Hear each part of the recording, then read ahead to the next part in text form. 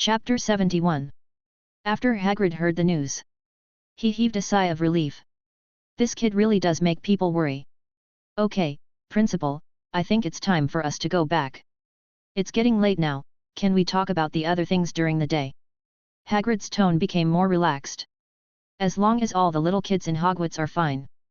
As for the dangers of the Forbidden Forest, if no little kids come here to cause trouble, there is no problem. That defense is not as ordinary as it seems. What's more, there are Dumbledore and others here. Now he is a little panicked and just wants to leave as soon as possible. Kindness. Dumbledore simply responded. Then the two of them headed back towards Hogwarts. Along the way, Hagrid kept making noises. He boasted to Dumbledore about the scene where he saw two giant beasts fighting. Dumbledore was speechless. The feeling in his heart became stronger and stronger. Is everything just such a coincidence?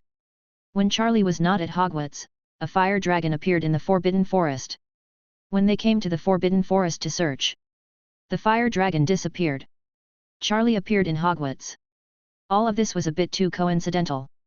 Dumbledore was still thinking. He had known about Charlie's innate animagus form back then.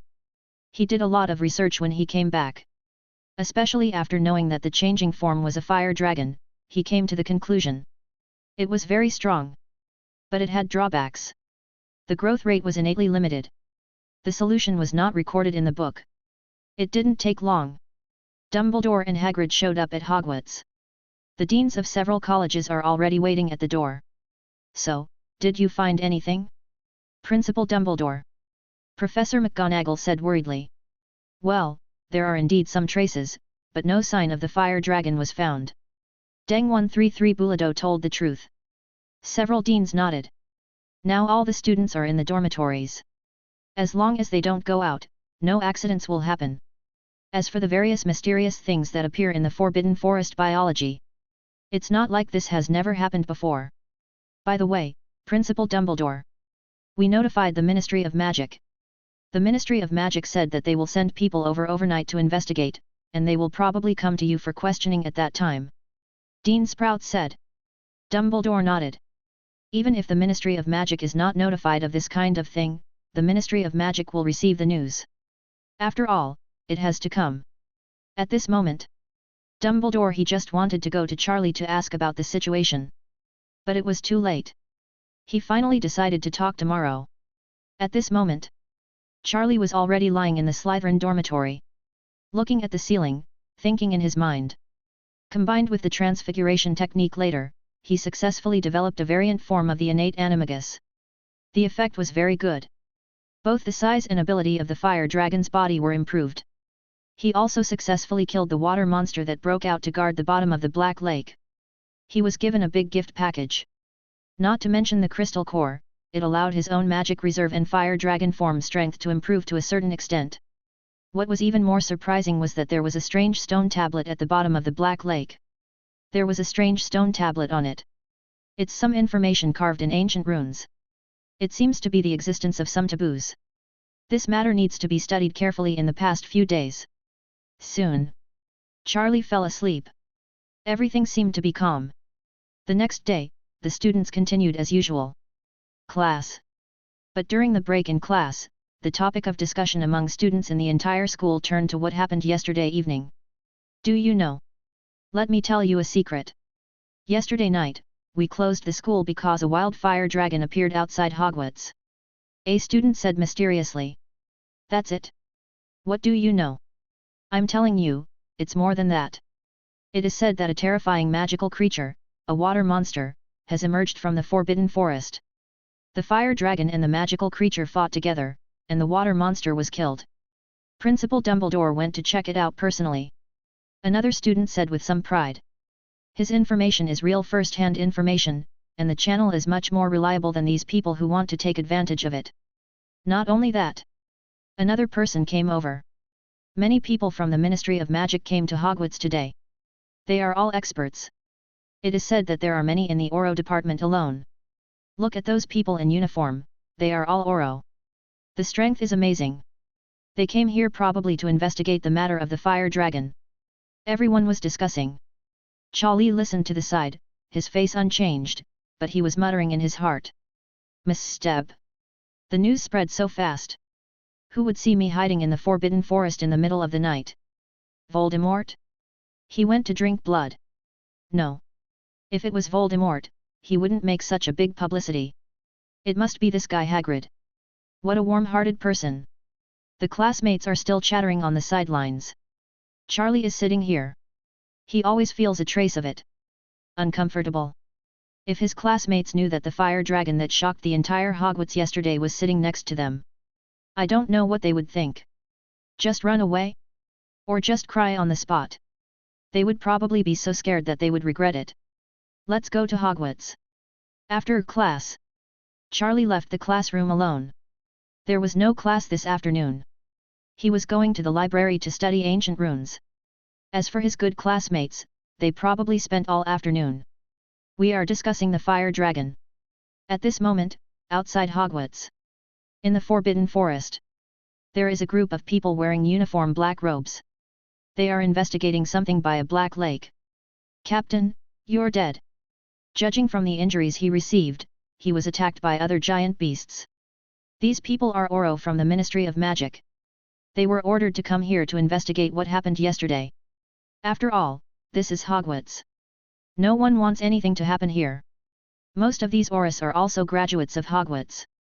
These scars were probably caused by the fire dragon. There were scratches and signs of burning. The leader frowned. A fire dragon really appeared. The most terrible thing is that they searched for a long time and found no trace of the fire dragon. It just seemed to have disappeared. This gave them a very headache. It doesn't mean that the fire dragon cannot be used. Capture. They have captured some before. They even tamed some. But the problem here now is that there is no trace.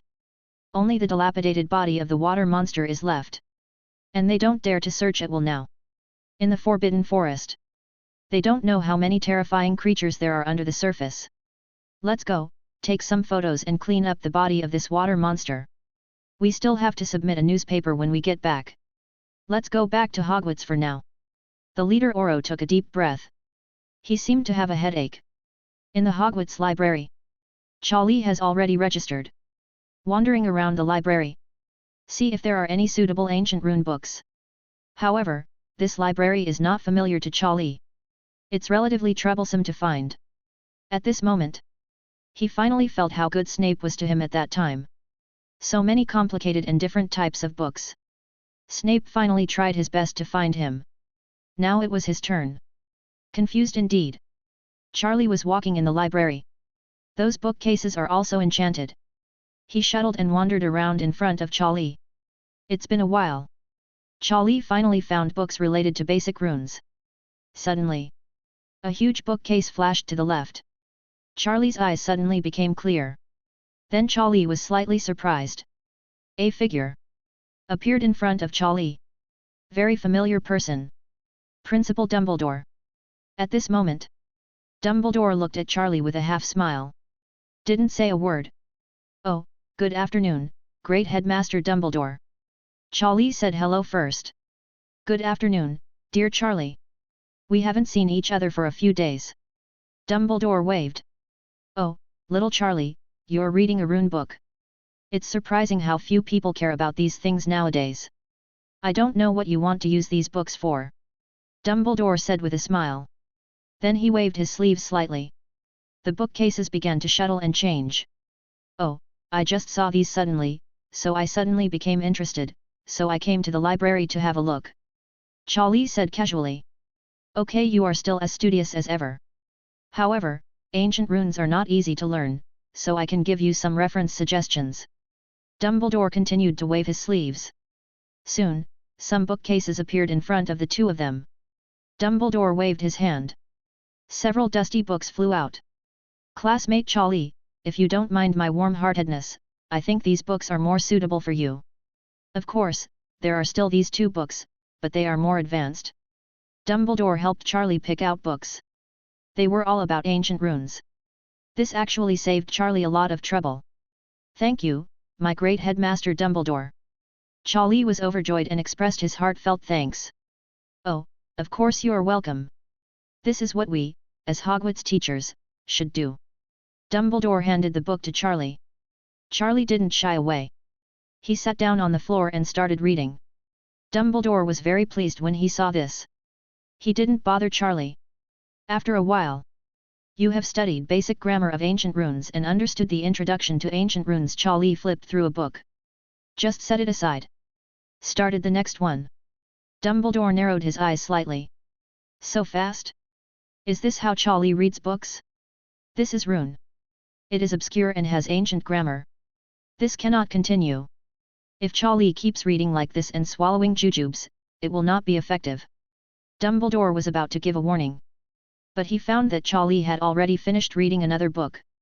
Piled aside. You read the complete translation of ancient runes and realized that Charlie's mastery of ancient runes has reached a new level. This is not okay. Dumbledore was about to speak. "I need to correct Charlie's reading habits." But the next second, Dumbledore paused his thoughts again. "Because of the Charlie in front of me. He has actually begun to read the runic writings aloud. Not a trace of sluggishness. Even Dumbledore's mastery of runes could not guarantee that it would be so smooth." Charlie repeated it softly now. "It is the extremely obscure history of the development of runes. After you have finished reading History of the Development of Runes and realized the mastery of ancient runes after a period of time." Charlie finished reading this book. He breathed out slightly. "I have been studying intensively for a while and it's time to take a break. Hey, Principal Dumbledore, are you still there?" As soon as I looked up, I found Dumbledore's figure. I was so focused that I even forgot that Dumbledore was always beside me. "Charlie, have you finally rested? I have a few questions to ask you. Are you free?" Charlie was slightly confused. "Please say. I see you flip through these books very quickly." "Of course, for people like us. So what I want to ask is, do you have a good grasp of this knowledge?" Charlie was silent. It's not that he doesn't want to come back. It's just this situation. When he speaks, he seems a bit too arrogant. He can't say it. "Ah, yes, yes, yes, I know it. Only stupid people can see so slowly." As soon as Dumbledore saw Charlie's expression, he understood immediately. This was too familiar. As long as Charlie didn't speak and this expression appeared on his face, it was acquiescence. Hiss. Charlie is really what a monster. He actually has a subject like ancient runes in his hands and can read it so quickly. "Okay, I get it." Dumbledore's expression was a little weird. Although he was happy for Charlie, in comparison, he still felt a little frustrated. "There is another question. You know what happened yesterday?" Dumbledore suddenly changed the topic. Charlie raised his head slightly. "What happened yesterday? What happened in the Forbidden Forest?" "Oh, I heard some this morning." Dumbledore nodded. "So, that fire dragon. Is it you, little Charlie?" Dumbledore suddenly spoke in a low voice and came closer. Charlie still had the same expression as before. He knew that today's encounter in the library must be arranged by Dumbledore. He must have suspected and was almost sure that's Charlie. Otherwise, I wouldn't have come to ask him. "Oh well, that's true." Dumbledore made a shushing gesture. "We keep it a secret. No one else can know about this." "I know 2.4. Charlie nodded. "Okay, then I won't bother you." Dumbledore had already got his answer. He said goodbye to Charlie and left the library. After walking out of the library, Dumbledore's expression began to change. A hint of shock appeared on his old cheeks. Sure enough, it was Charlie. Lee. He seems to have developed a powerful method. He has overcome the shortcomings of the innate animagus. Otherwise, his fire dragon form would not be so large. God! What kind of existence is Charlie? He just learned runes. As silky as drinking water. You need to know about runes. Not many graduates know it. It is too difficult to understand. Charlie waited until Dumbledore left and pondered for a while. Then after waving his hand, the bookshelves in the library began to move. It didn't take long for them to block Charlie's surroundings. Charlie concentrated and began to recall the information on the stone tablet at the bottom of the Black Lake yesterday evening. He had already mastered the runes. If you look at these things now, there is no language barrier. After a while, Charlie opened his eyes. This is an incomplete magical portal. Fire and death, ancient magic, forbidden spells. Extremely powerful. They are a group. Attack magic. It can summon flames that fill the sky and devour nothingness. It has some flaws. For example, the cast is high before casting.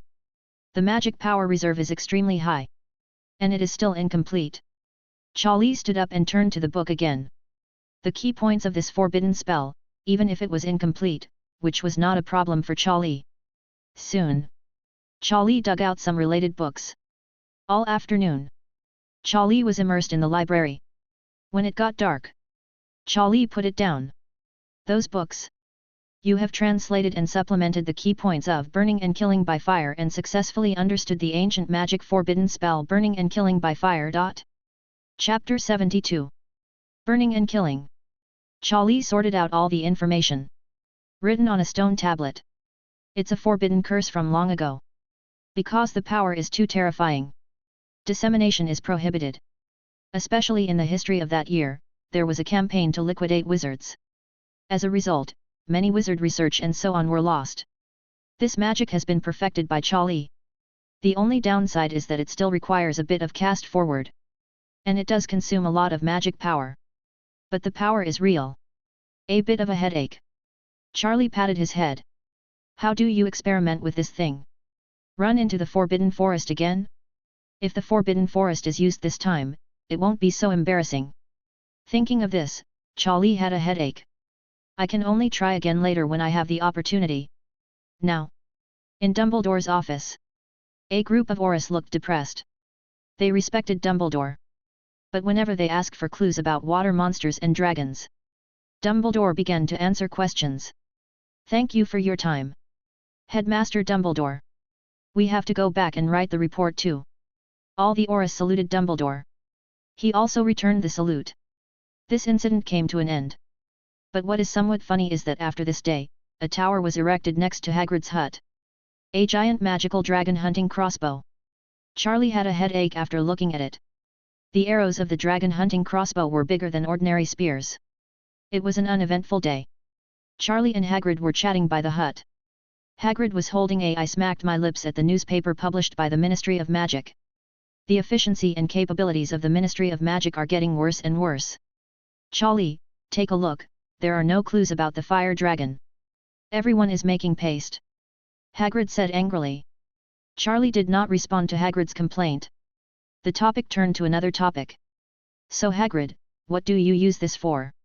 Charlie pointed at the huge dragon hunting crossbow, and his eyelids couldn't help but twitch. Oh, this. This is a good thing, and I spent a lot of money to get it. Hagrid was very excited. He showed off to Charlie. When this shot is fired, no matter how big the dragon is, it will fall to the ground. Hagrid was very excited, extremely excited. You don't know, I was scared that day. That dragon is so long and so big.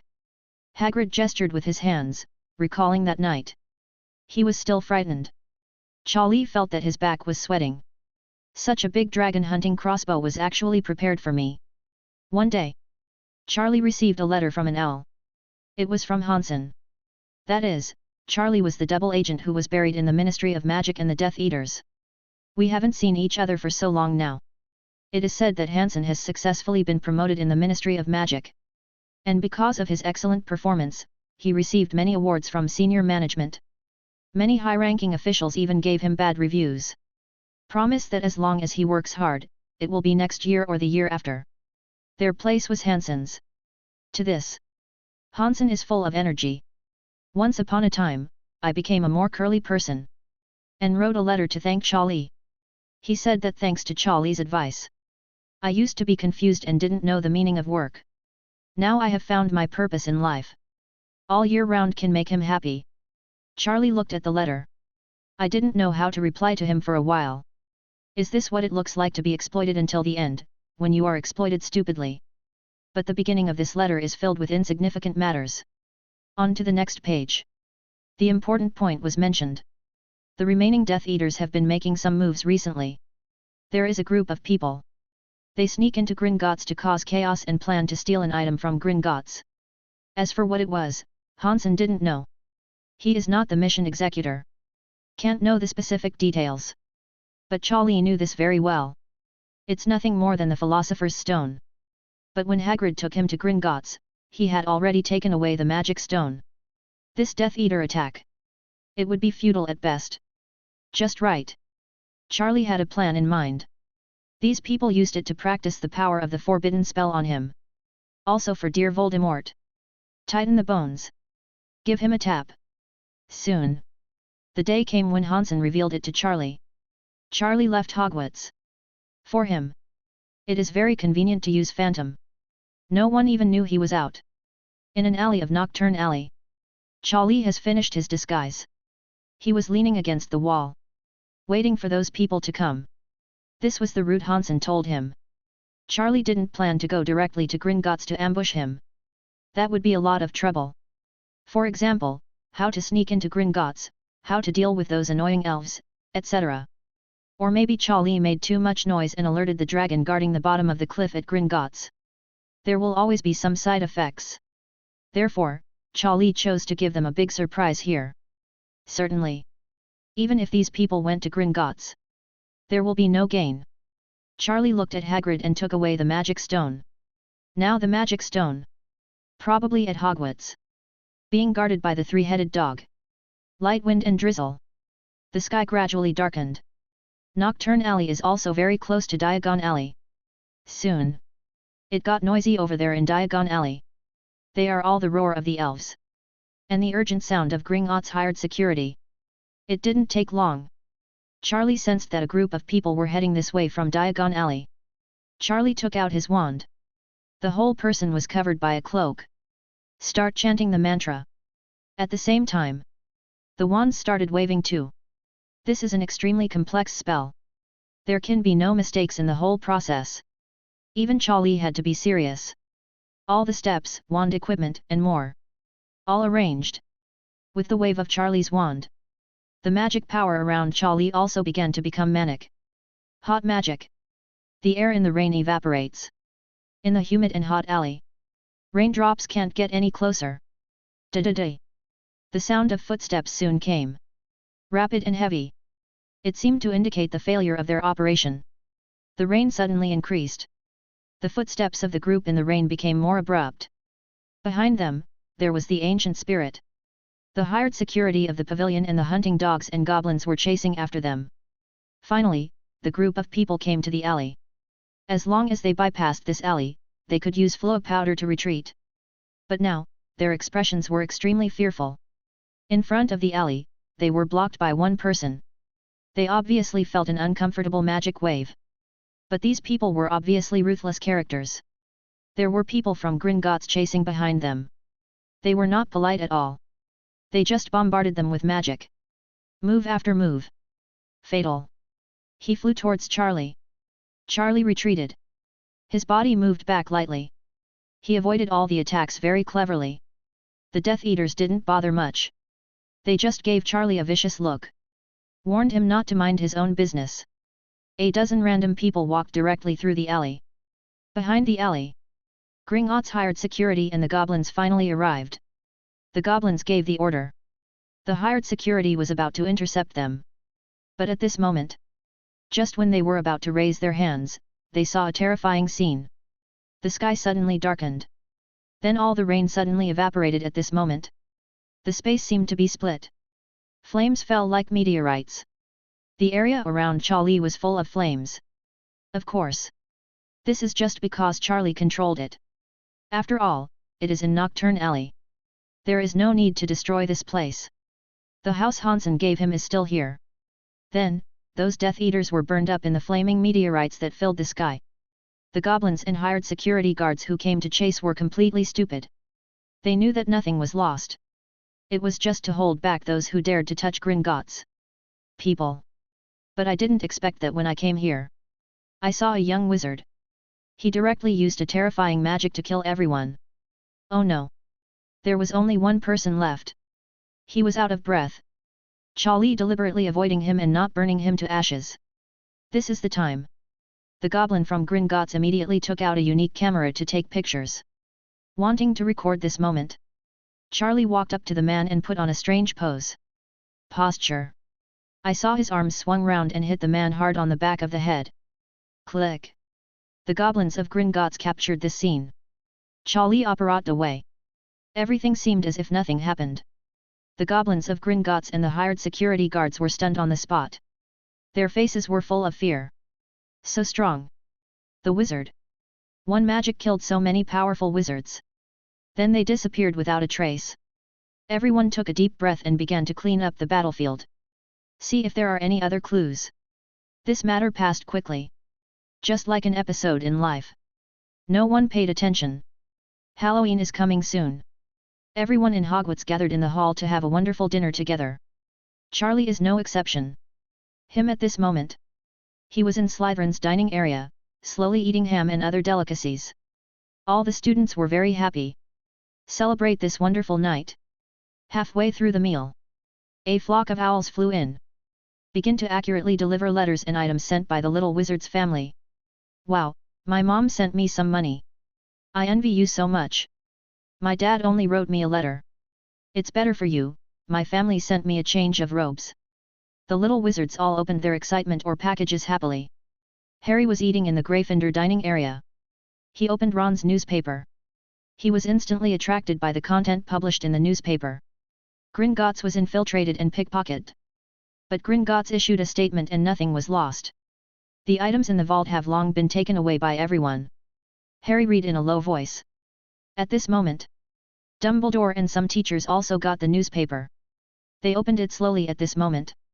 Their expressions changed. Someone dared to touch Gringotts' idea. The most important thing is, the infiltration was successful. Gringotts is an extremely transcendent existence in the magical world. It is said that some special beings are also enshrined in Gringotts. Dumbledore took a look and smiled at Hagrid. Their plan was successful, Magic the Stone had been moved long ago. This group of dark wizards missed the opportunity.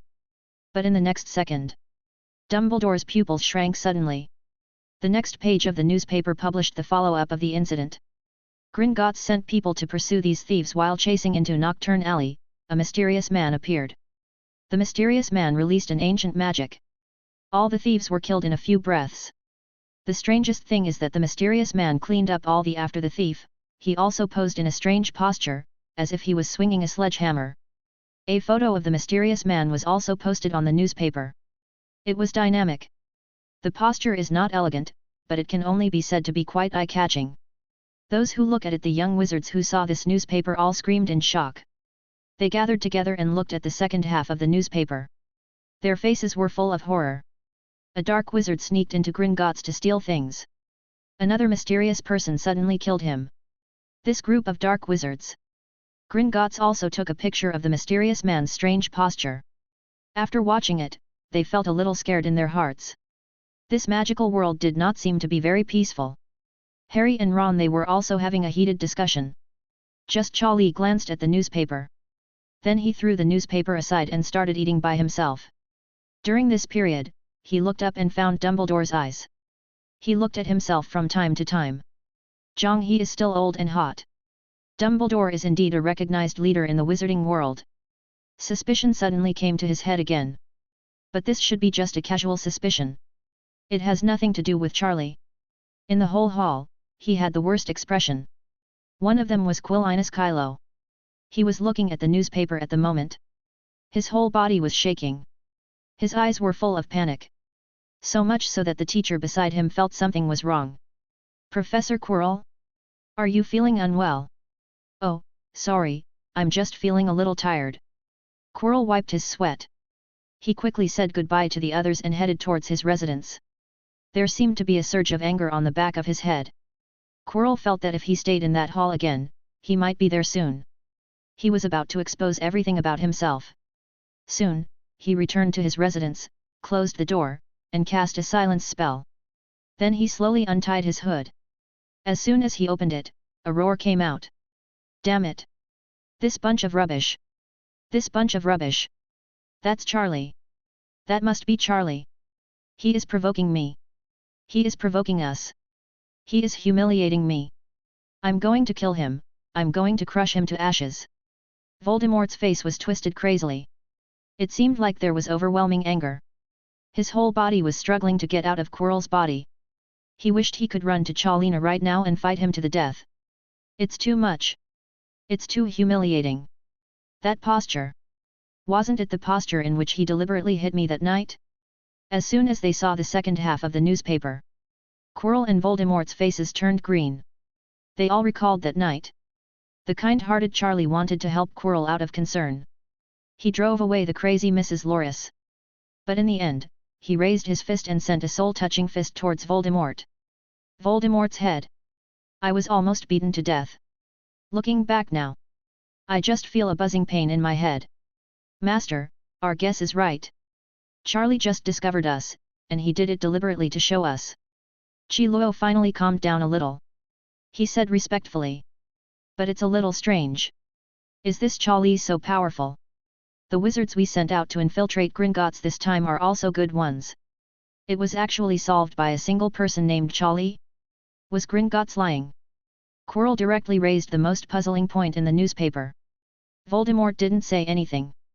Logically speaking, he didn't believe it. But at this moment, he recalled the scene back then. That turnaround cost him his life. That one, the cute baby picked up the wand and gave him a big surprise.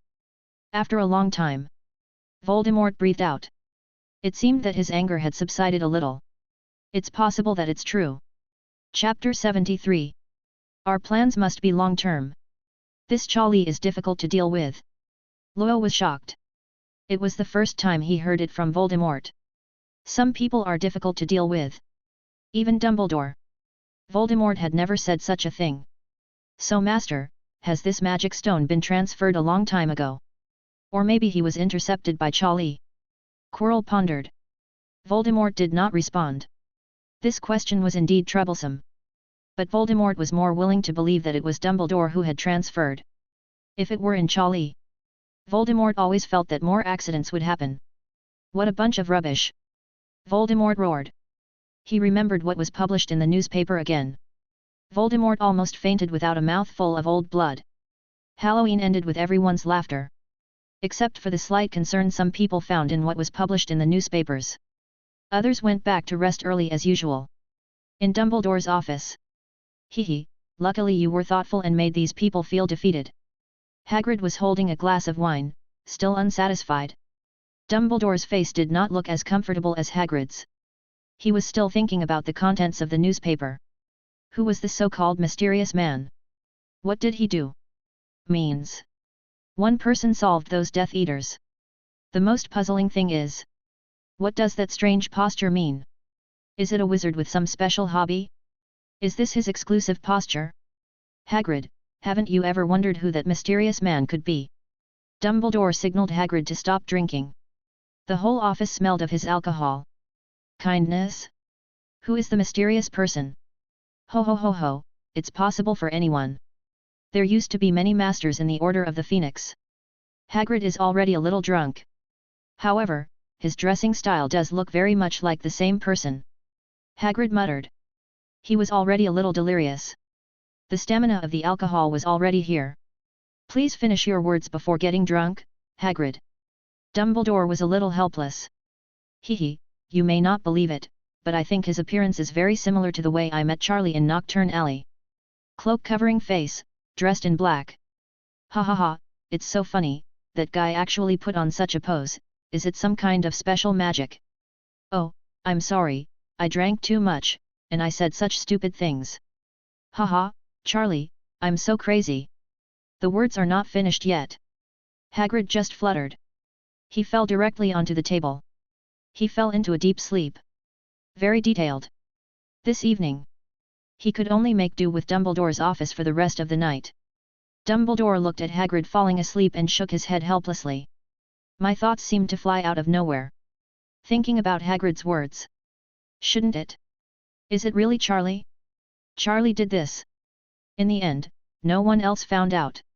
Or maybe someone had suspicions but still didn't come to Charlie for confirmation. Hansen also specially sent a letter for this purpose. Owner. Something unexpected happened. A mysterious man appeared and intercepted and killed them. Moreover, they also failed to obtain the magic stone. According to reliable information, the wizard who intercepted them had ridiculously powerful magic. Almost everyone has no ability to resist. According to Gringotts hired security, they have never seen such magic in their lives. After Charlie finished reading, the corner of his mouth twitched slightly. Hansen's second half is full of praise and admiration for this mysterious man. It made Charlie somewhat uncomfortable. Of course, Charlie would not write another letter to Hansen, telling him that that person is actually your master and me. Charlie lit the letter directly. Then left the dormitory. Classes begin. Today is their first formal flight practice class. That was the first time I used a magic broom. Rarely would Charlie be like this. This is the first time I have come into contact with this magic broom in a long time.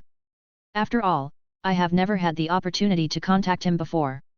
Likewise, all the little wizards seemed to be looking forward to this course. Early in the morning. Sunny.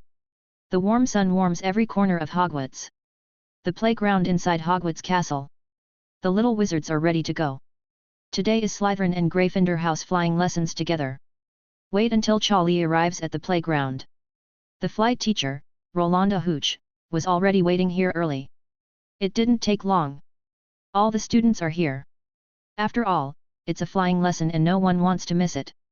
Line up and divide according to college. Then focus all your attention. The ability to fly is an ability that you must master and master in your wizard career. A wizard who cannot fly does not deserve to be called a wizard. Ms. Huochi shouted. The students were very excited. Soon the people from the two houses were divided into two rows. One row for Slytherin and one row for Gryffindor. All the brooms used for teaching were placed on the grass. The teacher explained the key points in front of him. All the young wizards listened attentively. Charlie was no exception. A capable person is a teacher. There is always something for Charlie to learn from the teachers at Hogwarts. While listening to the lecture, Charlie thinking about the key points. I quickly deduced it several times in my mind. After you listened to the teacher explain the key points of flying a broomstick and mastered the basics of flying, it didn't take long for you to roughly grasp the idea. Harry on the other side. He seemed to be extremely interested in this class as well. It was the first time I saw him so focused. But you can understand it if you think about it a little. Harry is very similar to his father James. James is a Quidditch player from a certain class at Hogwarts. Get up on the broomstick. As smooth as drinking water. All right, excited newbies. Focus. Listen to my command. Please keep repeating in your mouth, get up. Huochi clapped her hands. She had finished talking about the most basic points. She signaled to all the students that they could start. Stand up. Stand up. Stand up. All the students stretched out their hands and chanted excitedly. However, most of the brooms were motionless. The few that moved were Harry from Gryffindor, Malfoy from Slytherin, and Cassandra from Slytherin. Lee did not do anything. He directly picked up the broom and started other research on his own.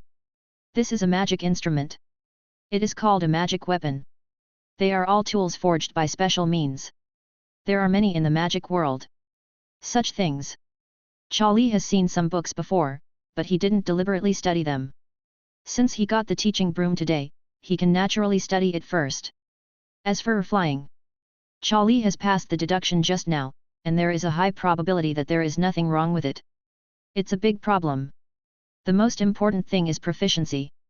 And the research on this kind of flying magic weapon will give you a deeper understanding of flying. The magic apprentices are still studying hard.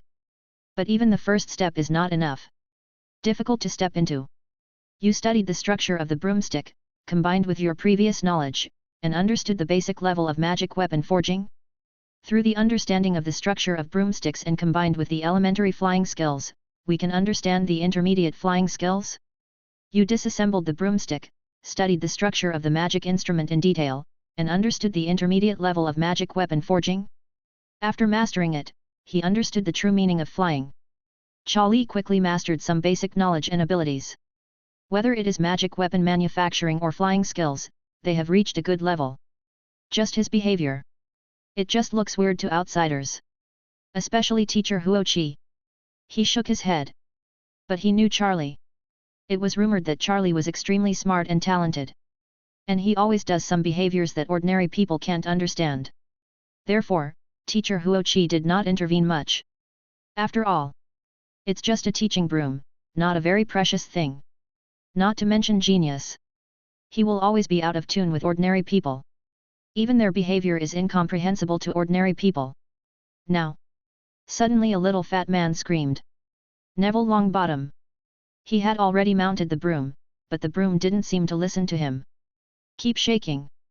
Ah, help, help me! Neville called for help. But the broom was already in the air. In just a few seconds, Neville shot up into the sky and kept screaming in the air. Neville was terrified. The broom was moving very fast, and Neville had no ability to control it.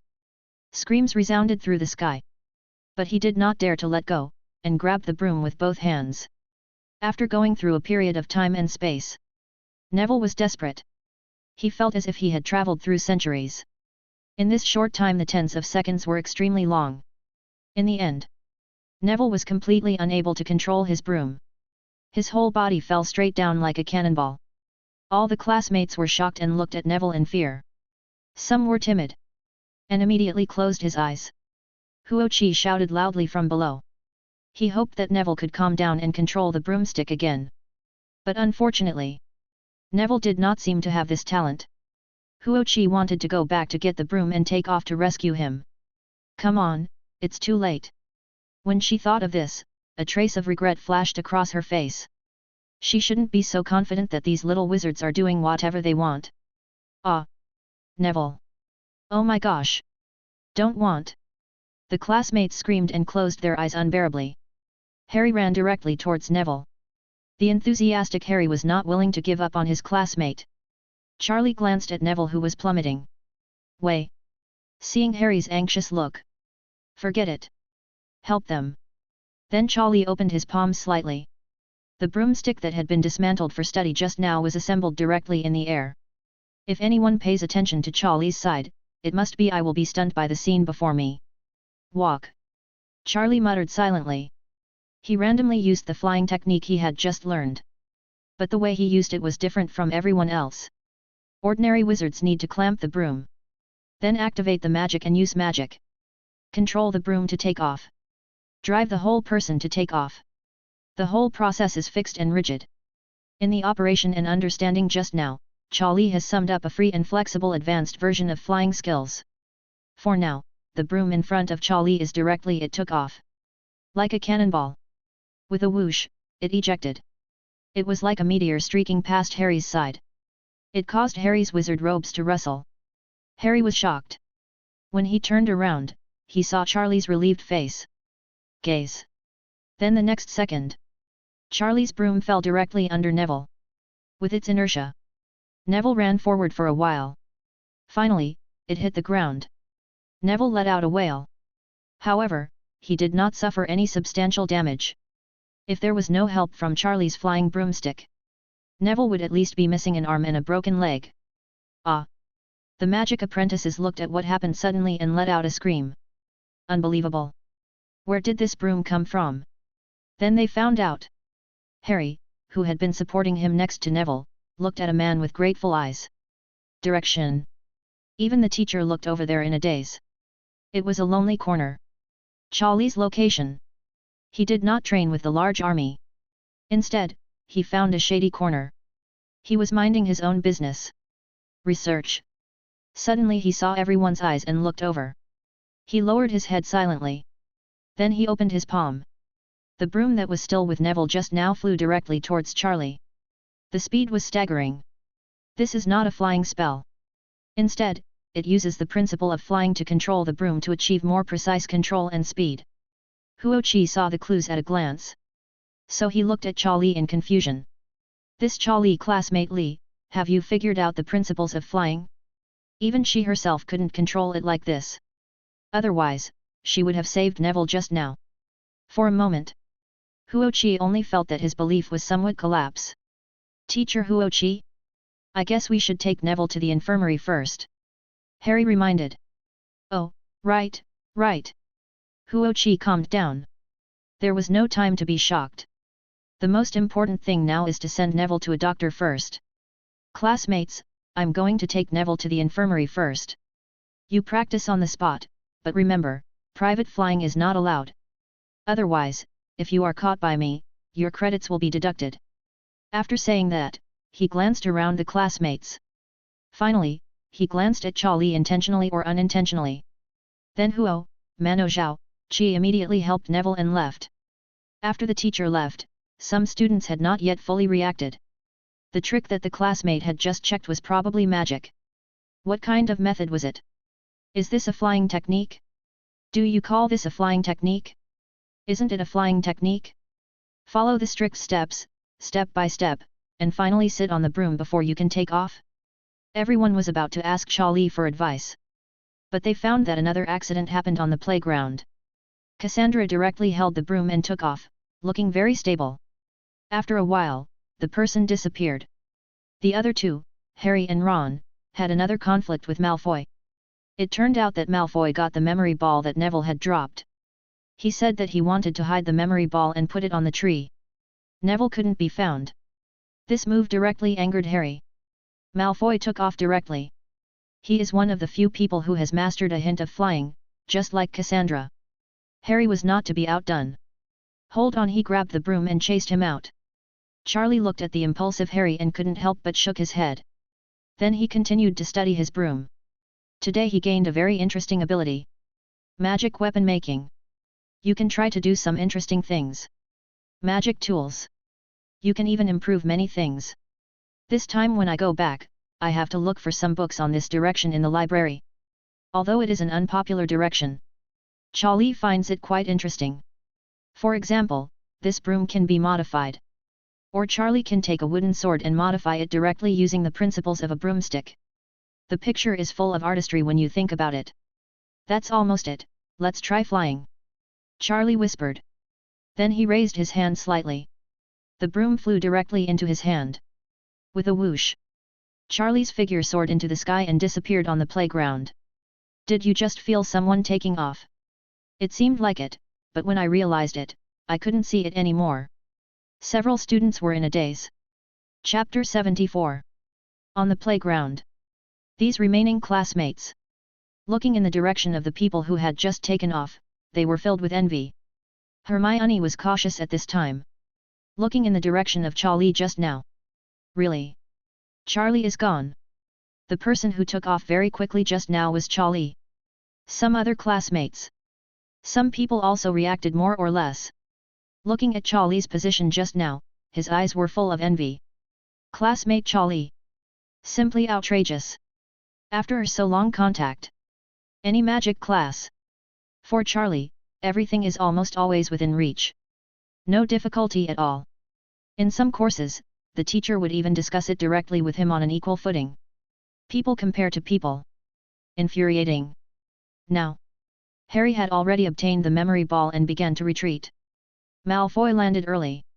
Played with Harry. He was very happy. But as soon as he landed, he was pushed down by Ron. Ron was furious. He hated Malfoy. Always playing tricks on him and his friends.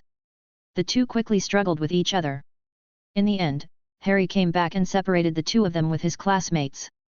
Malfoy stared at Ron fiercely. Almost used magic directly.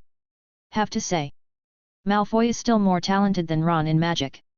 However, with Harry standing in front of Ron, Malfoy finally gave up and took action directly. In addition to being afraid of Harry himself, Malfoy was even more afraid of the older brother behind Harry. A true monster. What if something happens to Harry? It's possible that Charlie directly clicked Malfoy. Above the sky, Charlie sat cross-legged on his broomstick. That's right. It's sitting cross-legged. Very stable. High speed. Have been traveling around Hogwarts for a while. Proficiency in flying and broomsticks. It has also been getting higher and higher. A few times back and forth. Charlie was already as good as any senior student in his flying skills and control of flying instruments. At this moment, Charlie is flying high in the sky. Enjoy the spectacular view from the top. Low altitude. Cassandra was nervously holding her broomstick. She was very excited. This is her first time taking off. That's why she ignored the teacher's warning. Flying in the sky. And she's not slow. Although he was careful, he did not fly slowly like an ordinary rookie. She enjoyed this feeling. To be fair, she is very talented in flying. Even Malfoy is worse than her. At this moment, There is a little pride in her heart. Finally there is a subject in which she can be the best. Do not know why. When she thought about 573, the figure of Charlie suddenly appeared in her mind. Hateful. It's him again. Why is he everywhere? Let no one live anymore. Can you not be so good? But it's okay. At least he didn't seem to show how powerful he was at flying. Finally, he was overwhelmed by all the subjects. Cassandra chuckled. I feel a little relaxed. Speak the truth. Charlie is now well known throughout the first grade. Everyone knows that Slytherin has a terrifying top student. A real academic master.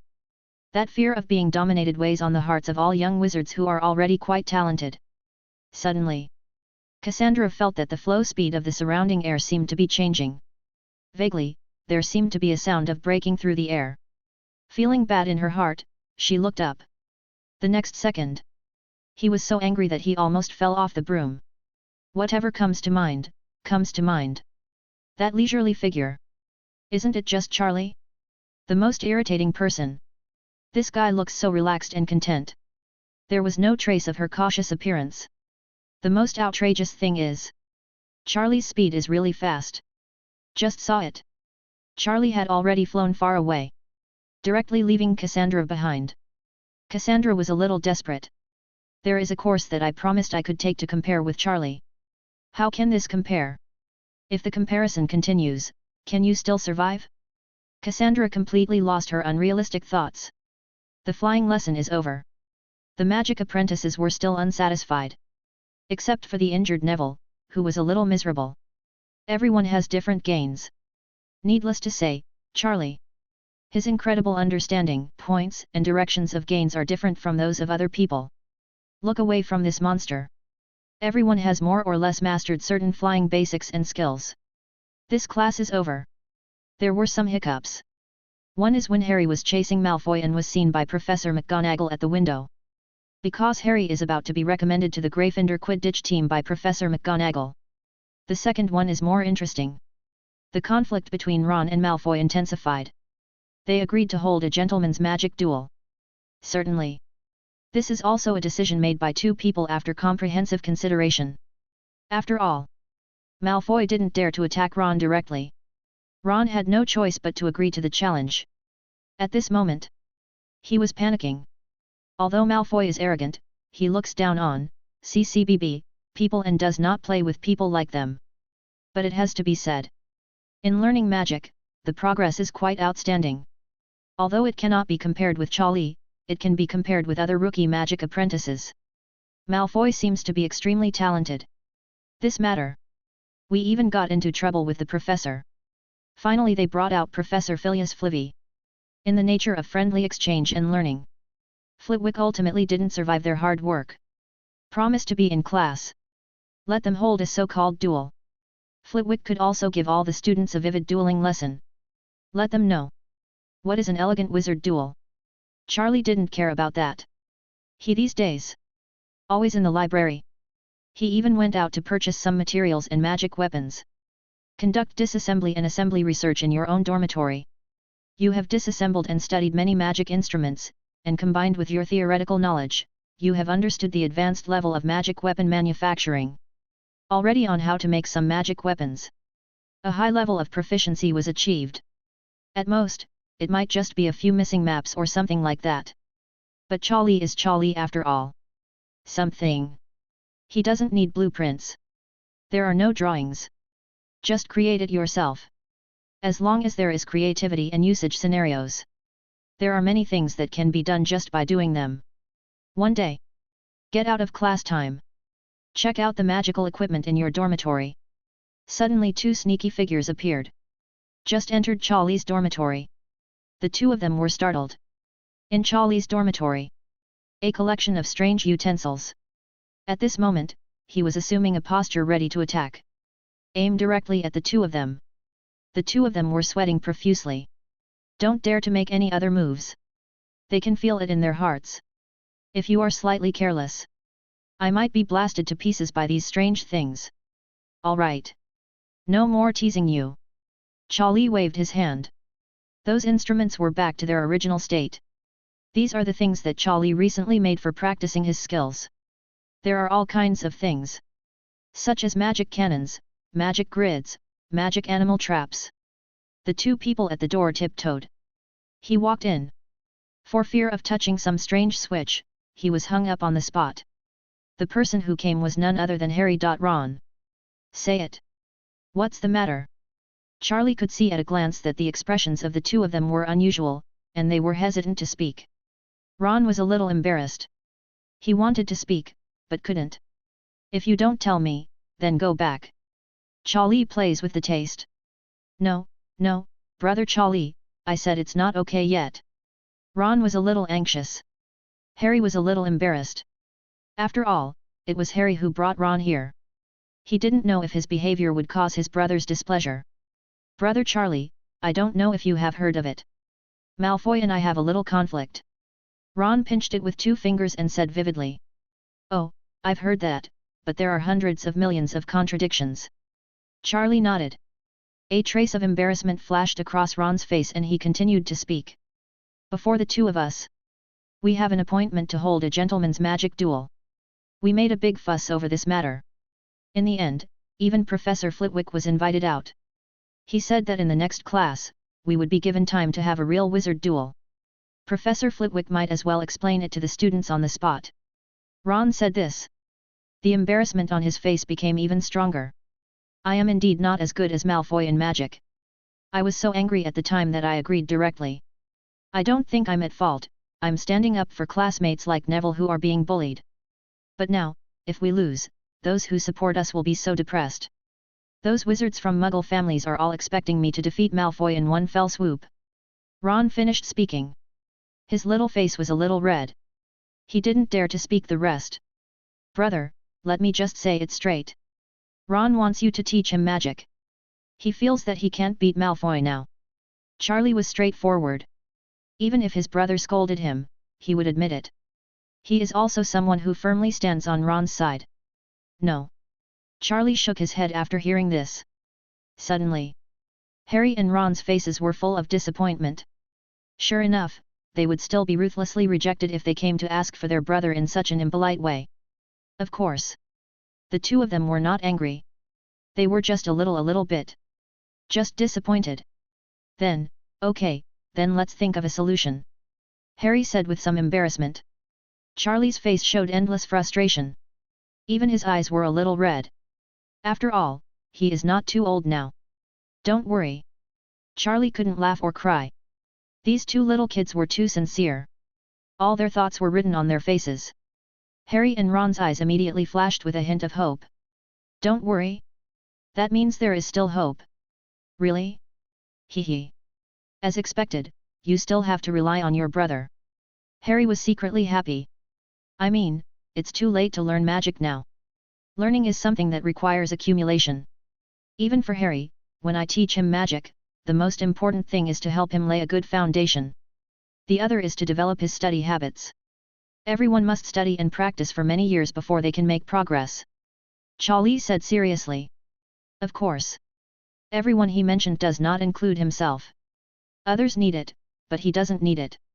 Ron, you don't have good habits, and your own magic reserve is also very weak.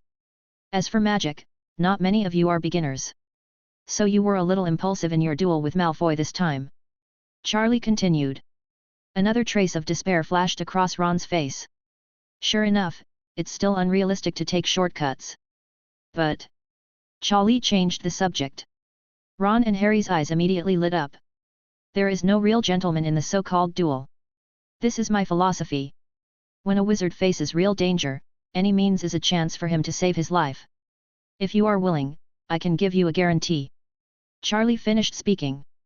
Ron nodded directly. Concept? Approval. Whatever brother Charlie says is right. I, Ron, am not a gentleman to begin with. Neither is my whole family. My two brothers have already notorious. Harry was thoughtful. Thinking about the true meaning of what Charlie said. That's okay. Give me your wand. Charlie said again. Ron didn't hesitate. He took out his wand and handed it to Charlie carefully. Half an hour. Charlie said. Then he ignored them. Ron and Harry found a place to sit down. They were careful. They were afraid of accidentally touching something. Harry couldn't help but sigh. His brother, it's getting more and more unfathomable. His dormitory feels like it has become an experimental base. These things look very dangerous. The vague magic fluctuations feel like they will explode at any time. Ron looked at it. He glanced at Harry. He was a little cautious. Harry said that there was nothing he could do.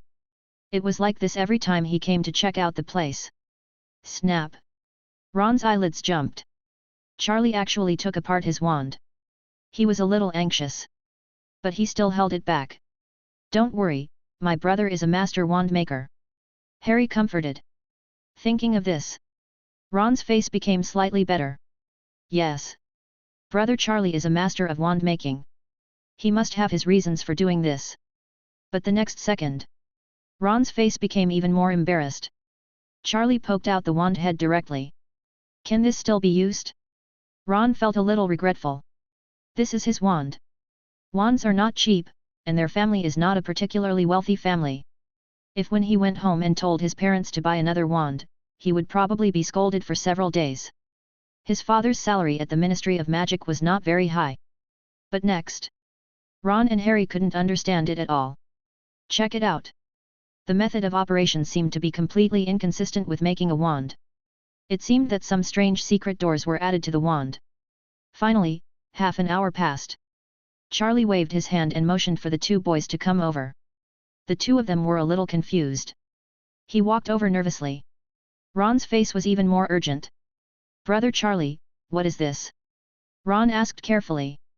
I modified your wand and recently learned how to make magic weapons. You try. Charlie finished speaking. He raised his wand and pointed it at a target-like magic instrument in his house. Boom!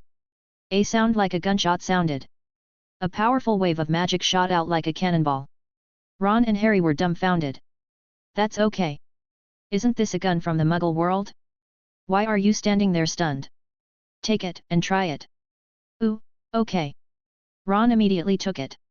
He tried what Charlie had just demonstrated and sent out a magic wave. Suddenly, a look of surprise flashed across his face. It was so powerful. He, Ron, could actually use it so powerfully. Move. For a moment, Ron's eyes looked at Charlie, full of admiration. This is simply beyond what a genius can describe.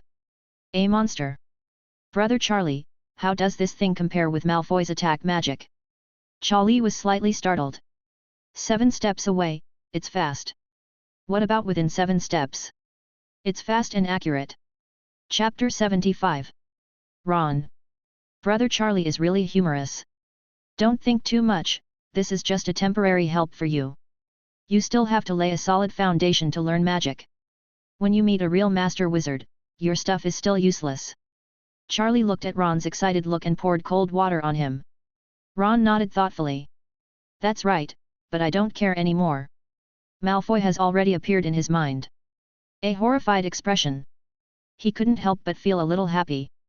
Harry took the modified wand and took a closer look. He waved the wand again and fired out a magic cannon to try.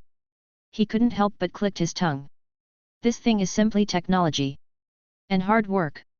How perverted does one have to be to make such a thing? If something like a wand gun can be made, can other structural combinations of magic and thermal weapons be realized? Thinking of this, Harry vs. Charlie, his admiration deepened. Although he had already become numb, the shock that Charlie brought to Harry and Ron still made them unable to calm down. Harry looked at Charlie. There was a trace of expectation in his eyes. Don't think about it, you can't use it until you become stronger. Charlie knew what Harry was thinking. He rejected Harry directly. A hint of disappointment flashed in Harry's eyes, but he didn't try too hard. After all, he would hardly refute what Charlie said. By the way, you are going to start training for the Quidditch game recently, right? Charlie said casually. Uh-huh. Harry nodded for a while. He felt a little happy. It seems that his brother still cares about him. Otherwise, why would he ask me about training? In the past 2 days, I will take you to practice flying. Charlie explained to Harry. Harry nodded immediately. He has never seen his brother's flying skills yet. But as long as Charlie said this, he felt very at ease. In his heart, there was nothing, it was something Charlie couldn't do well. Even though Harry was now recognized as the best first-year student on a broomstick, Harry still believed that his brother was definitely much better than him in flying. He just didn't want to do it at ordinary times. It was just a performance. That's it. Harry and Ron each got their own benefits and went back happily.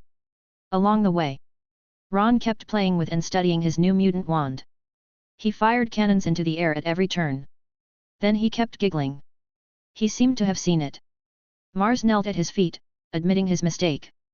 Harry, tell me, what did your brother Charlie grow up on and how could he be so smart? Ron said with some envy. He thought of his brothers again. He could only shake his head. Although his brothers are also very good, they are too far apart compared to Charlie. I don't know, he and I are twins, but from the first time I met him to now, any ability he has is much stronger than mine. Harry shook his head. He remembered the first time he saw Charlie. That weird owl. By the way, your brother said he would take you to practice flying. Does this mean his flying skills are better than yours? Ron asked again. They have not seen Charlie's flight. In the entire school, the only one they have seen so far is Cassandra. Or they met by chance. It's definitely true. He has nothing to do and is worse than me. Harry nodded affirmatively. Ron couldn't help but shook his head slightly. It's too scary. This skill book is already blooming. The second day. It's a day off. There are no courses for everyone. Charlie came to the playground early in the morning and waited for Harry to come. Soon, Harry's figure trotted all the way to Charlie's side. He looked at Charlie with a slightly apologetic look. Logically speaking, Harry should have been waiting for Charlie. Don't be late next time. Charlie's expression was slightly serious. Listen up, I will take you to practice flying today. Has several purposes. First, it will prevent you from losing easily in subsequent Quidditch matches. Second, if something happens in the future, you can run away faster. Harry couldn't help but twitched his mouth. He ran away. Stupid, running away is normal, don't feel ashamed. A wizard like you must learn to use strategies and run away if you can't beat him. That's normal. Charlie saw the expression on Harry's face and warned him. Harry wrote down all the words. Charlie nodded. The principle he implemented for Harry has always been to protect his life. Whether it is teaching him magic or customizing things for him. There is only one purpose, more good to save his life. As for whether he would be a savior or not, Charlie was not very concerned. Then Charlie began to explain to him the key points of flying. They were all characteristics that he had summarized and realized through research and practice. He taught it with the teacher. Yes, there are many differences. Many details have been optimized. The focus is on control. As long as the control is proper, no matter what the situation is, it will be able to cope with it. After hearing this, Harry felt a little confused. After all, the theory sounds too advanced. Okay, you get on your broom first. Take off. Charlie motioned for Harry to start. Harry quickly did so. Get a good grip. Charlie suddenly spoke. Harry suddenly had an ominous premonition in his heart. Charlie raised his hand slightly. His broom was like a rocket. It soared into the sky. Ah! Harry was frightened.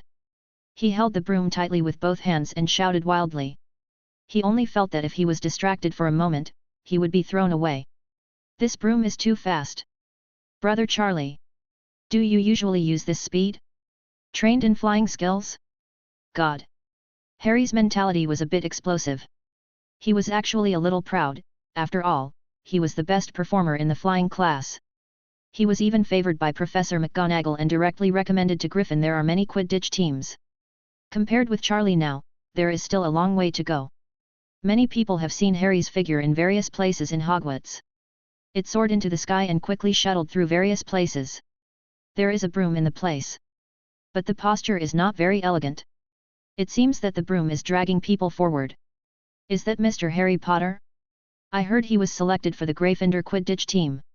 What a hard work. I'm still practicing flying skills on my days off. Look at his flying training, it's quite unique. Could it be that he was selected by the team based on this training method? For a time, many people were talking on the ground and showing interest. But Harry in the sky was still screaming crazily.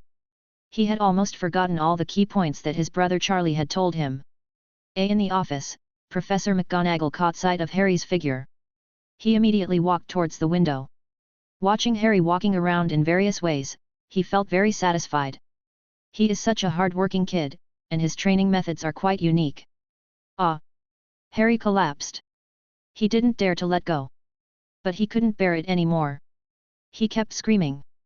But his screams, in everyone's ears, turned into shouts of excitement and joy, which made people laugh, nodded, and cast an appreciative look. Finally, Harry's hand began to slip. Then the broom began to slowly leave his hand. Harry was a little desperate. In the end, he still didn't understand the point of what his brother said. Now it seems that he may have to fall again. Half dead. Harry's hand finally let go. Charlie watched from below. He couldn't help but shook his head. Everyone seemed to have noticed something unusual. The hard-trained young man in the sky seemed to have lost his grip. Harry only felt the world was spinning. Under the pull of gravity, it was falling rapidly. Oops! Ah! It's over, something happened during training.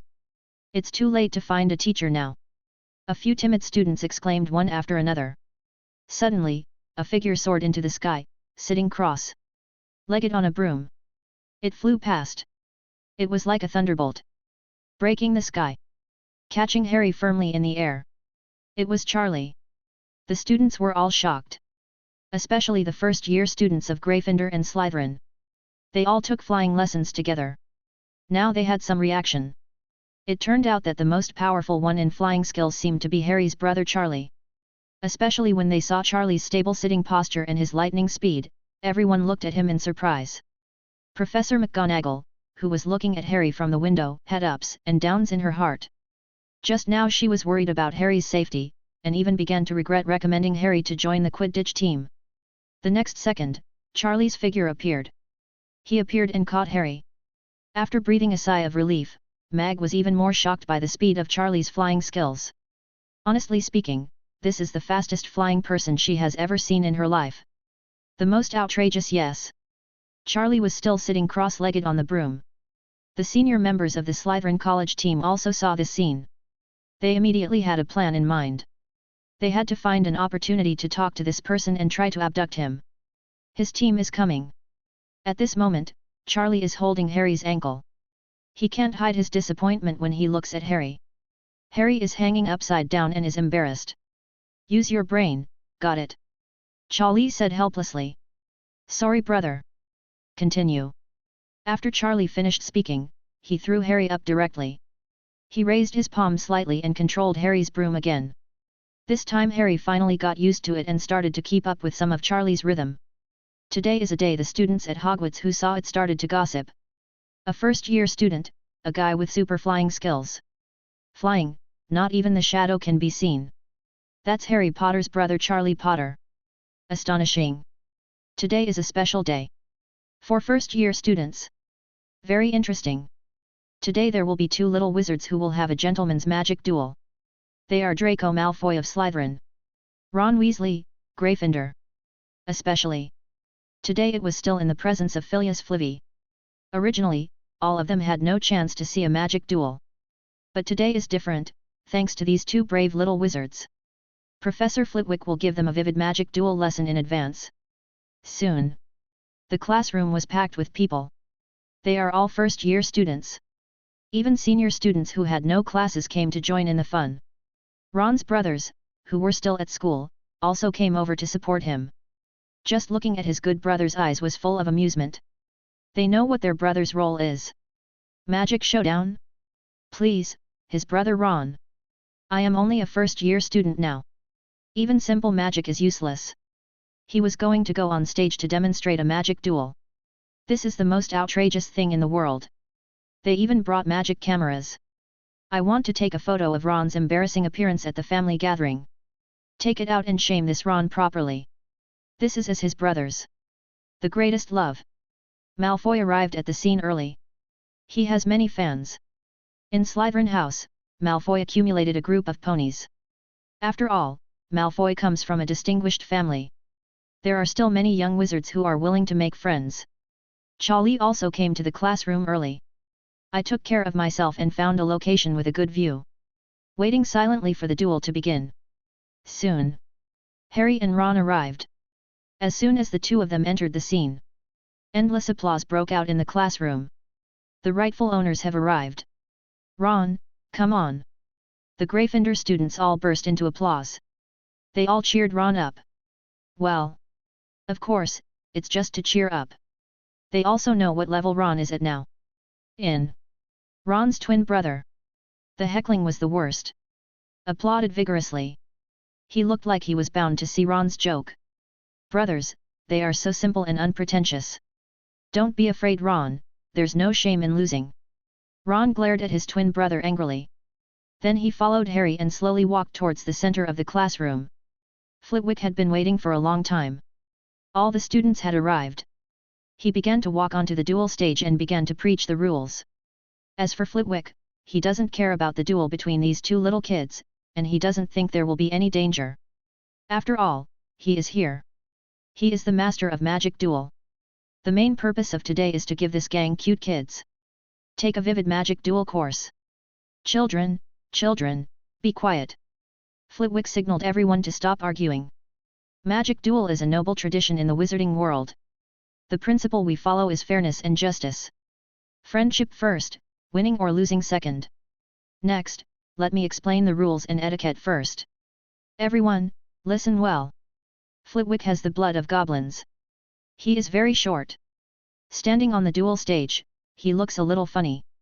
But no one dares to question his strength and teaching level. After all, Flitwick has always been the magic duel legend of Hogwarts. Okay, students, please take notes. Now I invite two students to come to the stage. Flitwick waved his hand. Malfoy and Ron walked onto the duel stage. They each stood in one direction. They saluted each other reluctantly. This is a necessary process. Children, stop here, friendship first, safety first. Flitwick warned. Other children, please observe carefully and take notes. If you don't understand anything later, you can ask me questions. Okay, these two brave kids are ready to start. Flitwick waved. Everyone's eyes burst with anticipation. Ron's and the Weasley twins grinned. Ron was about to be embarrassed. The two saluted and ended. Malfoy started waving his wand directly. Start chanting the spell slowly. This is a repelling spell. It is relatively basic, but it is also difficult for first-grade students. Okay, Draco is preparing to repel the spell, please watch carefully. I don't know how Ron-san should respond. Flitwick explained. He looked at Ron expectantly. But the next second, Flitwick was a little confused. Ron was not casting magic. There was no defense or offense. Instead, he took out his wand. He made a strange gesture. It seemed a bit like a gun in the Muggle world. But he soon felt that it was a bit outrageous. But immediately, he regretted it. Ron muttered, "It's fast 7 steps away." Then a rapid wave of magic shot out from the top of the wand. Chapter 76. It's fast and accurate within 7 steps. Ron lowered his head and muttered. The whole person was affected by the recoil. He took a few steps back. Malfoy was still concentrating on the spell. Unexpectedly, his heart skipped a beat. Look up! A powerful wave of magic. Coming at you. Malfoy felt like he was hit by a huge force. The whole person flew out upside down. He fell straight to the ground. His face turned pale. His whole face flopped to the ground. He made a gesture like a dog eating shit. His face was full of panic. The whole audience was stunned. There was a lot of noise just now. Suddenly there was silence. Everyone, you look at me and I look at you. I didn't understand what happened for a moment. Ron seemed to have unleashed a strange magic. And then Malfoy has already lost? And Ron's spellcasting posture, why does it look so strange? It seemed like a shot. Even Professor Flitwick didn't react. He was still waiting for the two of them to make moves against each other. Then give a passionate explanation. Just this? Flitwick shook his head and looked at it in surprise. Kindness.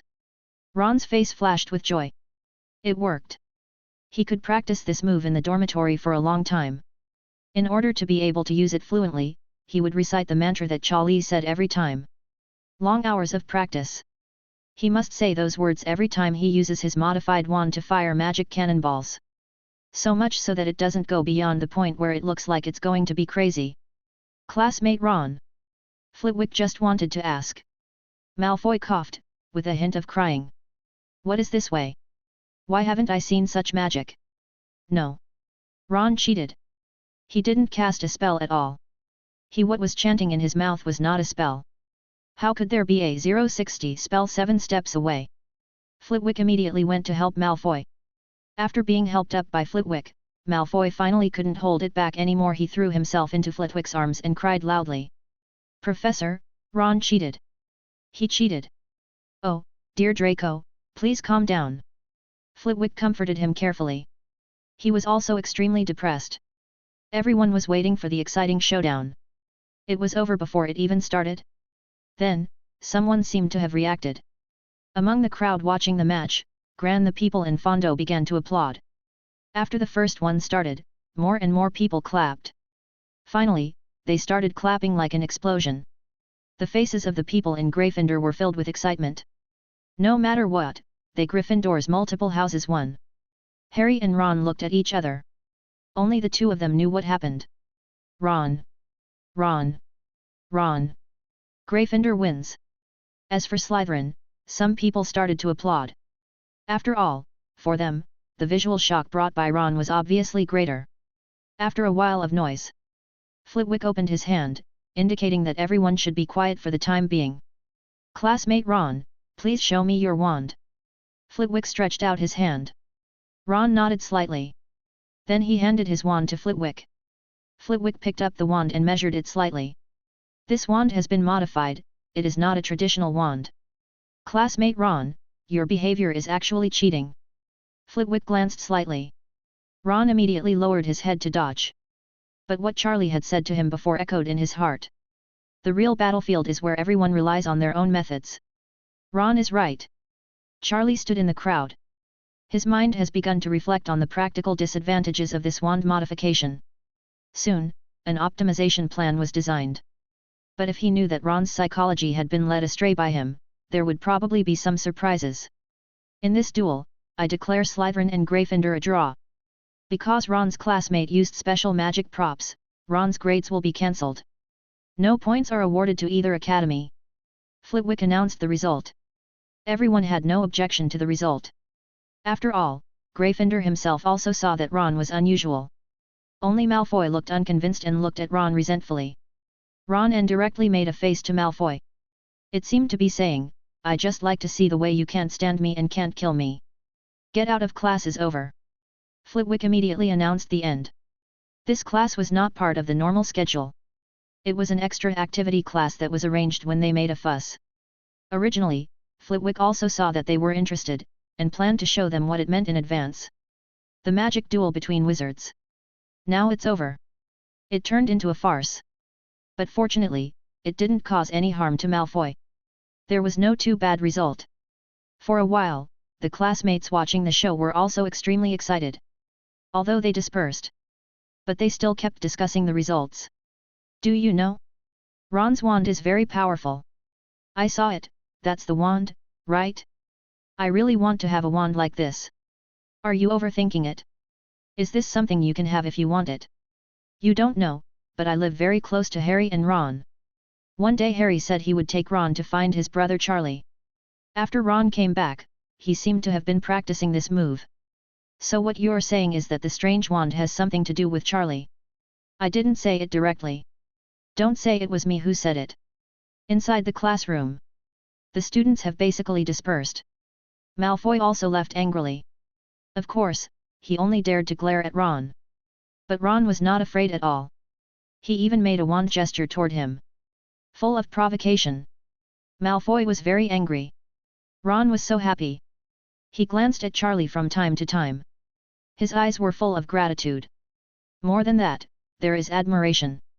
Charlie looked at Ron's excited eyes. For a moment, I couldn't tell whether it was a good thing to do this to Ron. Okay, classmate Ron, you can tell me the situation now. Flitwick said in a low voice after the people were almost gone. This is not a glorious thing.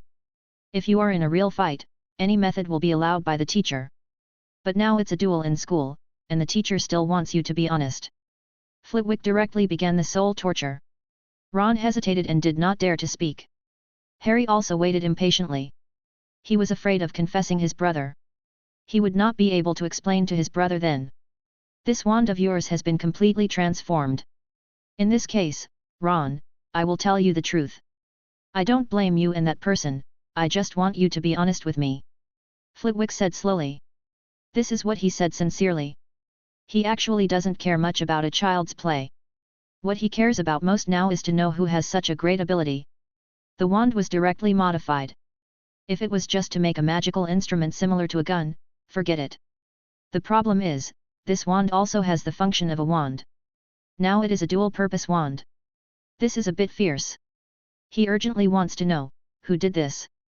After all, people like Ron will not leave the school. Unless he can dissipate and run out, which is obviously impossible. In Flitwick's reasoning, this person is here, in Hogwarts. And he had a hunch that this person might not even be a teacher. Although the idea was a bit crazy. Professor Flitwick, I can't say. I respect him very much and I can't do such a thing. Ron's eyes were firm. He was already determined to be punished by Professor Flitwick. Classmate Ron. Professor Flitwick's expression has become serious. Of course. His purpose is just to scare Ron more. Ron was shocked. He was a little frightened. After all, Professor Flitwick in front of him, despite his size, not big. But he is a famous dueling master in the wizarding world. I can't say, please forgive me. Ron finally had to bite the bullet. Just when Flitwick was about to explode, Charlie walked into the classroom. It's me, teacher. Just don't embarrass him. Charlie said calmly. He knew this would be the result. Classmate Charlie. Flitwick looked very surprised, a little surprised. But he quickly suppressed it. He was very familiar with Charlie. There is no professor or teacher who teaches first-year students at Hogwarts who doesn't know Charlie. Yes. Charlie is almost the monster in any of their classes. A special existence. Flitwick stared at Charlie's eyes for a while. He seemed to want to see something fishy. But Charlie's expression remained calm. Ron, you can go now. And Harry, you too. Classmate Ron, go back and write a review and give it to me. Flitwick said slowly. Harry and Ron were immediately relieved. They looked at Charlie apologetically, and then left. After Harry and Ron had gone away, Flitwick looked solemn. Then he walked to the professor in front of the door. Close the door. Finally look around. Make sure there is no one. Ahem. Classmate Charlie, are you sure that the changes to this wand were made by you, right? Well, it's me. Charlie nodded, very calmly. He looked at Professor Flitwick and said nothing. Flitwick's face was full of shock, and he looked at Charlie strangely. He said nothing. Then he suddenly burst into laughter. Classmate Charlie actually has this ability. It turns out that you are not only great at learning magic, but you are also very talented in other fields. You are simply amazing. Your ideas are exactly the same as mine in my previous paper. Flitwick was loud. Very excited. This made Charlie a little stunned. There was no reaction at once. What happened? Flitwick then retrieved a book from a bookcase. Flivy's article is prominently printed on it. On the necessity of using all favorable factors in a real wizard's duel. Charlie's pupils narrowed. Is this okay? Flitwick was very proud. Open that article. Then he muttered. What do they know? They have never experienced a real wizard death battle. Real war kills people. There is no etiquette, only life. If you are not careful, it will turn into ashes. The real battle is to use everything available. Even terrain, weapons, hidden weapons, and ambushes. What do they know? Do they know what fighting is? They actually said that I was biased and contrary to the glorious image of a wizard. Flitwick said this with a hint of anger in his tone. Charlie was silent. He knew that this teacher was capable and had heard that he had participated in some real wizard battles. It seemed that he had truly experienced the battlefield. Only those who have been baptized will have such insights. The Virgin and the liturgy are important factors in the overturn. Flitwick came over excitedly. Classmate Charlie, can you really transform a wand or something? The teacher is so excited about this. Please bear with me.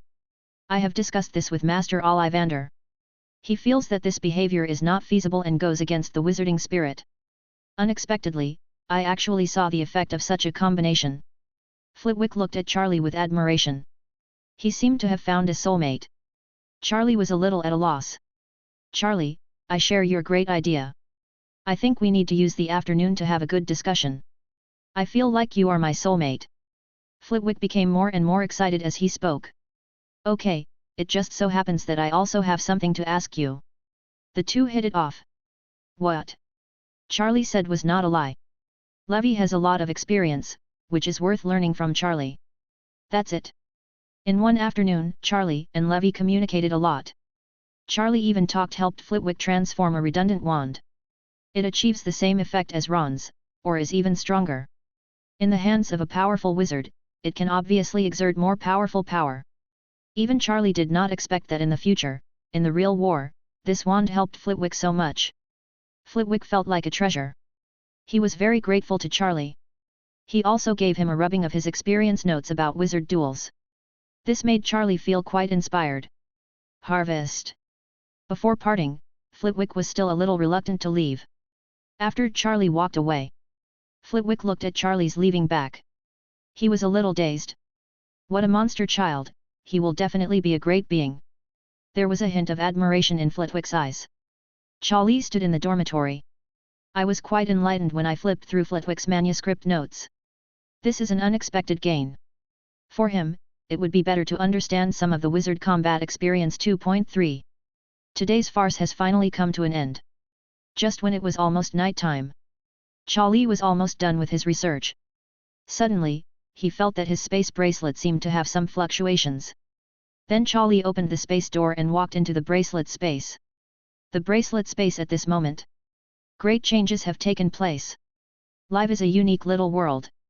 But as soon as Charlie came in, he frowned slightly. Xiuao was ill. Obviously very depressed. Moreover, there seems to be a shortage of various magical foods in the space. The gluttonous Xiaoyu obviously didn't restrain himself. Eat these foods without restraint. Although the growth rate has also increased, it has also led to physical problems now. After Xiuao saw Charlie come in, lift your spirits immediately. Came to Charlie's side and rubbed against him. Okay, stop hiding it, I saw you finished all the food. After Charlie finished speaking, the Yuchi beast on the side immediately called out. It seemed to be complaining and expressing dissatisfaction. You must be feeling very uncomfortable now. Charlie touched Xiuao. Xiuao nodded, a little afraid and didn't dare to look at Charlie. Just wait, I'm going to learn magical animal medicine. Charlie rubbed Xiuao's head. He was a little helpless.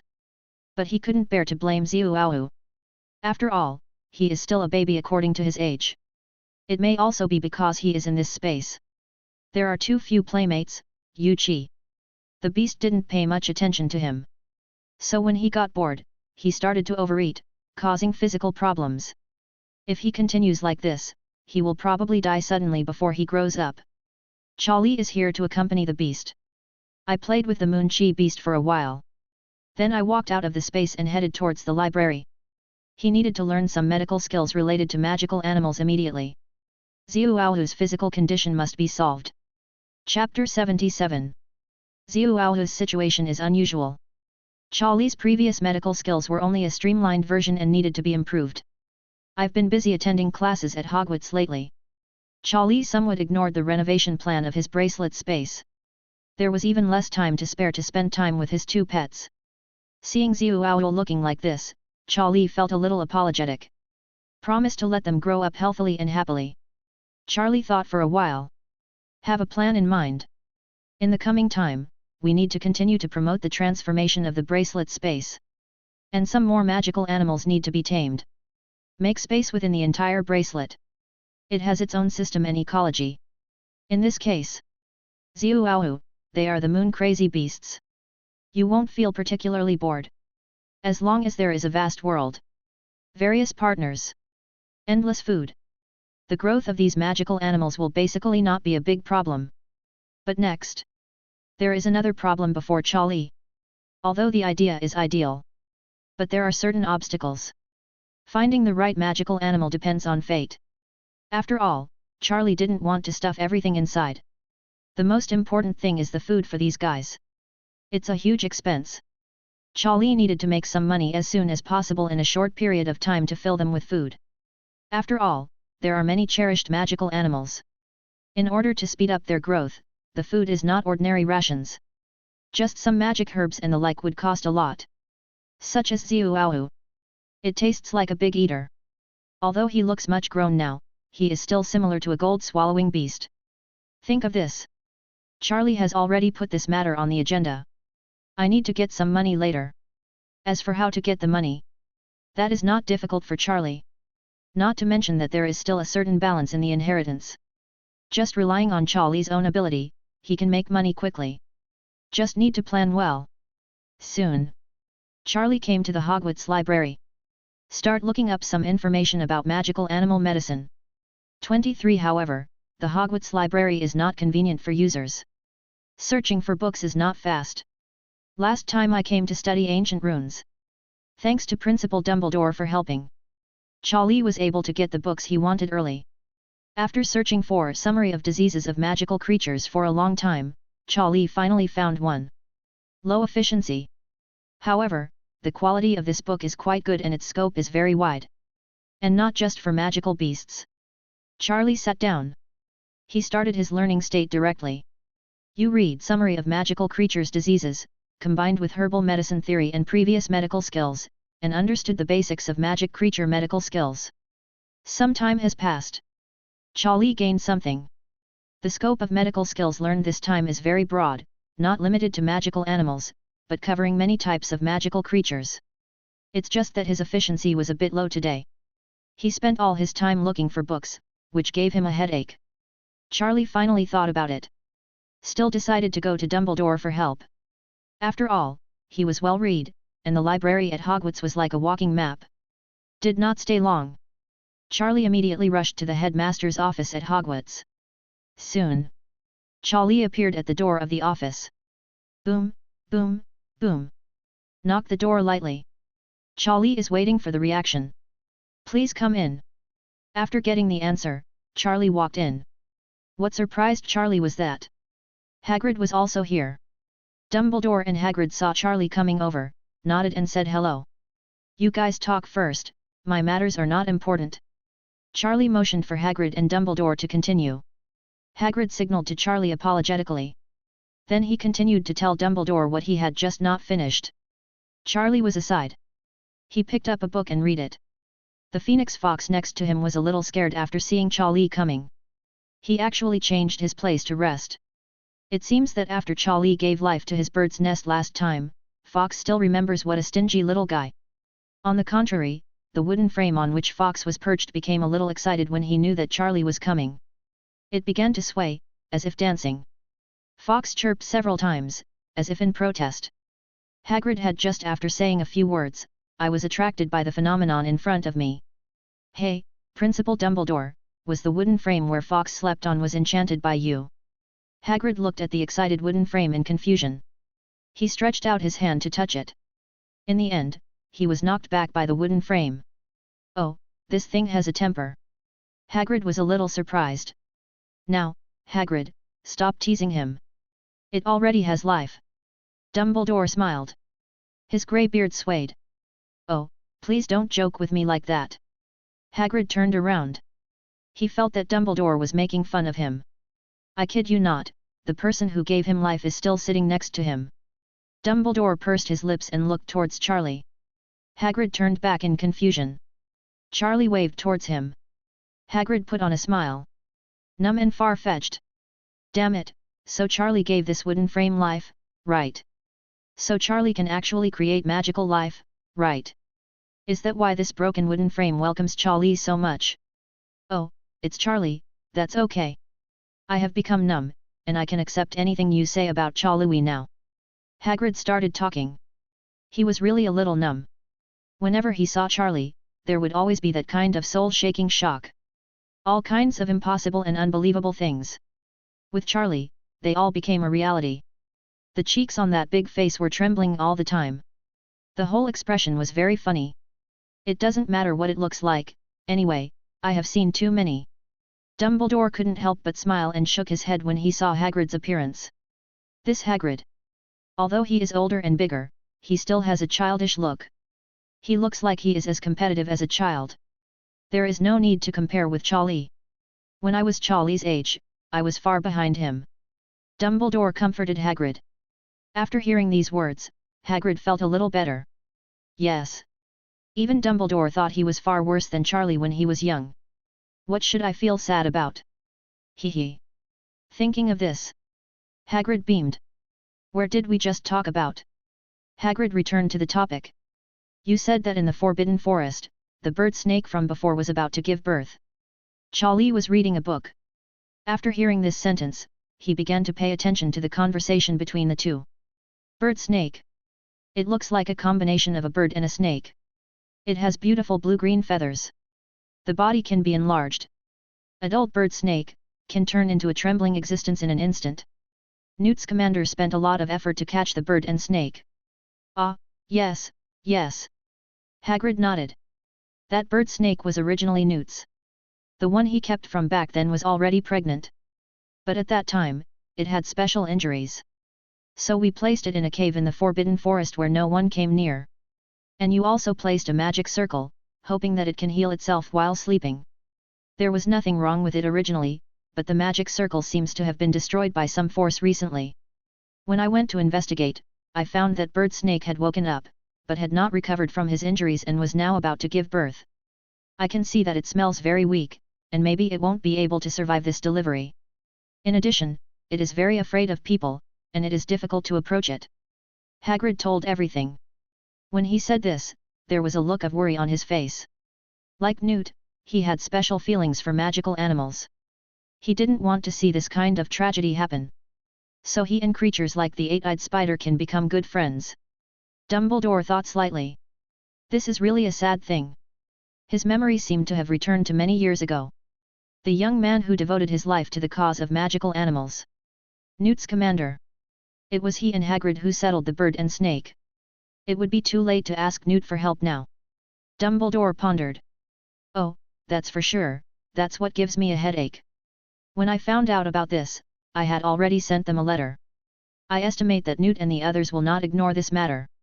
After all, they are all noble-spirited people. But even if it's the fastest, they'll have to wait a while to arrive. The problem is that this bird and snake cannot survive this period of time. Hagrid was very worried. This matter is very difficult now. If the bird and snake give birth immediately, it is very likely that the young and the mother will not be able to survive. Damn it, maybe it was the fire dragon fighting the water monster that caused the damage to the magic circle. Hagrid suddenly remembered something. He was a little indignant. He was about to utter some curse words. Dumbledore and Charlie suddenly coughed dryly at this moment. Cough cough cough. Cough cough cough. Hagrid's face was full of doubts. He looked at the two of them with his big head. Are you two suddenly choked? Hagrid asked. Ah, yes, yes. Hagrid, let's continue talking about this. Dumbledore immediately hesitated and glanced at Charlie. Charlie was a little embarrassed. He was pointed at his nose and scolded in front of his face. It felt like he couldn't fight back. It was like this. This was the first time. Question: I really can't say anything more. I can't use magic to shut up Hagrid. And tell him to stop scolding, that fire dragon is me. Your dragon hunting crossbow was prepared for your dear Charlie. I guess Hagrid, even if GE is in a good state of mind now, he will still collapse. Going back to the topic we just talked about, I am asking you for help now, just to see if there is any way you can save these poor guys. Hagrid sighed and turned to look at Charlie again, seeming to remember something. However, this idea was quickly rejected. He remembered that Charlie knew some treatment methods. But the problem of the bird and snake back then, Mr. Scamander hasn't completely solved it yet, so asking Charlie to solve it would be a bit too much. Hagrid, although I hate to see you like this. But for now, I don't have any in-depth research on magical animals. Dumbledore also sighed slightly. The office suddenly fell into silence. There was endless sadness on Hagrid's face. Although he had known that this would be the result. But when it really happened, he still couldn't accept it. For a moment. The clock passed. Hagrid had not yet recovered. Dumbledore did not speak. He stayed with him quietly.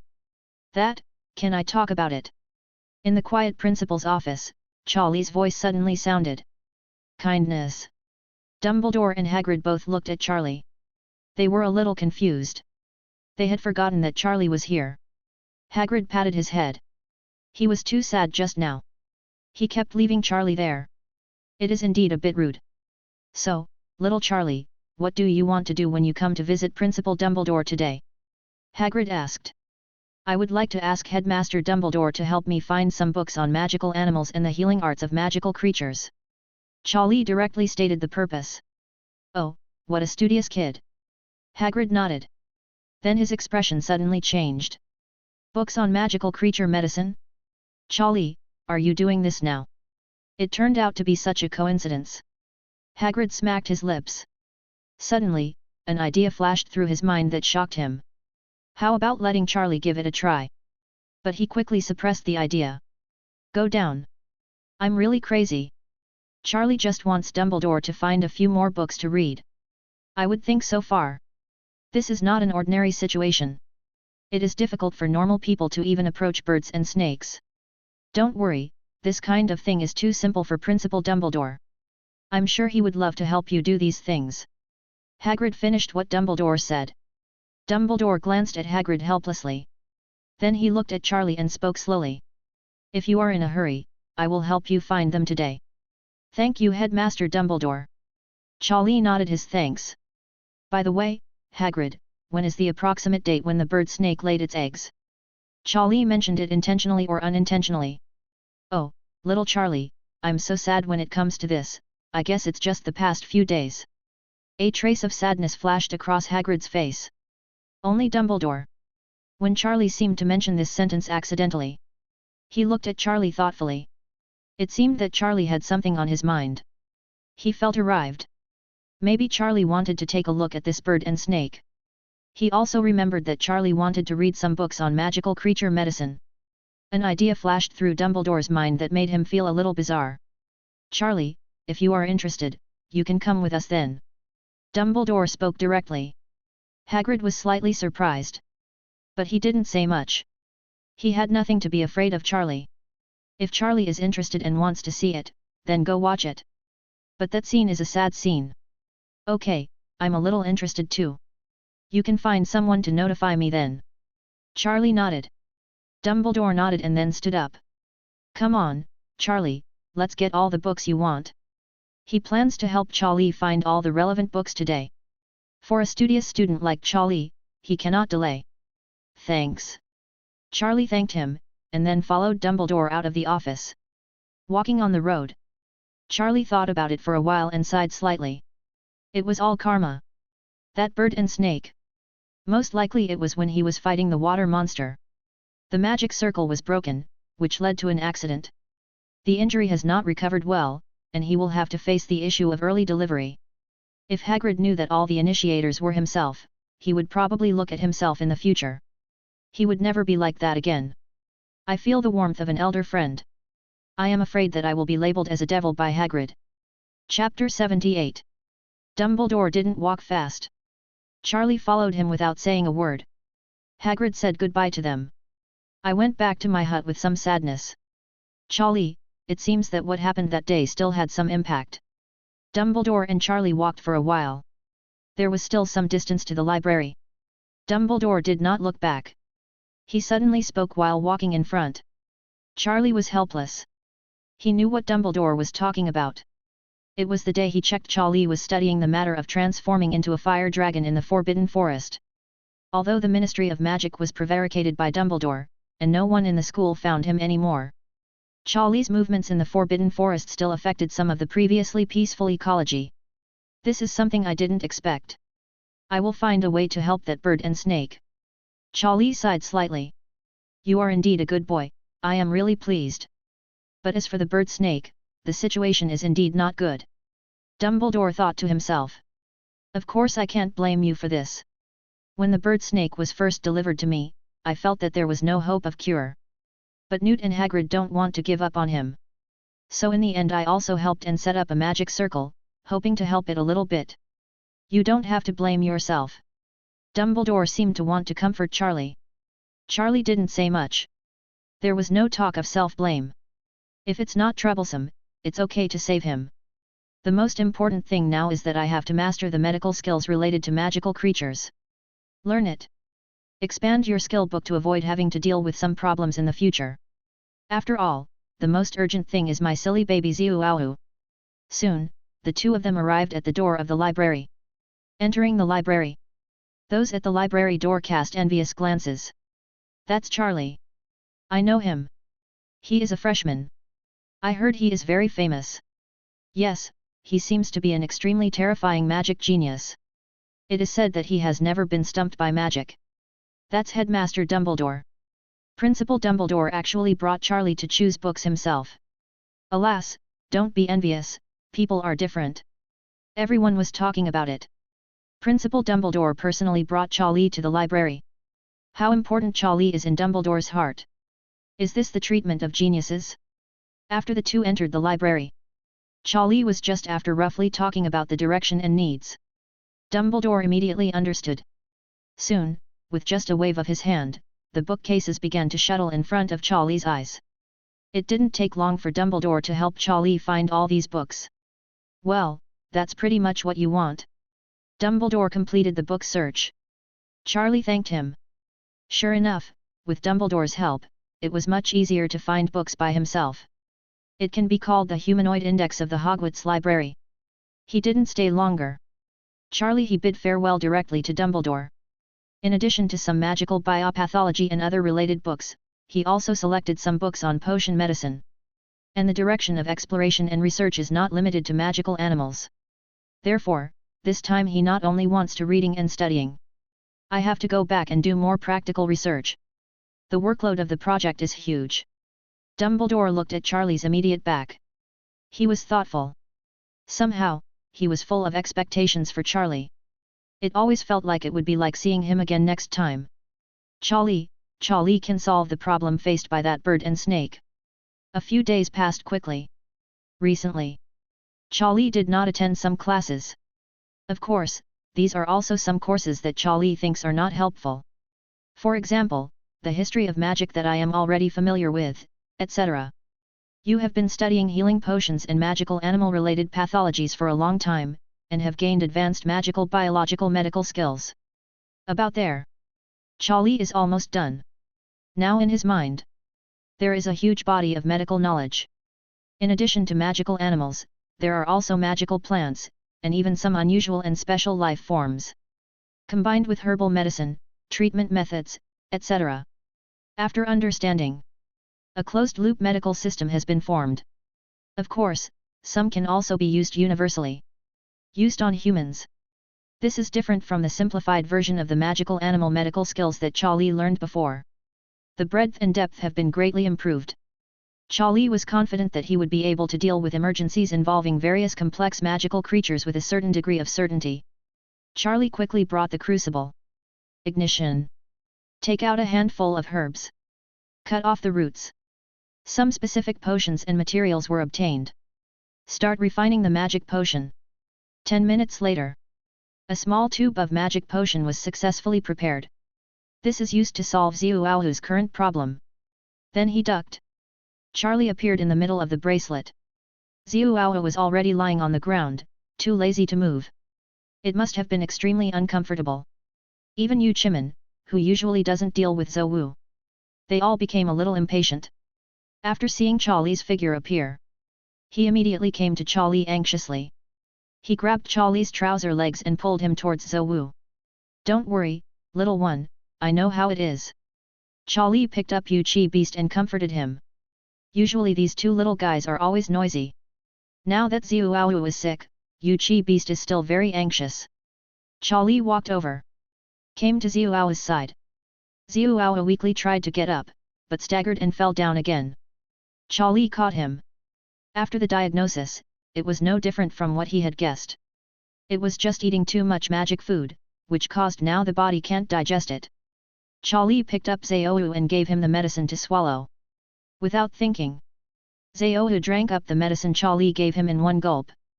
Then Zhou lay down a little weakly. Next, Charlie sat aside and began to observe Zhou reaction. The Moon Chi beast was also beside Charlie, waiting together. Suddenly, Zhou eyes widened. It seemed as if he was in extreme pain. The Moon Chi beast was stunned by Zhou. His expression was frightened, and he stepped back involuntarily. Then Yu Chi beast immediately pulled Charlie's clothes, a little anxiously. Fine. Charlie touched the Moon Chi beast's head to reassure it. Then Xiao stood up. With a loud sound, he began to vomit wildly. It was all indigestible food, herbs, etc. It vomited for thousands of miles. Charlie felt a headache just looking at it. I don't know how its belly can hold so many things. No one can bear eating like this as long as the belly is not a bottomless pit. He vomited for more than 10 minutes. Xiao started to twitch. After a few more minutes, Xiaohu's expression began to become clearer. He seemed to have a little strength. Half an hour later, Xiaohu got up. After shaking his body, his eyes regained their luster. Naughty, energetic. He was healed. With a flying swoop, Xiaohu rushed into Charlie's arms. It was like he was acting coquettishly. Okay. Charlie picked up Xiaohu's head. Don't be allowed to eat like this next time. If it were another person, you might be gone. Zhou nodded in understanding. But he knew that it was Charlie who saved him. Otherwise, it would have taken some time. He might really not be able to hold on anymore. This kind of creature knows its own body very well. I plan to rearrange this place later. As for the food, you have to be aggrieved during this period, and I will prepare it later. Charlie gave the order. After playing with them for a while in the bracelet space, he left here. Dorset. Inside a huge castle. Inhabited by various magical animals. There are many kinds, big and small. Everything looks very harmonious. An old man stood by the pool with a letter in his hand, looking worried. Newt's commander. A man who has dedicated his life to the cause of magical animals. He closed his eyes slightly, as if he was remembering something. Scenes from many years ago came to mind. At that time, he settled on the bird and snake, but actually he didn't have high hopes. After all, the situation is very special. Even he found it difficult. Now, he received a letter from Hagrid. Know everything that happened recently. My heart can no longer be calm. He wanted to take a look, but time no longer allowed. This feeling of powerlessness made him very uncomfortable. Even though he was old, he still couldn't bear to see this kind of thing happen. He has special feelings for magical animals. An old woman next to him caressed his back. Newt, if there is nothing you can do about it, let him go after it. I'm still worried about it and blame myself for not taking care of it sooner. Even if you get over it early, you are not sure that you can cure it. When the time comes, it may still turn into a tragedy. The old woman finished speaking. Newt was silent. The two of them looked at the scenery in front of them silently and stopped talking. The time came for the day Hagrid was talking about. Early this morning, Charlie came to gather in front of Hagrid's hut. Dumbledore soon arrived. Without further ado, everyone went to the cave deep in the Forbidden Forest to investigate the situation of birds and snakes. Along the way, Hagrid was not in high spirits. But I always look at Charlie intentionally or unintentionally. Charlie. Hagrid still couldn't hold it back and spoke. Hagrid, please say. I always have a feeling that when you asked to come here, could it mean that you were certain about treating birds and snakes? Hagrid still expressed the doubts in his heart. Not guaranteed. Charlie stopped evading, but did not give a definite answer. But Hagrid's eyes were twitching slightly at this moment. Sure enough, Charlie had some ideas when he came here. It didn't mean that he was just looking at the situation. But we want to see if we can cure this bird snake. No matter what, this is good news for Hagrid, who has given up hope on this matter. Oh, Charlie. I hear you have ideas to contribute. Hagrid is in better spirits. Let me tell you about the situation now. Charlie nodded. Hagrid immediately started talking. You also know the cause of the matter. It should be the fire dragon at that time, which caused a problem with the magic circle in the cave where the bird and snake were. Originally, the bird snake was in a sleeping state, so Dumbledore specially set a spell for it, which was equivalent to sealing it first. But now that everything has been broken, then according to normal circumstances, it will start production. Charlie nodded. Except when he heard Hagrid scolding the fire dragon again, he looked a little unnatural. The problem is that it has some irreversible injuries.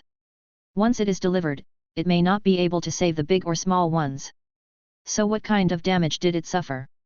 Charlie asked the key points. It was attacked by an obscurial at the time. There is something special about that obscurial one. When we discovered it, the bird and snake looked like this.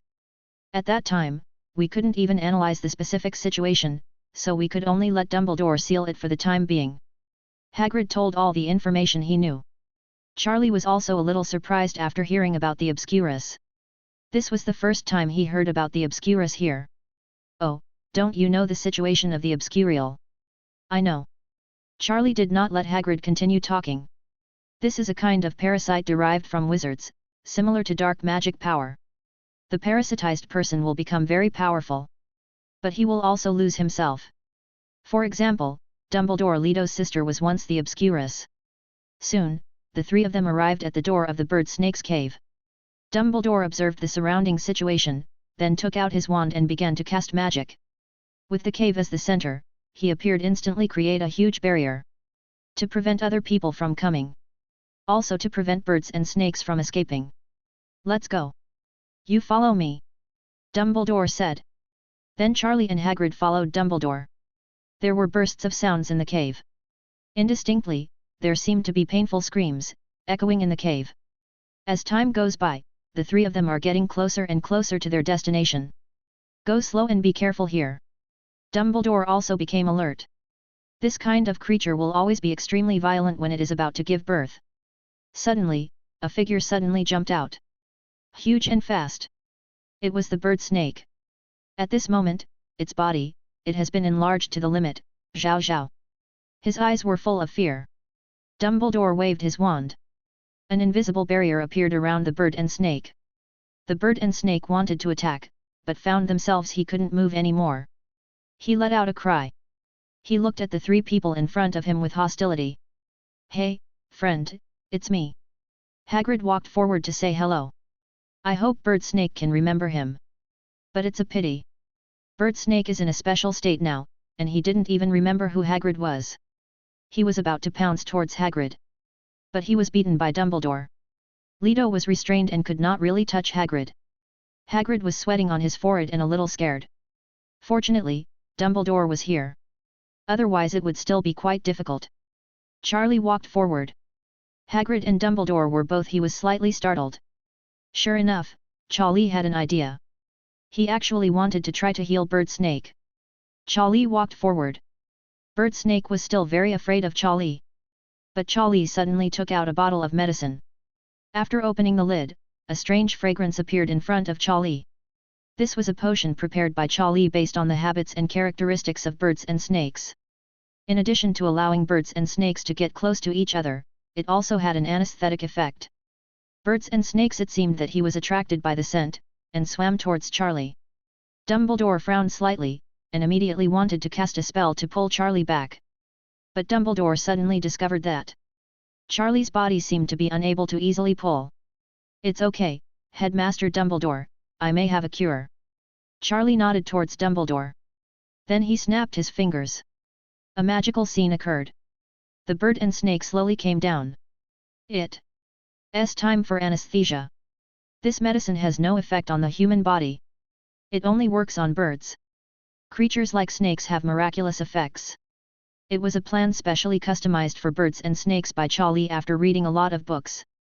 Dumbledore and Hagrid were both in a trance at this moment. They were slightly shocked by Charlie's method. Chapter 79. The bird snake is a magical creature. It has a unique feature. That is being able to control the size of your body.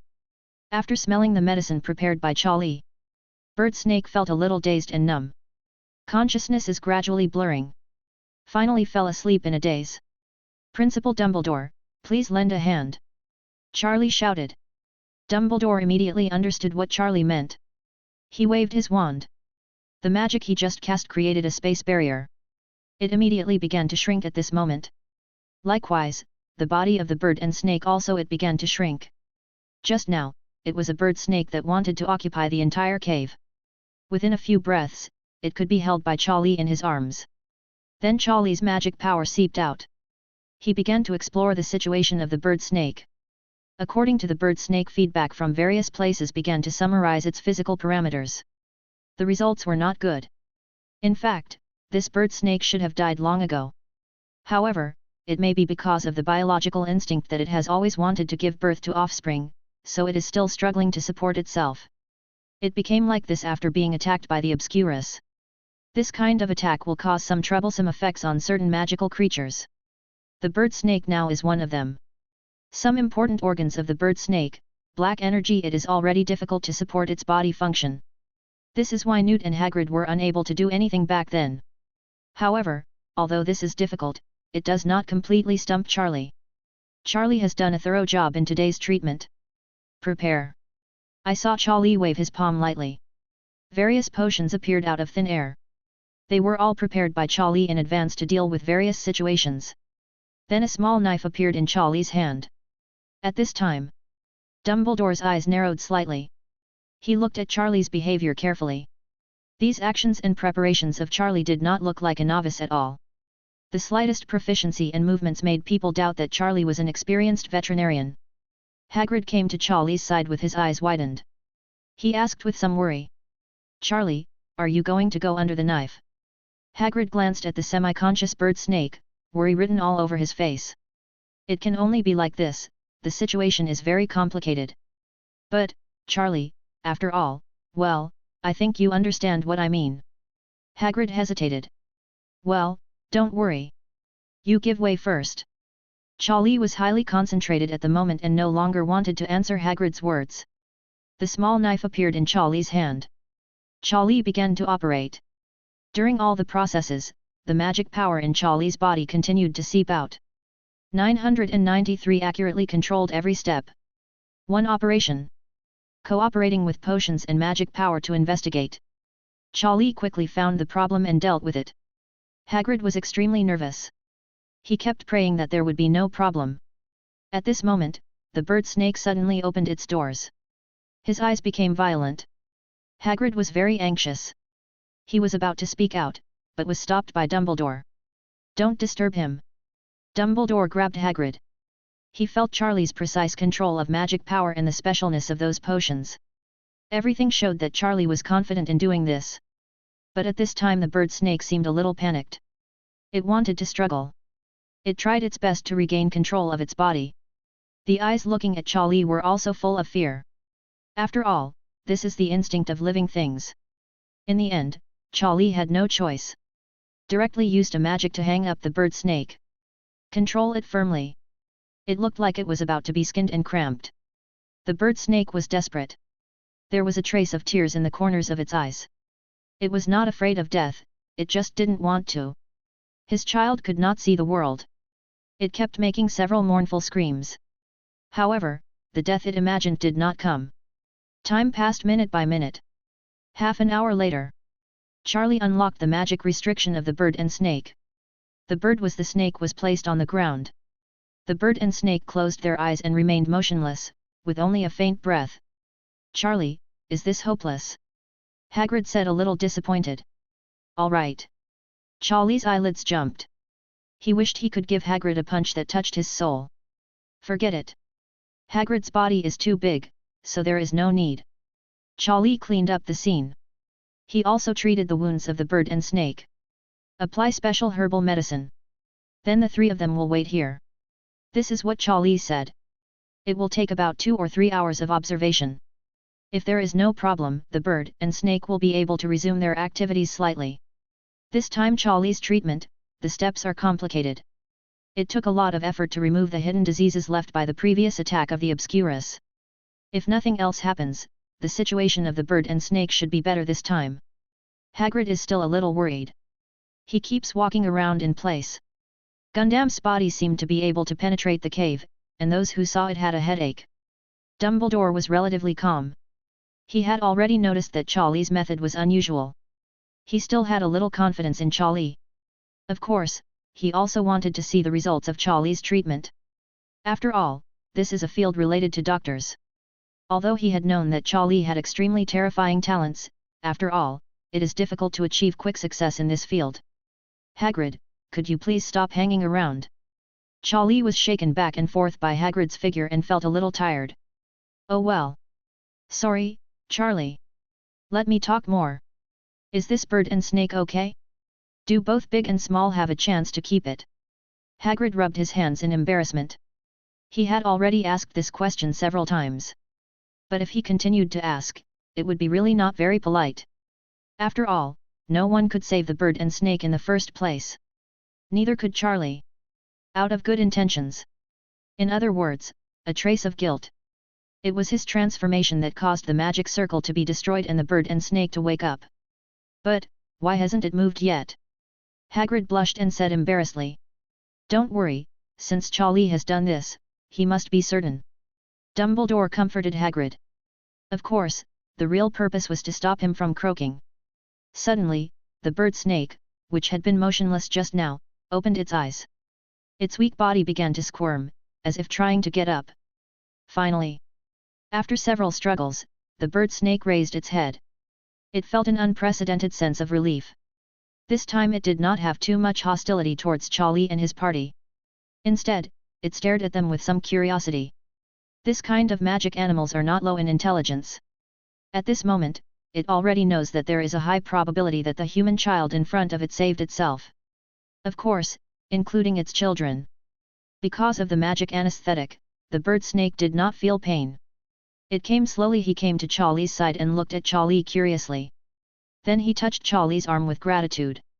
You still need to recover now and may give birth at any time, so you need to follow me for a while. Charlie spoke. He asked Bird Snake for his opinion. What he said was the true situation. If Bird Snake doesn't trust him, then Bird Snake's subsequent recovery will still not be guaranteed.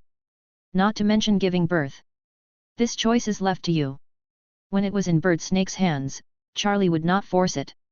Bird Snake just glanced at Charlie. Then it wrapped around Charlie's arm. It didn't show any resistance. Charlie looked at Hagrid. Hagrid, he was slightly startled. Then he nodded immediately. In his heart, he was still recovering from the fact that Bird and Snake had woken up. Is this condition cured? This is back then, Newt had no one with good solutions. Of course, Newt was not a professional magical animal doctor, but he had enough authority in the research of magical animals. Charlie, are the birds and snakes okay? Hagrid was really embarrassed. But he still wanted to hear a definite answer. It should be about the same.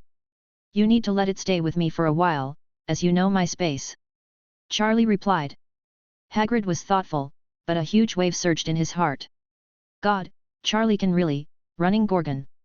Can I go see this guy later? It's up to you. As long as I'm free, I'll let you know when it's finished. Charlie made an agreement with Hagrid. In this way, Hagrid's worried heart was finally completely relieved. His huge body was a little excited where he was, and he danced. Dumbledore gave Charlie a look that he could get used to. This expressed. I have long been accustomed to Hagrid's appearance. Seth. But at this moment, Dumbledore was still quite shocked. The feeling that Charlie gave him was no longer a wizard's apprentice. Instead, he was a wizard. A kind of all-rounder who knows everything. This is very scary. For example, Dumbledore and Grindelwald, they are both powerful wizards with strong magical strength. Another example is Newt, who is extremely familiar with magical animals. In-depth research, he is a generation leader in the professional field.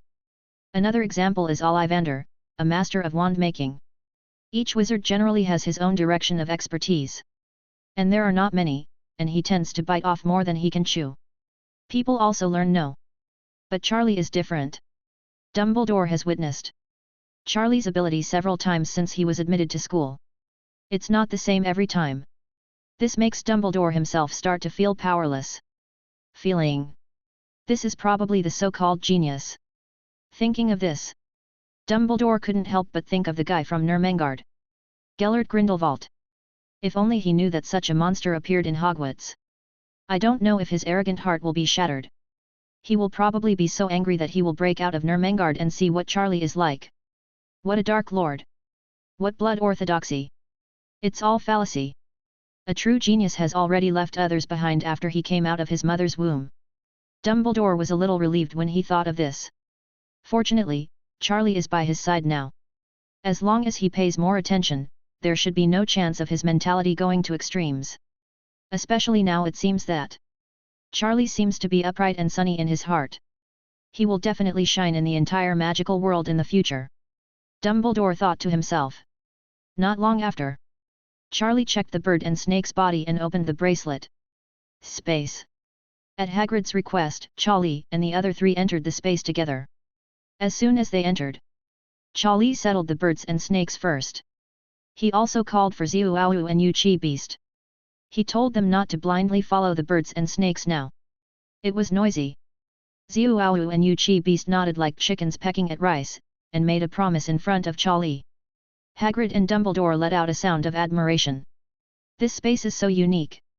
It is a world of its own. The sea. Hagrid's saliva was almost drooling. If this thing hadn't come from Charlie, Hagrid would have wanted to be a cunning villain. Charlie, you did a great job organizing this space. If only I had something like this. I could call over all my friends who used to be released in the Forbidden Forest. Hagrid clicked his lips. Charlie and Dumbledore had black lines on their heads. Dumbledore's focus was completely different from Hagrid's. He walked to the place where the magic in this space was the strongest. He couldn't help but admire this magic. The equipment is ingenious. It should have been made by an extremely powerful wizard in ancient times. So Hagrid, you can rest assured. My place will never be worse than this cave. Charlie spread his hands. He knew what Hagrid meant.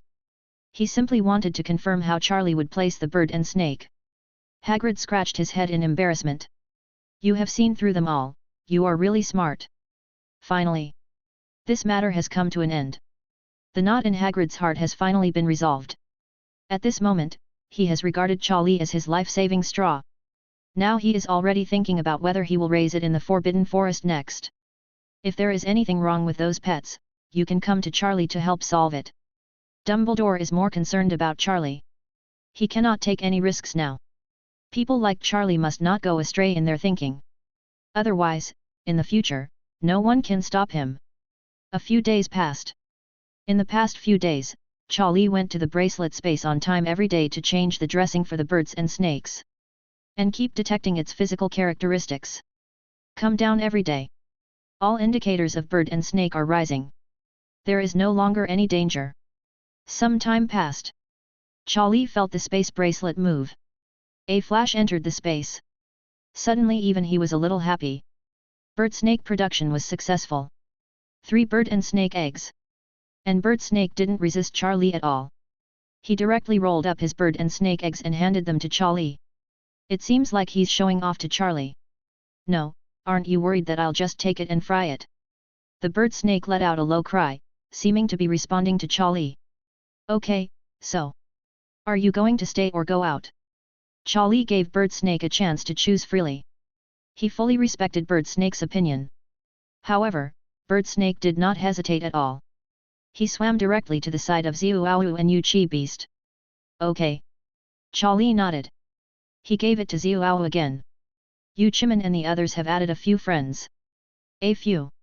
After all, there are still 3 little things that haven't hatched yet. Dorset. In Newt's house.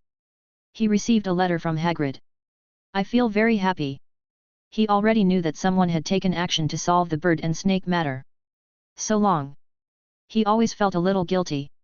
But I didn't expect that a few days after Hagrid's last letter, I received another letter from Hagrid. And Hagrid happily told him that bird snake's physical problems had been completely solved. Hogwarts now has a very powerful Dr. Magical Beasts. It was he who solved the problem of birds and snakes.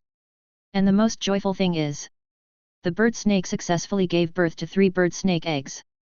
Now the family is reunited and living together completely. After reading all the information, Newt couldn't be happier. Even his wife Tina was a little scared. Come on, Tina, let's go to Hogwarts. I want to meet the Hogwarts doctor.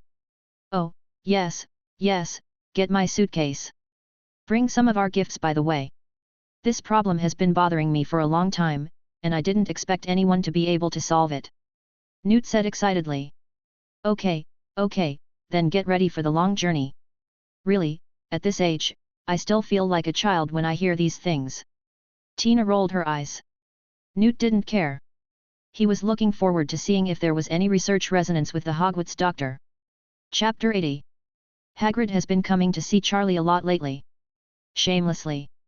Every time I want to enter the space of Charlie's bracelet to see the birds and snakes. It was a joy to hold those few bird and snake eggs. They look like the parents of a bird and a snake, average. Charlie, bird and snake eggs hatch very quickly. I feel like it might be hatching soon. Are you ready with your food rations? If that's not enough, I have some, but they are more ordinary food. Hagrid kindly reminded. That's right. After Hagrid said this, Charlie also remembered this matter. We really need to prepare some rations. And what Charlie needs to prepare must be high-end goods. His pets, naturally you want to enjoy the most advanced things. For example, those magic snacks. Or those herbs and rare fruits that can speed up the growth of magical creatures. Piles of things have to be arranged. Hagrid looked at Charlie without saying anything. Look like that. He immediately patted Charlie on the shoulder. Don't worry, I still have some good things there that can be used as food for these guys. Hagrid patted his chest in assurance. Charlie just nodded slightly. He will need to purchase a lot of things later, which will put a lot of pressure on energy and finance. If he has the energy, he can ask someone to take him to do it. For example, if he arranges Machai Hansen in the Ministry of Magic. In terms of economy, you have to create a step-by-step method of making money. Or the more the better. Thinking of this, Charlie already had a plan. Hagrid said goodbye not long after. He liked Charlie too much. Here, they come almost every few days. As a result, the pets in Charlie are now completely accustomed to seeing Hagrid. They were a little wary before.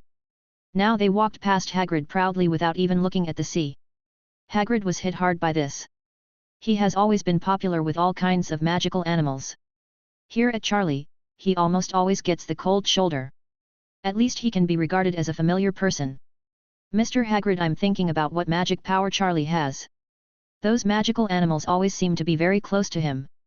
One day, Charlie finished his class. He took out a business card. Owen Lennon. This is the man Charlie and Hermione met at the Crucible shop. Despite what he said, he was from a publishing house in the magical world. Charlie later asked Hansen to investigate. Indeed, he works for the largest publishing house in the wizarding world. Various industries in the magic world are actually controlled by various larger families. If you do some industrial work, it will consume a lot of energy and financial resources. There may not necessarily be good returns. The main thing is that the benefits come too slowly. But there is a way in the magic world that makes money very quickly. That is to write some magic books. Certainly. It has to be someone with unique insights or real knowledge. For those textbook-like books, basically only those students need to buy them. Other wizards don't have such needs. All these years, in the entire magical world, there are very few wizards who can write something that is eye-catching. Except Charlie. Before he came to Hogwarts, I have already written an article on the training rules on how to combine magic and physical defense. Shocked the entire magical world. From executives at the Ministry of Magic, to professors at Hogwarts, to ordinary magic apprentices. They all regard it as a masterpiece. Unfortunately, Charlie originally wrote it. It's the abbreviated version of the abbreviated version.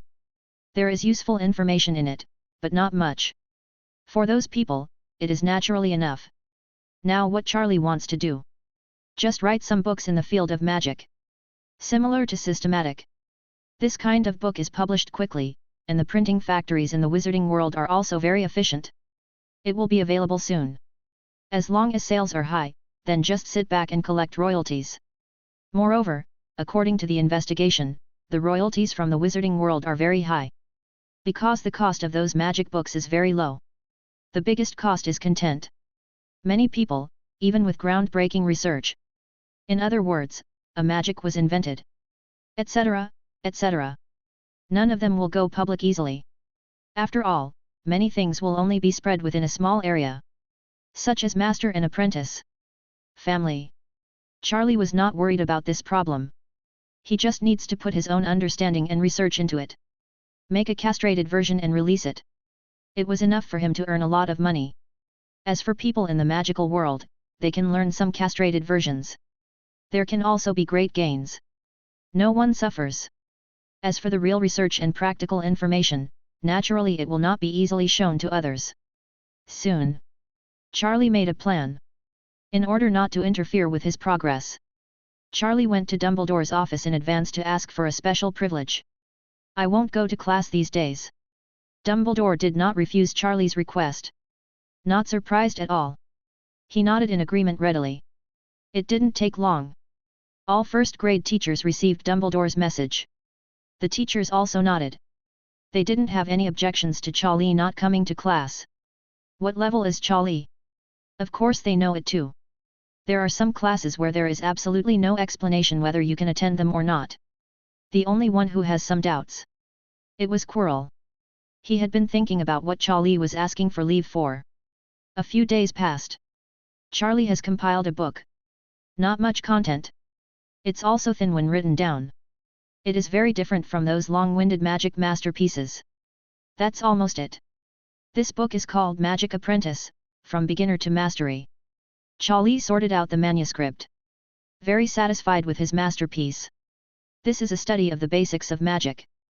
But it is completely different from those theories in the world. Charlie's theoretical viewpoints lay a solid foundation. Magic power reserve and operation are the basic focus.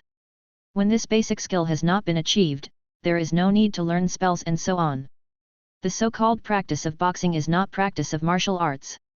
Until the old end is empty. Just like Harry. He has always studied and practiced according to Charlie's philosophy. Harry now.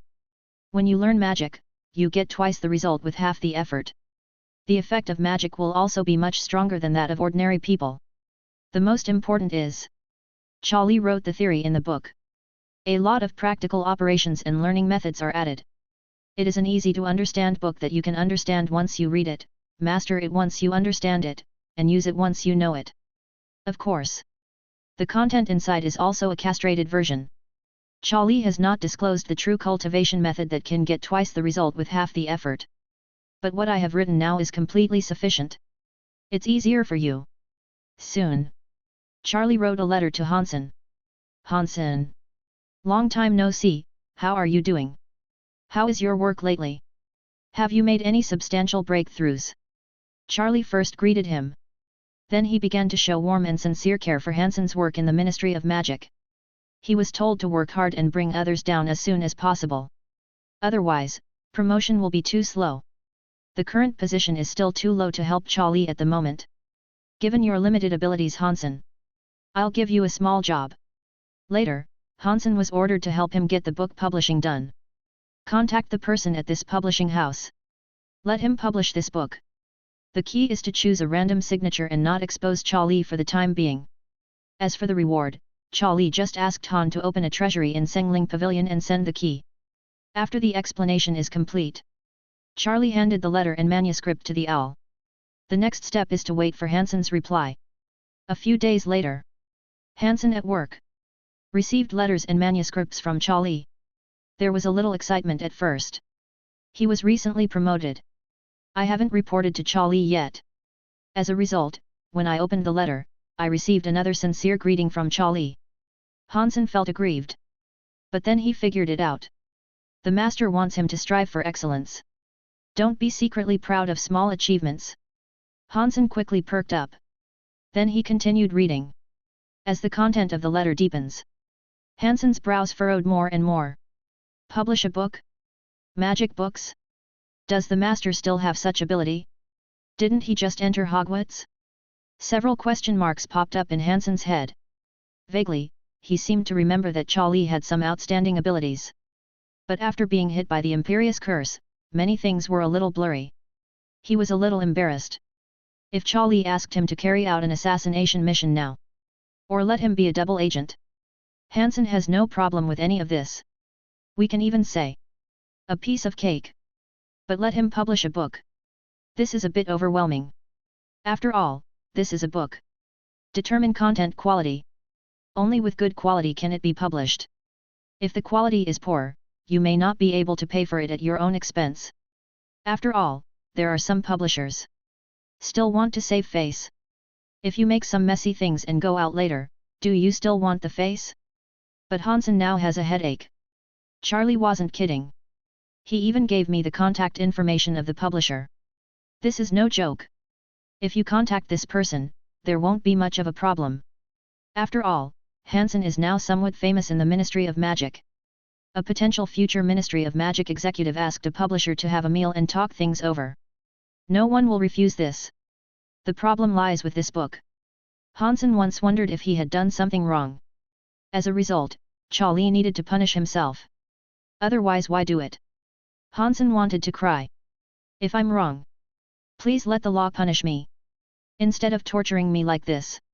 At this time, one of Hansen's colleagues walked past him. Hey, Hansen, do you still want to read the manuscript? What is this? My colleague picked up this book by Charlie. Magic Apprentice, From Beginner to Mastery. Interesting, Hansen, your coverage is getting wider and wider now. The man chuckled and put the manuscript down. Hansen glared at him. But he still felt a little ashamed in his heart. Magic Apprentice.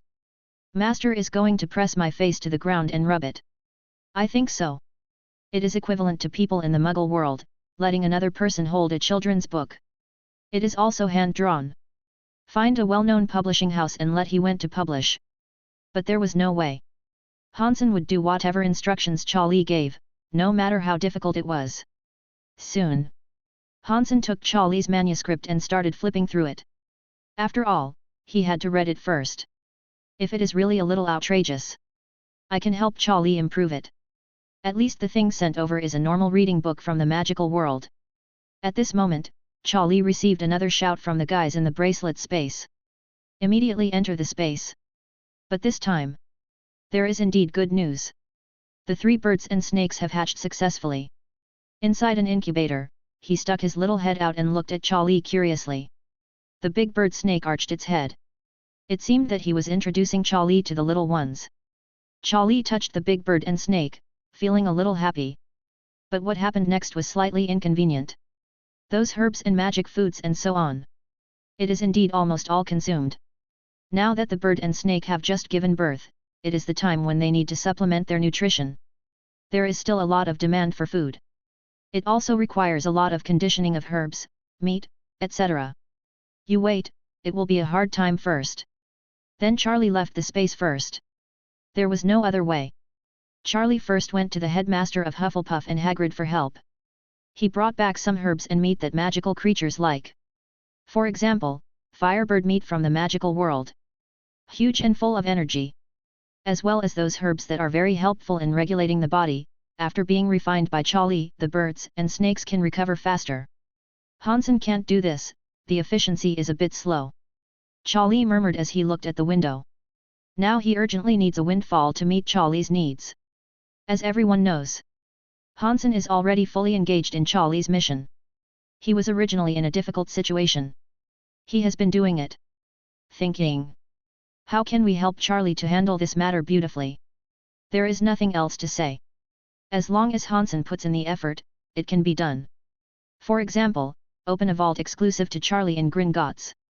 For example, make an agreement with the publisher. Good payment cycle and method. But the main thing is the content. How to convince the publisher to publish Charlie's manuscript. But now, he has no doubts at all. He has just read Charlie's manuscript. More than 3 times. In the past few days. Hansen didn't even go to work. He asked for leave directly.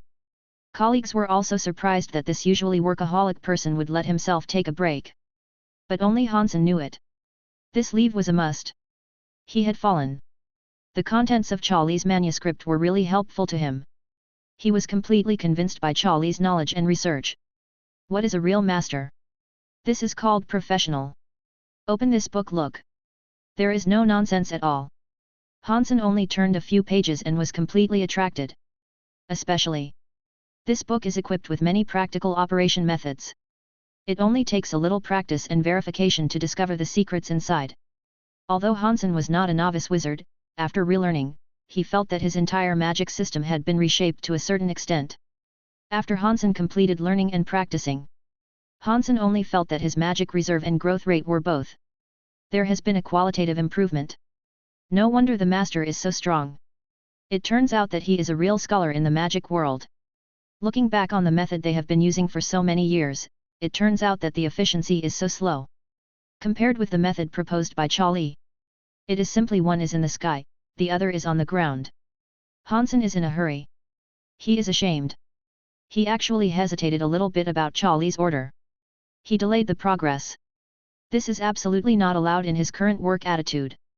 He can't wait to directly write a 2,000 word self-reflection and go to Charlie to confess. But there is no time now. He must complete the things Charlie asked as soon as possible. Soon. Hansen made an appointment with someone from the publishing house. The two of them we agreed to meet in a coffee shop. This was the first time Hansen and Owen met. Owen was a staff member of the publishing house that had left Charlie's business card before. Both of them were experienced social workers. These simple social scenes were difficult to deal with. It was very easy to get up. Not long after, Hansen began to talk about his real request. I saw Hansen mysteriously took out a pamphlet directly from his arms and put it in front of Irving. Some mysterious words. You may not believe it, but this publishing house has an opportunity. Chapter 81. Owen originally greeted me with a smile. After all, this man named Hansen now has a high position in the Ministry of Magic. And he has also heard some legends about this Hansen. He is a real workaholic. In the future, it will only be a matter of time before you get a promotion, a salary increase, or a position in a senior position. That's why he quickly found time to accept the invitation. But for now, his smile faltered. Hansen produced a scrawled manuscript. Mysterious. It was as if he was getting some treasure for him. But Owen felt it was very outrageous. He works for the largest and most authoritative publishing house in the wizarding world. It's called Omo Press. Basically the authoritative magic books and teaching publications. They are all published by their publishers. After so many years of working there, this was the first time he saw someone coming with a manuscript. Then I opened my mouth with the intention of publishing. I'm afraid I'm not out of my mind. They publish so far. Basically, if you want to publish anything, you need to start the project early. You also need to contact the author early. Make an appointment. Make plans for manuscript appointments. The author of each book is a person or organization whose name is known in the magical world. I've never had a job like this before. Mr. Hansen, are you sure you're not kidding? Owen forced a smile. No. Hansen nodded. Mr. Hansen, I have always thought that you are a humorous person. Now that I have indeed seen it, I am very happy. How about we talk about other things? Irving's smile was a little stiff. I'm afraid this Hansen is a bit mentally retarded. He's teasing me with this. It's not like he had some dream of being a writer since he was a child. Now that he has some real power, he starts to fool people. But this is his calculation. It's going to be a failure. If it was a small unknown publishing house, it might still sell him to save face. But it's not possible now. Omo Publishing 610 Club. The famous #1 in the magic world. How could you listen to a what about Oro's coercion? I'm not joking. Hansen was serious. He knew this would be the result. Therefore, he never took out the manuscript before the meal was over. He also did not reveal his true purpose. But now, the meal is over. Things always happen. Manage. Okay, Mr. Hansen, let me see what direction this book is headed.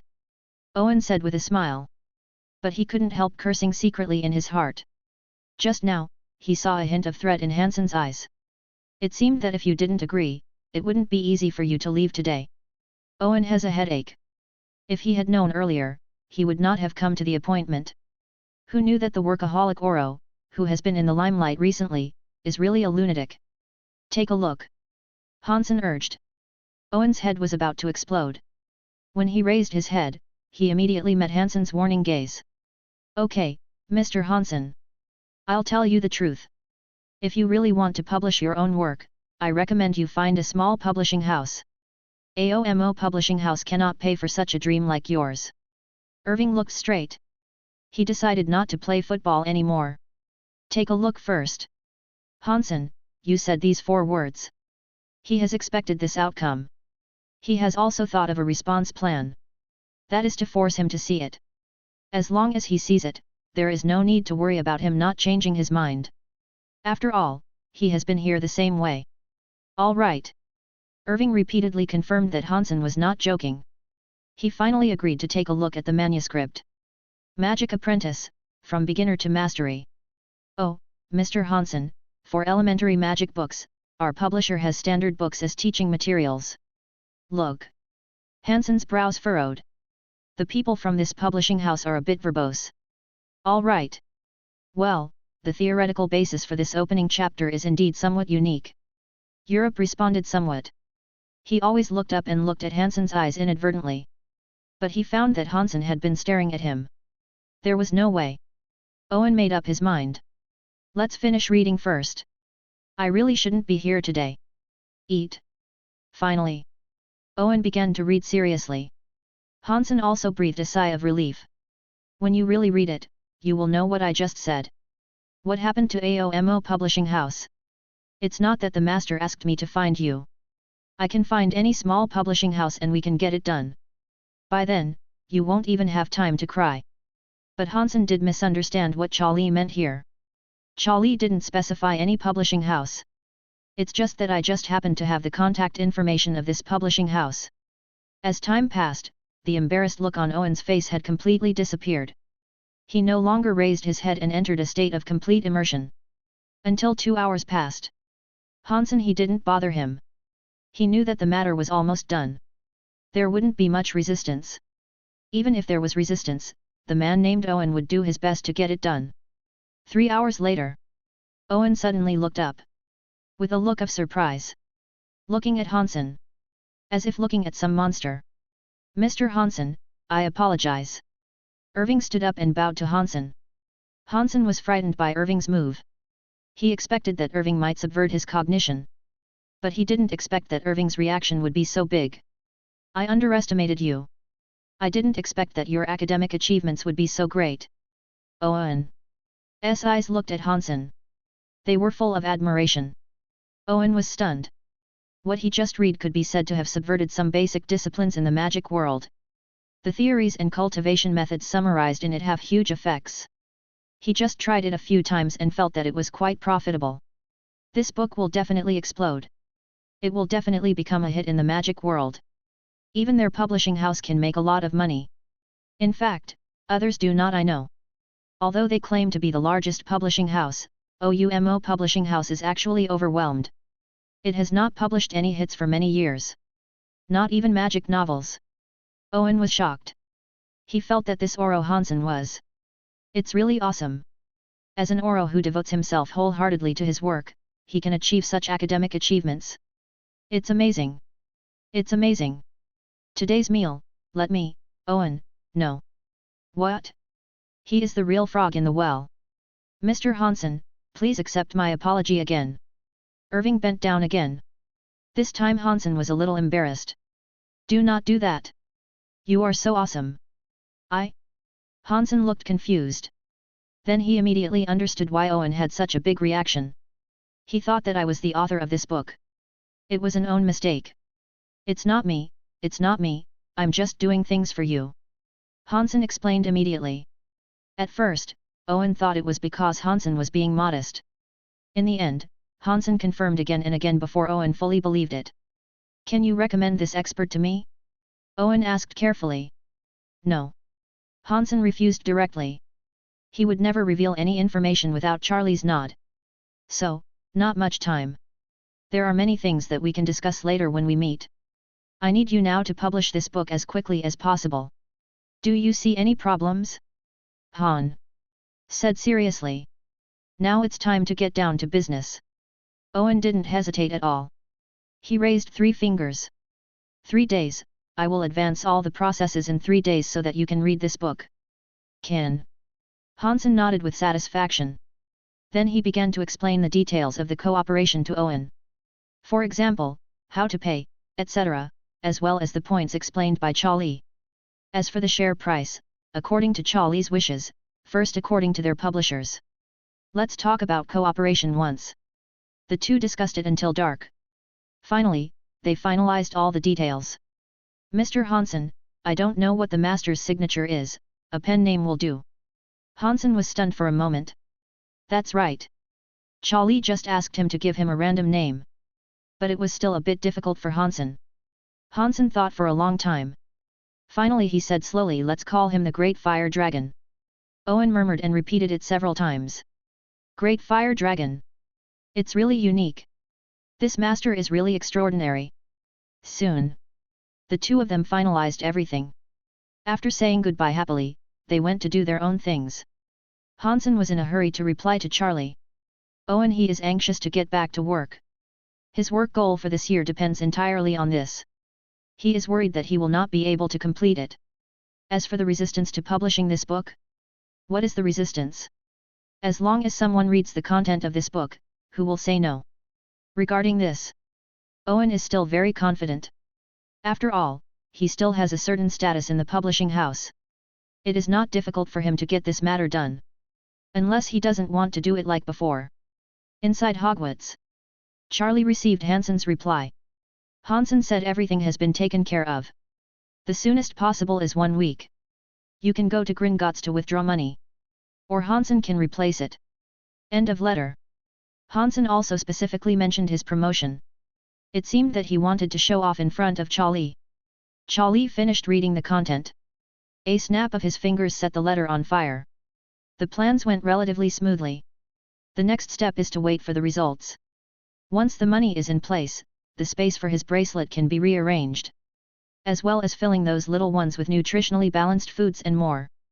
Now these little birds and snakes are in urgent need of nutrients, etc. A few days later, in Hansen's office, Owen sent me the book that had been successfully published. Beautifully packaged.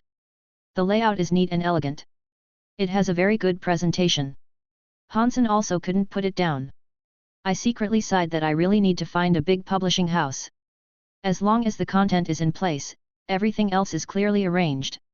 No one needs to worry about it at all. Compared with the manuscript that Charlie sent to Hansen before, I don't know how much better it looks. Magic Apprentice, from beginner to mastery author, the Great Fire Dragon. Hansen was very satisfied. Somewhat intoxicated. Suddenly, a colleague who passed by him before and joked that he liked reading manuscripts passed by. I caught sight of the gilded title at a glance. A look of surprise flashed in his eyes. Hansen, your book. Hiss, don't tell me, this is your previous manuscript, right? Is this directly published? The man's face was full of shock. He randomly picked up the book and flipped through it a few times. Just a few times. The man's expression suddenly changed. There was something in this book. Then Hansen's colleague stood directly in front of Hansen, looked aside. Hey, I haven't finished reading it yet. Hansen was a little dissatisfied. Wait, Hansen, let me take another look. Colleagues were shocked. Looking at Hansen, their eyes were full of disbelief. Hansen, don't tell me that you have been doing academic research part-time recently. Don't do it, that's not me, it's me, well, I'm the teacher. Hansen randomly picked up a name. Hiss. Hansen, when did you get a teacher? Your teacher is not simple. I am superficial, I dare to cancel your teacher's manuscript. Colleagues looked horrified. Sorry Hansen, can I have a look at this book? After he apologized, he started to tell his purpose directly. He hasn't finished the book yet, and he must finish it. No. Hansen shook his head directly. His colleagues were immediately disappointed. The frustration was palpable. Is that so? When you finish reading it, can you lend it to me? No need. Hansen shook his head again. This book has been published and may be available now. This is a sample booklet, he sent it over. According to the efficiency agreed upon by me and the publisher, it might be in the bookstore now. Hansen prompted. A gleam of light suddenly burst out in the eyes of his colleagues. Published. No, I have to go to Flourish and Blott's bookstore. The colleagues left immediately. Their Oro job allows them to go out at any time. Only one left behind. Hansen, who didn't react, was in a daze holding the book. Is it so direct? He was laughing at me a few days ago. Now he has only been reading for more than 10 minutes, and he can't wait to buy it. Tisk, tisk, tisk. No way. Not to mention, the master's knowledge and research are astonishing. If nothing else happens, it's only a matter of time before this book becomes a hit. Hansen remained silent. He could already predict that within a few days, they would in his office, there will be people reading this book everywhere. This is indeed the case. His colleagues are already on their way to Flourish and Blot bookstore. At this moment, a luxurious press conference has been held in Flourish and Blot bookstore. Omo Publishing, the president of the agency, came to the scene in person. He wanted to host the press conference in person. Previously, when Irving approached him directly, he also reprimanded Irving for being rude. However, after Irving's repeated requests, he still agreed. Watch a piece of content. It's better not to read it. I'm completely addicted after reading it. Although the content in it is not much, it is all real and practical information. The kind that can't be done again. An experienced person like him, how could you give up such an opportunity? Immediately put this publishing plan at the highest priority. And ask to arrange a press conference with the highest specifications. Make a name for yourself in one fell swoop. Owen also felt that this was expected. No one could they can still sit still after seeing this kind of content. They are in the publishing industry, and whoever seizes the opportunity owns it. The only pity for them is that they cannot contact the author of this book. All they know is that the person is related to Hansen. He is a very powerful wizard. They are already guessing. This person is probably like Dumbledore. An old wizard who is very old, very knowledgeable, and very capable. Of course. They must be wrong guess. At the press conference, even reporters from the Daily Prophet were invited over. The press conference soon began. After some routine procedures were completed, Omo Publishing House distributed all the books. Let these the people attending the event started reading first. The whole place became quiet. Those attending the event were all people with some achievements in this industry. They rarely saw the publishing house letting them read the book on the spot. But only 10 minutes passed. Those people, their expressions changed. One by one, they suddenly looked up. They looked at the person in charge of AOMO Publishing House, their faces full of shock. Everyone looked at each other. They all saw a look of surprise in each other's eyes. The reporter from the Daily Prophet suddenly stood up. His face was extremely shocked. The headlines these days are, Subverting the Basic Knowledge of the Magical World. Chapter 82. Others at the conference were not surprised at all. Originally this kind of media industry. They just exaggerate and use titles to grab attention. But for now, they felt that the Daily Prophet was not exaggerated at all. Yes. They felt that this really subverted the basic knowledge of the magic world. I just looked through it for more than half an hour. Wei experimented a lot. Anyone with a discerning eye will see the value of this book. This is a wonderful book that benefits the entire wizarding world. Them at this moment. I have some admiration for the person who wrote this book. What a great person it would be to bring such research to the public immediately. Charlie at Hogwarts at this moment. Langbuting sneezed several times. Who is scolding me? Charlie felt a little depressed. But people at these book launches didn't know that. These contents are all castrated versions. The essence of a true luxury edition. It is impossible to release Charlie. Even these castrated versions are enough to improve the wizards in the world today. Has the price of this book been decided yet? Someone asked at the press conference. At this time, the person in charge of AOMO Publishing House smiled slightly. Chinjui, 200 gold galleons. And this is only the first volume, there is a second exquisite edition, which is still being printed. The person in charge of AOMO Publishing House was very happy. This was exactly the result he wanted. As soon as he said this, everyone at the press conference was a little stunned. It's expensive. I have never heard of a book selling so expensively. Yes. This book is very thin. The key is that this book will be sold in 2 volumes. The price of the second volume has not yet been said. When they finish reading the first volume and learn almost the same, the second volume will be sold. I will definitely buy it. By then, everyone will be like fish on the chopping board. But there is no way. There is no way they will not agree. They will definitely buy it. Let alone 200 gold galleons. Even if it is 1,000, they still have to pay money. Anyone who has read the previous chapters will definitely give it generously. Nothing else. Just because the content inside is valuable. For a wizard, it is of great value. The pricing of your publisher is indeed very reasonable.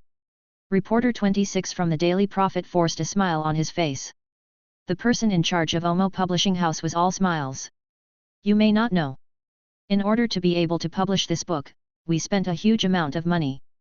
I stayed at the door of that master for days and nights, begging him to make the contents of this book public and benefit the entire wizarding world. Finally, the master was moved by us and was willing to share his research results. If the price is low, I am afraid that the second volume will not be successfully published by then. The guy from AOMO Publishing House had a troubled expression on his face and started to make up nonsense. It made people sound stunned. Irving stood here and felt his face was a little hot. He is still very old. He is really shameless. How thick? Why are you squatting in front of the master's door? Get close to our publishing house. We don't even know who the author is. We haven't met him in person. There is only one contact person, Hansen. If you brag like this, everyone will criticize our publishing company. Society, even more impressive. Please sir, can you reveal who the expert is? We, the Daily Prophet, would like to do an exclusive interview with him. Can you do it? The reporter from the Daily Prophet immediately caught the key points in the words of the person in charge of the publishing house. The person in charge of OMO Publishing House had a very embarrassed expression on his face. Alas, that expert is old and doesn't want anyone to disturb him. Forget about you guys, we have to make reservations for a long time to go. If too many people disturb him, I'm afraid there will be no chance for the second volume in the future. Speaking of this, the embarrassment on the faces of the people from AOMO Publishing House deepened. Everyone secretly cursed the old fox. They wanted to hold the resources in their own hands. But there was nothing they could do. As long as they didn't let go, no one could directly find the author behind the scenes. What an amazing wizard he must be! Otherwise, how could he write such a powerful book? Everyone sighed inwardly. But before they had time to think about it, the people from AOMO Publishing House began to arrange people. The books were recovered from them. Alas, what are you doing? Wait, I haven't finished reading yet. Everyone was dissatisfied. But the people from AOMO Publishing House didn't care about them at all. They took all the books away directly. Sorry everyone, these are just sample books. If you want to continue reading, please purchase it directly at Flourish and Blott's bookstore. At present, the new batch of books have all arrived in the cabinet. The person in charge of AOMO Publishing House waved his hand. His mouth almost opened. It's so comfortable. I'm so proud. In the past, I always asked these people to do publicity and then build momentum. In the end, I might be able to create a book with decent sales. Book. Now. Humph. I finally breathed a sigh of relief. Speaking of which, I have to thank that kid Owen. Thanks to him for giving me the patience to read this book. Otherwise, our publisher would have missed this opportunity. Thoughts here?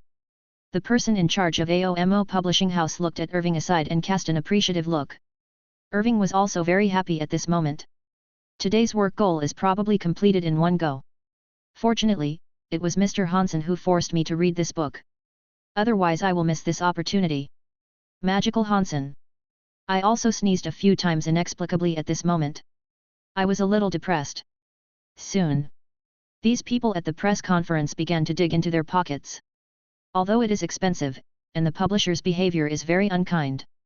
But they can't help it. They need this book. This book has obviously greatly improved their basic knowledge. Compared with this effect, money is not a particularly important thing. Lee, the owner of Hen Bookstore, was also smiling at this moment. He decided to remove a few cabinets and put this book in them all. He had a hunch that the business in the past few days would be extremely hot. Even Hogwarts would come to them directly. Bulk ordering. This is a very big business. Even AOMO Publishing House gave them a lot of money. They also admitted it. After all, after cost accounting, it is profitable no matter what. And a lot of it. Well, my dear friends from all walks of life. That's it for today's press conference. I also hope that everyone will give me some noodles to help promote it and benefit our magical world. The person in charge of AOMO Publishing House said loudly, with a serious look on his face. The expressions on the faces of the people from all walks of life present below were a little unnatural. If it weren't for the way you did things today, we would definitely not manage your finances. But the fact is, put it in front of them. They can only do it willingly. For example, the Daily Prophet, no matter how unhappy they are at the moment, they have to publish the headlines. After all, this is also their opportunity for the Daily Prophet. Some other organizations, etc., are similar. The situation. No matter how unhappy it is, it must be arranged. After all, although Omo Publishing House is too much, the contents of the books are all good things worth real money. At this moment, in the hearts of everyone, they are still grateful to this great creator anyway. His pen name is the Great Man of the Great Fire Dragon. Soon, everyone bought their books and left with satisfaction. In the next few days, they all had to study hard. A few days later, the magical world was originally as calm as water. Suddenly there was an uproar. In some wizarding families, some picked up the Daily Prophet with great confusion. Research that subverts basic knowledge in the magical world. Magic Apprentice, from beginner to master. The Daily Prophet is so unreliable that it would use such a gimmick to gain attention. No, I heard from my colleague that he bought this book and it was very effective. A couple were discussing. Very effective, are you sure? Yes, that's the book. It's so expensive, 200 gold galleons. Oh my gosh, this is like a robbery. Why don't we borrow it for your colleague to read? I suggested it, but she refused and said she wanted to watch it a few more times. The couple was speechless for a while. Is it really so magical? It made me a little excited. A few more days passed. Now there are fewer and fewer such questioning voices. After many people bought it, found the effect to be really good, directly subverting their learning methods and some understandings of magic. Word of mouth. This book has become the latest wonder book. Flourish and Blot's bookstore is about to be trampled to pieces. Old Ben smiles from ear to ear every day. After all, one copy is ridiculously expensive. The profit is huge. The people from AOMO Publishing House even held a celebration party directly. At the celebration banquet, the person in charge of AOMO Press expressed his appreciation for Owen without hesitation. It is said that Owen is the real talent of AOMO Publishing House. Real talent. It is the gold that should be found in the subtleties. Get the employees of the publishing house. Everyone is a little excited at the moment. They are all thinking about when to go shopping among the people. What if you really find a treasure? The next person to stand on top and be commended is myself. Ministry of Magic. Hansen's workstation. The colleague who had previously amused Hansen came to Hansen's side.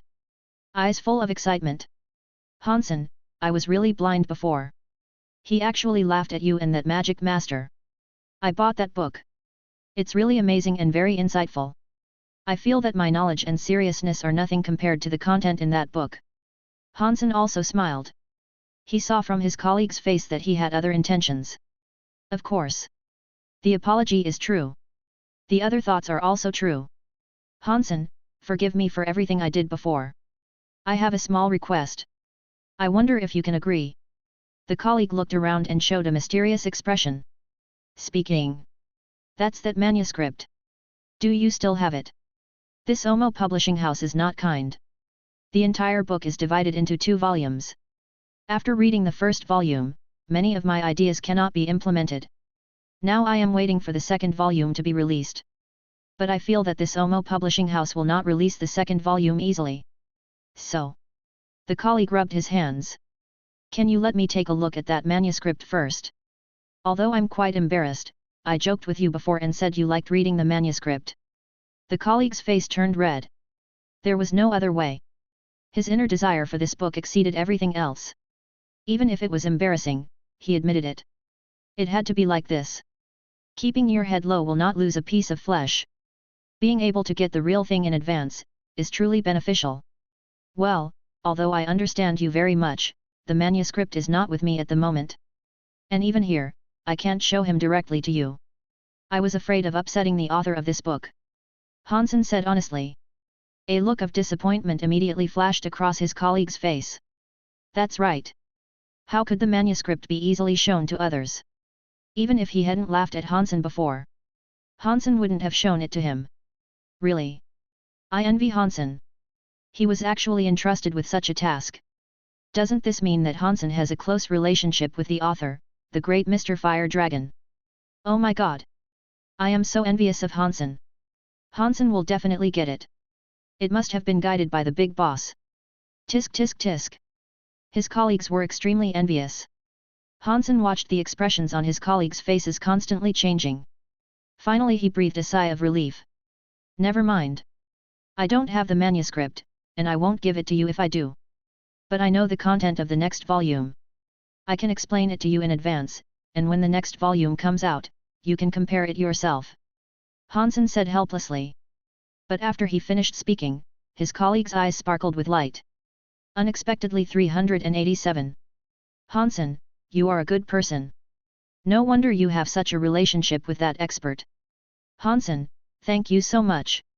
If anything happens in the future, I will definitely help. By the way, I will canvass votes for you in the next public voting for promotion. Hansen. Inside Hogwarts. In Charlie's dormitory. Charlie received a letter from Hansen. Hansen said everything went well. The first wave of repayments will be sent to Gringotts treasury in 2 days. There are other little things. People from AOMO Publishing House have always wanted to meet Charlie. Charlie pondered. Lit the letter. Gone first. Just get the money. Charlie goes to the restaurant. The little wizards have already arrived here early. But today, the little wizards didn't seem to be in the mood to feast. They are all discussing a topic. Magic Apprentice, from beginner to mastery. Have you heard about it? Flourish and Blots recently released a new book. It is said that the content in it is very powerful. Especially for wizards of our age, the effect is better. My dad said that the concepts and methods in it are all subversive to cognition. I can't wait to read it. A first-year Slytherin little snake was talking. Most of the wizards in Slytherin are from purebred families. The conditions are generally better. They can also be exposed to some strange news in the magical world early. Hehe, you are still impatient, I will get it soon. The other little wizard looked proud. His father told him that it had been sent. Suddenly, an owl flew in. A package landed accurately in front of the little wizard. See, that's it. The little wizard immediately stood up and opened the package with excitement. A beautifully packaged book immediately appeared in front of everyone's eyes. God, I really envy you. It is said that this book is very expensive and very hard to get now. The little wizards next to them all showed envy. Suddenly, the little wizard who got the book became the focus. Not long after, Malfoy and others also received the packages one after another. They also received the package as soon as possible. Inside, I got this book. Soon, in the restaurant, some young wizards with decent family conditions began to receive this book from their families. The scene became a little heated. Malfoy glanced with some pride. I walked around the little wizards without books. Most of them were ordinary wizard families and mixed-race families. I felt even more proud. I glanced at Charlie. Charlie didn't have any. Hey! No matter how smart you are, there are some people are born in Rome. It is not something that others can compare to. Maybe if I read this book, I can also catch up with Charlie's study progress. Thinking of this, Malfoy and others felt much more comfortable. They have already started. Imagining myself to be reborn. The story of becoming a magic genius. Chapter 83. Charlie sat at the dining table. Start enjoying dinner. But the noise around him already let him know the specific situation. His books have exploded. So next. It's time to count the money. But at this moment, he always felt a little uncomfortable.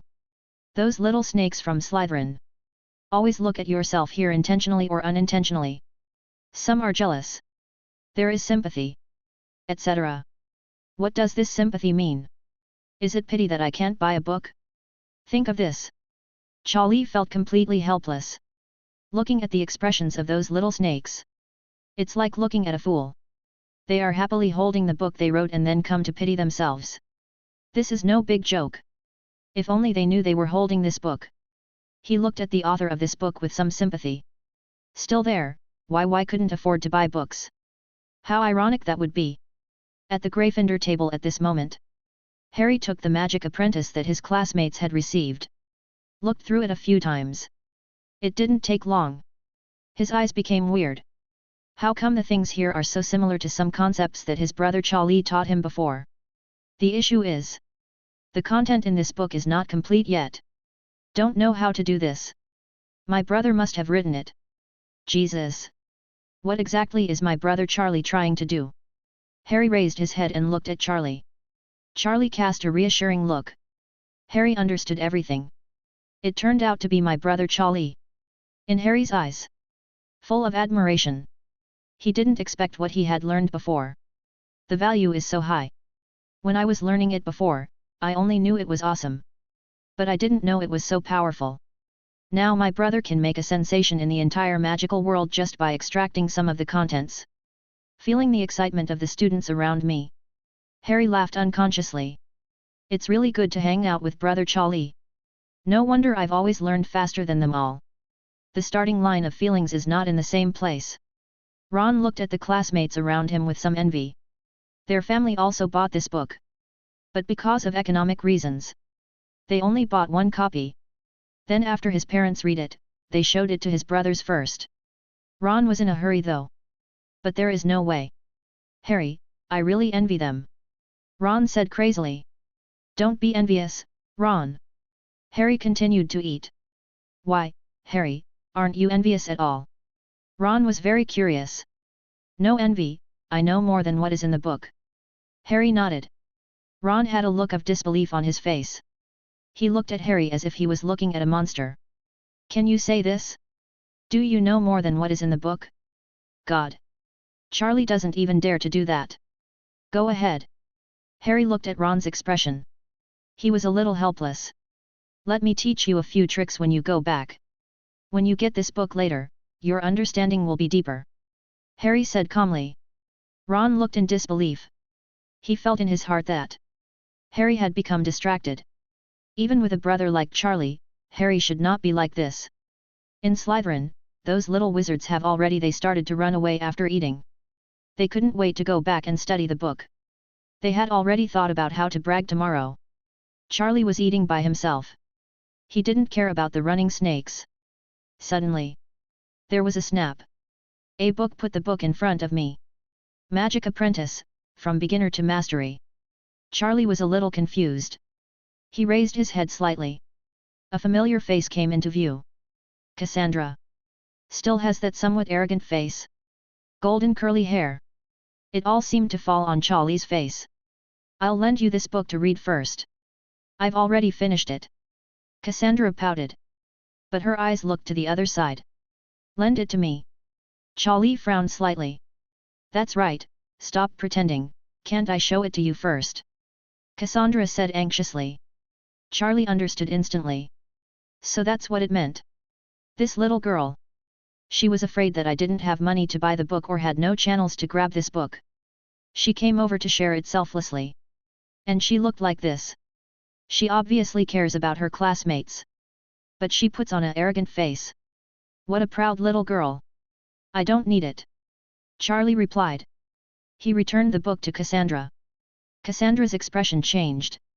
Charlie, why are you like this? At this time, how about learning to be Lord? Cassandra felt that Charlie was worrying about her self-esteem. She was embarrassed to accept it. Oh, don't worry, the content here is not particularly good. Charlie shook his head and wiped his mouth with a tablecloth. Then he said goodbye to Cassandra, leaving Cassandra stamping her feet alone. Damn Charlie, you want to save face.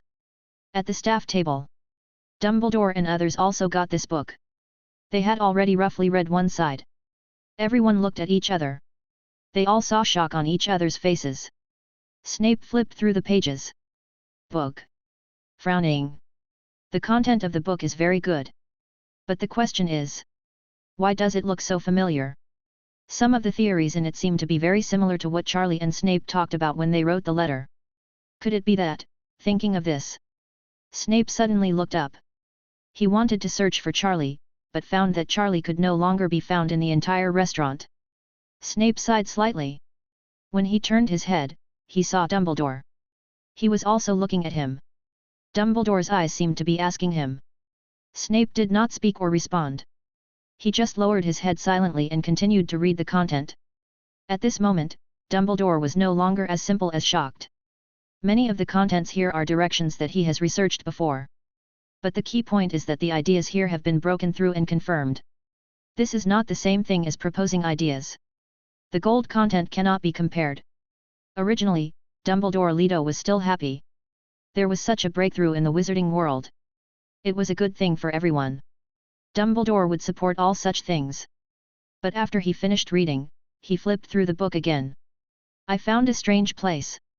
The author's signature of this book is actually called the Great Fire Dragon. It always feels a little weird. Fire Dragon. Charlie. Could this be written by Charlie?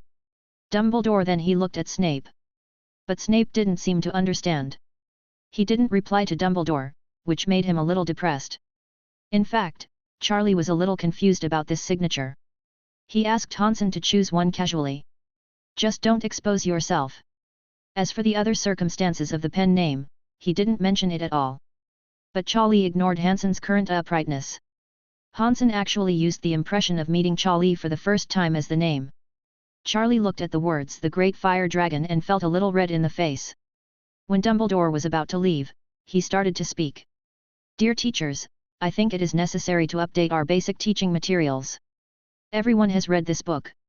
What do you think? Dumbledore looked at the other professors and teachers. All the professors and teachers raised their heads unhappily. The content of this book is indeed very good. I think this is the best book I have read in decades. Easy to understand, the most effective basic magic subject. Indeed, I couldn't help but read it. I think we can fully practice the content inside. If there are no problems, you can replace some old textbooks. Another teacher said. Dumbledore nodded. Sure enough, everyone has the same opinion. But, should we contact the teacher who wrote this book? I think he can write something like this. He shouldn't be an unknown person. But why is his pen name called the Great Fire Dragon? Everyone was a little confused. I contacted the publisher and they told me they couldn't contact this person either. So, very mysterious. Dumbledore spoke up. A trace of surprise flashed across the faces of the teachers at Hogwarts. This man must be a peerless expert. The wizarding world is full of talents. Then let's have a show of hands vote. After agreeing that there is no problem after verification, please raise your hands if you want to update this textbook. Dumbledore finished speaking. The group of professors and teachers all began to raise their hands in unison. The vote was unanimous. Except for one Quirrell. But no one cared. Soon, everyone dispersed. The banquet was over. The situation at this moment in the Landfinder dormitory. Ron was so frightened by the scene in front of him that his mouth opened wide. Harry was explaining some basic magic content to him. After Ron listened, he found it very useful. Then he borrowed a classmate's book to compare. I found that the content in the book was similar to what Harry said. Even worse than what Harry said. For a moment, Ron felt a little stupid. It turned out that what Harry said at the banquet was not bragging. Harry, how did you learn it? During this period, they were inseparable. Why did Harry have so many? And the content in this book is almost the same as what Harry said. Thinking of this, Ron suddenly thought of a terrible thing. Charlie. Harry can learn this magical knowledge. There is only one possibility. That is taught by Charlie. Ron's expression changed. It was extremely unnatural. But he did not dare to ask. In case Harry were offended. Charlie was unhappy. He was embarrassed. Late at night, in Quirrell's bedroom, a series of curses sounded. How stupid to teach such a thing to those mixed-blood wizards. Dumbledore is such a stubborn fool. This kind of knowledge cannot be allowed to be learned by those despicable mudbloods. Voldemort was very angry. When he read this book, he was shocked. The content in this book is really beneficial to all wizards. He was a little happy at first. But when he heard that Dumbledore after updating the textbook, he immediately became furious. Isn't this to raise the overall level of the wizarding world? I haven't been resurrected yet. Thinking of this, Voldemort became a little worried about his inner freedom. It seems that the wizarding world does not mean that there are no masters. There may be more. There are some terrifying existences hidden. Otherwise, how can this book be explained? Voldemort asked himself about the content in it. He couldn't write it at all. Let alone write it. He didn't even have an idea. This made him a little frustrated. He always boasted about himself. You are the smartest and greatest wizard. Now it seems that you may just be self-proclaimed. Great Fire Dragon.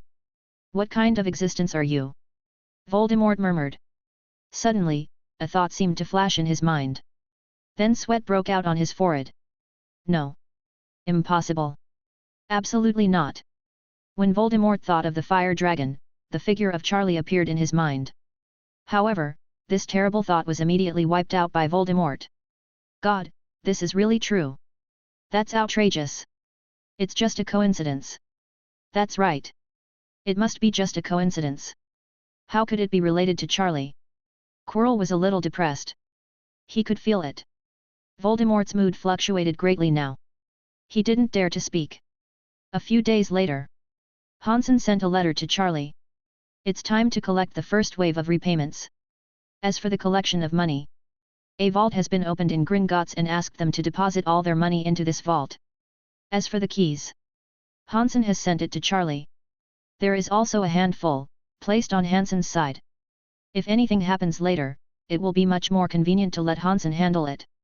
As for Hansen's loyalty, Charlie was not worried at all. How could Charlie's soul-stealing curse be easily broken? What's more, Hansen now has a natural admiration for Charlie.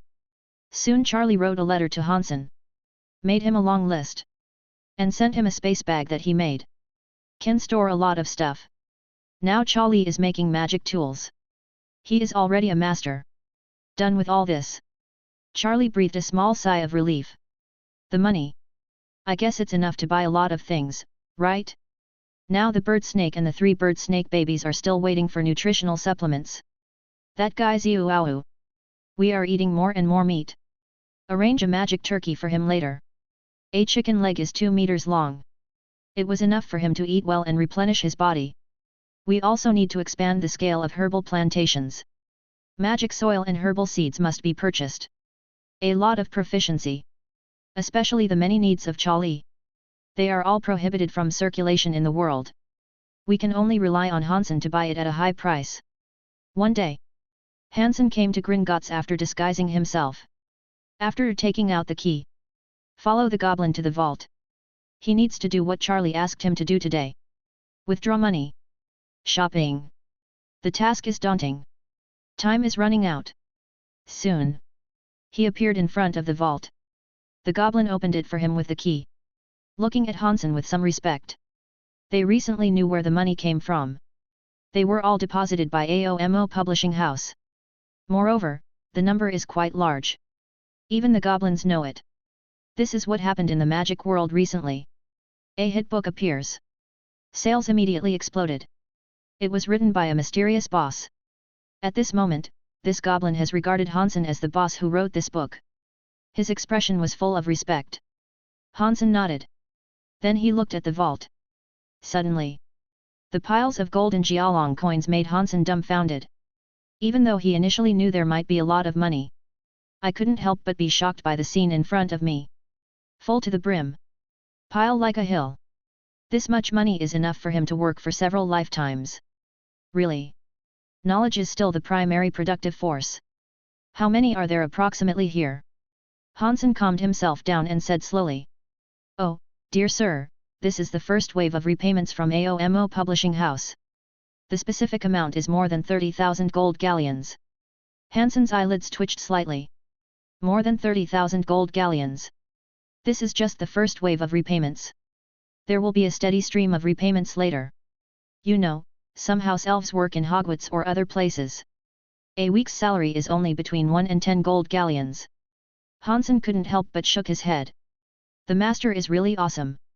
Why don't you just resign yourself? Work for the master full-time? After all, the salary offered by the master must be several times more than the Ministry of Magic. This unreliable thought kept passing through Hansen's mind. The charm of money makes people lose. Chapter 84. But soon, Hansen suppressed this unreliable idea. Work is not just about money. The main reason why my master likes me is because of my dual identity. Work hard to get promoted. This is the fastest way to help the owner. Hansen nodded. Arrange the thoughts in your mind. Nothing wrong with it. Soon, he was in the admiring gaze of the goblin. Take away the money back from Charlie. Then he made a list at Gringotts. Bought some rarer materials. For example, the furs of some strange and magical animals. There are also seeds of some magical plants that are rarely seen on the market. Have to say, although the things in Gringotts are good, they are not cheap. Hansen then went to Diagon Alley and Nocturne Alley. Purchased other tools required for verification. It's just that Hansen is a little depressed. Charlie's demand. There are many magic foods. And it's especially huge, like a 2-meter-long magic turkey leg. Not as good as the 5-meter-long magic grey goat meat. That's it. Purchased a lot. But Hansen had second thoughts. Kindness. The owner has the incarnation of a fire dragon, so it makes sense to eat more. Finally, Hansen took care of everything with Charlie. Satisfied, I started sending letters. Hansen touched the space bag sent by Charlie. I couldn't help but feel a little envious. The quality is really good. The space is so big. It will probably be very expensive. But if he knew that Charlie did it casually, I guess I will be scared by Charlie again. At the same time, I will shamelessly ask someone to come over. A few days later, Charlie received a package from Hansen. Have to say, Hansen is quite meticulous in his work. Every material, Hansen would mark the quantities on the list and so on. Charlie opened his bracelet space. Walk straight inside. Once inside, Xiaowu and the others seemed to feel something. He ran directly to Charlie's side. Acting cute and cute for a while. Begging for a hug and rubbing against each other again. Okay, stop acting. Charlie put them down one by one. Then he began to untie the space bag. There was a crash. Mountains of physical objects and materials, etc., poured out of the bag. It was like a waterfall cascading thousands of miles. Xiaohu's eyes immediately widened like copper bells. Tears flowed out of the corner of his mouth unsatisfactorily. The moon-crazy beast was relatively plain. Birds and snakes were different. The big bird and snake immediately wanted to start swallowing. Charlie grabbed it. 953 to prevent it from losing its mind and eating it was too much. Although it had to take care of the little birds and snakes, it still had to pay attention to the intake scale. Soon, Charlie sorted out the pile of materials and food. With some control magic, it almost didn't cost much. With all my strength, I have sorted and summarized everything. The remaining seeds, etc., are cultivated carefully. Then let the moon chi beast come over to fertilize so that these herbs can grow quickly. All the pets are very happy. Look at Xiang. Charlie's eyes were full of admiration. This food is much better than outside. Here, it's like having a golden rice bowl. You don't have to worry about eating and drinking.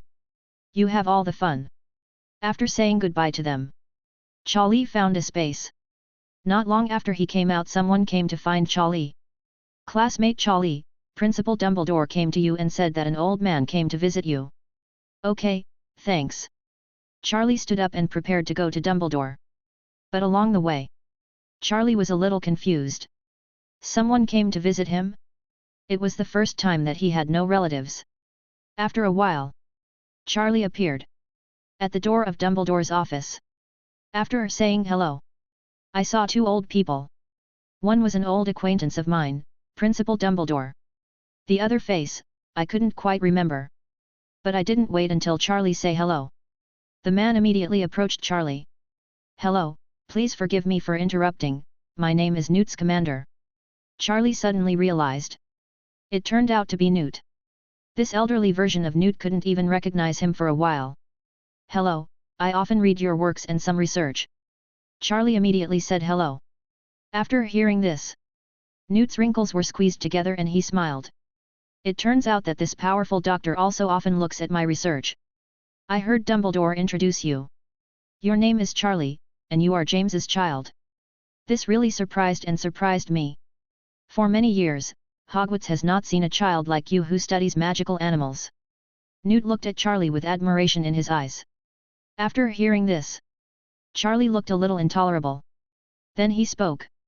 Sorry, Mr. Scamander, I am not a specialist in the subject of magical beasts. After Newt heard this, a trace of confusion immediately flashed across his face. Then he looked at Dumbledore. Dumbledore smiled and nodded, CHDD. Newt was confused. Then his face was full of disbelief.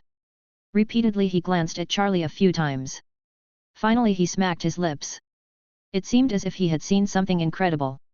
Charlie, you really amaze me. At your grade level, if you can perform surgeries and treatments on magical animals, you would already be legendary enough. This is one of the reasons why I am anxious to come and visit you. But now you tell me that you are not specialized in this subject. I was really shocked. Were you raised by magical animals? Newt's expression was full of shock. This so-called magical animal expert, medical expert, actually didn't specialize in this area. This is so shocking. He is still such a young child. God! I am in him. At this grade level, let alone treating magical animals. I haven't even learned how to get along with them. Oh, Newt, please don't be so excited. Charlie is the first person like him at Hogwarts. Dumbledore smiled and waved his hand, indicating that New York was so rude. I testify that what Charlie said is true. It hasn't been long since he came to Hogwarts. You know, Hogwarts also started school some time ago. Currently, Charlie mainly focuses on learning magic. Of course, Charlie will learn some knowledge in some fields outside of class, including this medical skill. Dumbledore finished speaking. Newt's face became even stiffer. What did you say? Dumbledore. Are you so comforting? You also emphasized to me that these abilities are all learned outside of class. Why should I study outside class? Haven't learned it. How much effort have I spent to achieve certain achievements in this field? These things. I just learned it after checking my extracurricular time? God! Dumbledore, you have become a bit exaggerated. Ahem. Mr. Scamander, I think you can start by telling me why you came to me. Charlie no longer wants to see Newt so shocked. Otherwise, Newt will be in a daze for a whole day. After all, he really just studied outside of class. Things and fields that he knows well. If Newt is if Te Chuan knew, Newt's faith in life would probably collapse. Ah, yes, yes. Mr. Charlie, I came to you firstly to see how the bird and snake were doing. The second thing is that I want to exchange some academic research with you. In addition, I am also very interested in your medical skills. I would be very happy if I could learn some of your ideas. Of course, it's not for nothing, I've also brought you a gift here. Newt took a deep breath. He first told his purpose. Charlie thought for a moment. As for birds and snakes, we can go and have a look later. As for communication, we each have our own place to learn, so that's okay. It won't be a loss to communicate with Newt. After all, Newt is the real master of magical animals. His works and research have inspired a lot of Charlie. Face-to-face communication and learning with Newt. Charlie will also gain great improvement. That's great. Principal Dumbledore, I wonder if you could prepare a quiet conference room for me and Mr. Charlie. Newt stood up. He couldn't wait. Of course. Dumbledore immediately found someone to make arrangements. It didn't take long. A quiet conference room was specially provided for Charlie and Newt. A little pride flashed in Dumbledore's eyes. Charlie is ours. The genius of Hogwarts. You guys who graduated from the past, disobedient guys, and today. Oh no, Newt was expelled. I forgot. A smile appeared on Dumbledore's face. Then he left first. He is very supportive of this kind of learning and communication. So now he is going to prepare some paper and pen materials for them to communicate. Soon. Dumbledore is back too. In the conference room. Newt took out his luggage. He prepared a gift for Charlie. He is a decent man. If you communicate with sincerity, you must be well prepared. Once the box is opened, many strange things appeared in front of Charlie's eyes. Some are ancient books. Some are Newt's manuscript notes. There are also some special magical animal materials and so on. Suddenly, Newt looked like he had forgotten something. By the way, Mr. Charlie, Mr. Dumbledore. Newt suddenly took out a book. The eyes of Dumbledore and Charlie changed slightly at this moment. That book. Isn't it the recently popular The Magic Apprentice? Sorry, I saw this book being sold on the way, so I was a little delayed. Newt recalled the scene of that day again. But you don't know how terrifying the book's release scene is. You know, this is the first time I've seen a book snatched like this. Everyone was like crazy, pushing forward. So my curiosity came, and I also used my old bones to squeeze forward. Finally I bought this book, but it is really expensive. Newt finished. Charlie's face couldn't help but twitch. He was scolded secretly again. Brother High often does this, so forget it. I didn't expect this magical beast boss to give me a surprise when we met. Dumbledore glanced at Charlie from the corner of his eye at this moment. After seeing Charlie's expression change slightly, his thoughts became more and more certain. A trace of shock flashed across his old face. Although it's expensive, it's really awesome. You know, I was delayed for a while. I am studying the contents of this book every day. All I can say is astonishing. What a great being he is that could write such a book. The thoughts and opinions stated in it, as well as the practical methods of operation, all make me ashamed. Newt wanted to continue, but found that Charlie and Dumbledore didn't seem to show interest on their faces. Okay, I said too much again. This is what happens when you get older. Charlie, I give this book to you. I think it will be of great help to your magic learning career. Believe me, I stand by my character. Newt's face was full of kindness, but he was very happy in his heart. He was still worried about some gifts that Charlie wouldn't like. You should have read this book. There is nothing the little wizard doesn't like. This doesn't make me Newt. Charlie looked decent. But Newt waited for a few seconds, but still didn't see the surprised or confused expressions on Dumbledore and Charlie's face. Newt, we at Hogwarts have already negotiated this book, and it will most likely be replaced as a textbook. Dumbledore nodded. Oh, is that so? Sorry, I got excited. No way, the content of this book is too explosive. Newt was a little embarrassed. He handed the book to Charlie. He smiled at Charlie. No way. Charlie could only accept the book. Earn Newt's money with tears and blood. If only Newt knew that the content in this book was still a castrated version. I don't know what I'll think. Why don't you let me take a look at that guy, Bird Snake? I haven't seen him for many years. Newt finished all this and said. Charlie nodded. Then the space of the bracelet opened. In Newt's shocked eyes, he walked into the space. Dumbledore followed. Newt looked at himself. The magical creature's suitcase next to it suddenly felt unsatisfactory. This bracelet from Charlie was too convenient. It can be opened with a slight movement. For my magical creature's suitcase, I still have to dig into it. Now that I'm older, it's much more difficult to drill through once. Looking at the space door again, Newt's face was full of envy. It's so greedy. Then Newt walked into the space door. For a second, Newt's face was horrified again. This space is so full of magic. And the sense of space inside is much better than my own magical animal suitcase. Isn't this a natural magical animal breeding and research base? What's the matter, Mr. Scamander? Charlie reminded Newt when he saw that he was frozen in place. Oh, I'm sorry, this space of yours is really surprising. I've always dreamed of having a place like this. My suitcase, Dumbledore, you know, is not polite and you have to carry it wherever you go. It's not convenient to get in and out. Dumbledore nodded. Indeed, Charlie, this space magic weapon is very unusual.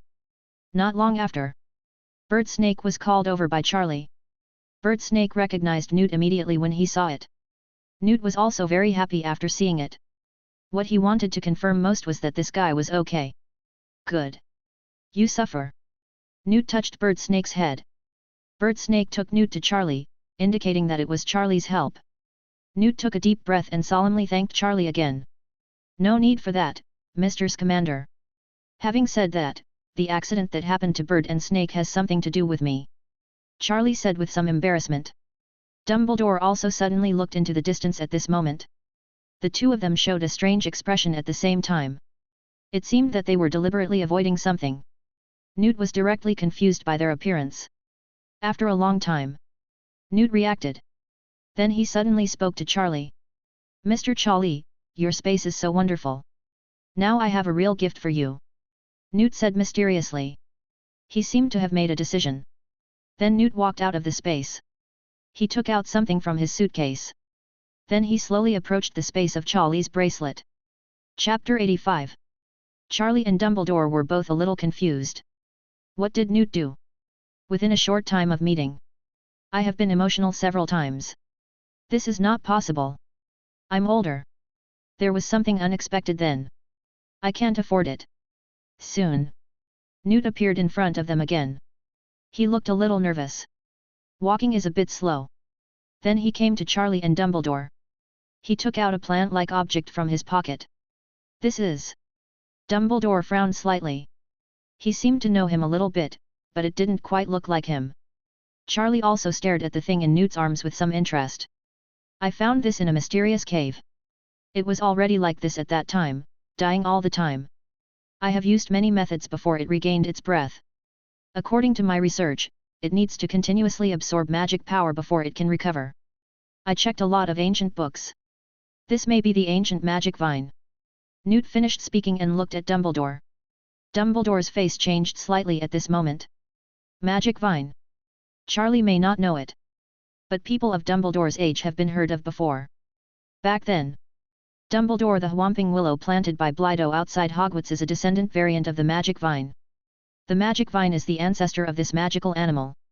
According to records in those ancient books, the magic vine has very heaven-defying abilities.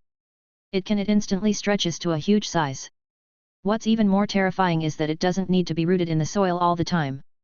In other words, when it reaches adulthood, it can leave the soil and walk around. It can even directly parasitize the host. Ordinary fire magic. Basically, nothing can do any harm to it. It is a very magical life form. And the records in those ancient books are only superficial. No one has been able to study the real peculiarities of the magic vine.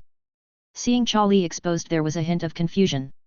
Newt and Dumbledore patiently explained it to Charlie. Charlie nodded. It's a good thing. Charlie, I'll just say it straight. I don't have the ability to provide it with an environment where it can continuously draw magic power. This time I brought it here just to try my luck, or to think of another solution at Hogwarts. But it really surprised me. You actually have such a mysterious space. This is tailor-made for this little guy. I want to give it to you. If it can be fully resurrected and grown in my lifetime, it will be enough to see the paper you wrote. Newt handed the magic vine to Charlie sincerely. Charlie held it in his hand, feeling the subtle magic fluctuations on the magic vine. It was indeed very weak. Life and death are all matters between a thought. All right. I try my best. You happen to be here, Mr. Scamander, so let's set it up together. Charlie did not refuse pretentiously. If this magic vine is not with Charlie, there is almost no possibility of resurrection. Unless there are some hidden bosses who have similar tools like Charlie. Okay, Charlie, you will not disappoint. Newt nodded gratefully. The two came to the place where the magic power of the bracelet space is rich. They began to arrange the magic soil. Then they buried the magic vines. It didn't take long. Everything was arranged properly. Come on. Charlie called you again. Crazy Beast. Let Moon Crazy Beast fertilize this place. It doesn't matter whether the magic vine is willing or not. First make sure it survives. After everything is arranged properly. Newt looked at this space and kept smacking his lips. His face was filled with envy. Mr. Charlie, I want to wait until our exchange is over. I can arrange and remodel the entire space for you. In this case, the layout and comfort will be more suitable for the growth of magical animals and plants. What do you think? Newt is very sincere. This couldn't be better. Charlie was full of gratitude. Just kidding. A real master is in front of you. Then he will work for you for free. Who doesn't want it? They are serious and experienced. After the foundation of the space is laid out, what magic will happen in the future? It will be much more convenient to add animals or magical plants. There is no need to change the layout again. After finally shopping around for a while, the three of them left Charlie's bracelet space. Newt and Charlie begin a formal conversation. Period. Charlie also learned a lot of knowledge from Newt that was not available in books. These things are the experience of this kind of doer. It was of great help to Charlie's basic knowledge of magical creatures and medical skills. In general, a big improvement. And for Newt. Newt was completely shocked. The more I communicate with Charlie, the more he discovered, Charlie seemed to be a wise man. Covered in all fields. All aspects. It scared Newt straight away. This is not just a doctor. There are no adjectives to describe this child at all. Newt pulled out a notebook. I carefully wrote down many of Charlie's views and research, etc. Especially the healing aspect of magical creatures. Charlie gave him a lot of guidance. Newt benefited greatly. To the end. The look in Charlie's eyes changed a little. It was meant to be polite, but there was still the care and concern of an elder for a younger one. Later, I was shocked and started to sit upright and listen carefully. Finally, there is admiration. Charlie was completely impressed. It was hard for him to imagine. A student who has just entered Hogwarts will have such power. The depth and breadth of magical knowledge. It amazed him. Period. Newt looked at Dumbledore repeatedly. Dumbledore always showed a "this is normal, we are used to it" expression. This made Newt very depressed. But too many times. Newt eventually got used to it. Genius. It always comes up. Now that I have encountered it, it will be helpful to me. Then just seize the opportunity. As for the height that such a person will reach, it actually has little to do with him. After all, you will never reach it. At last, Newt discovered that Charlie actually had considerable experience in magical combat. He was completely convinced. All-round warrior. Suddenly, Newt thought of the guy from Nurmengard. Couldn't help but shook his head. It's better to check it out. At this age, Charlie is already flourishing in all fields of magic. That guy from Nurmengard should really take a good look at Charlie. Defeat his proud spirit. A whole day, Charlie and Newt were both communicating and discussing in the conference room. Dumbledore ended up being busy. They all left early. Only Newt and Charlie were left. After dark, Newt realizes how much time has passed. Oh, sorry, Mr. Charlie. I really didn't expect that it took you so long. This exchange today has benefited me a lot. I feel that I am not only in the field of healing magical creatures, but also have different experiences in other places. You are so amazing. Newt was full of praise for Charlie. Charlie also received the goods. But he was not as excited as Newt. It's getting late, I have to go to rest early. During this period, I will be at Hogwarts. If I go back late, my lover will get angry again. Newt showed a hint of embarrassment. Charlie nodded understandingly. Oh, by the way, I think the book I gave you before is of no use to you. Many of your theories are very thoughtful and are more profound than those in that book. I see that you seem to have a lot of experience in refining potions, so I give you this.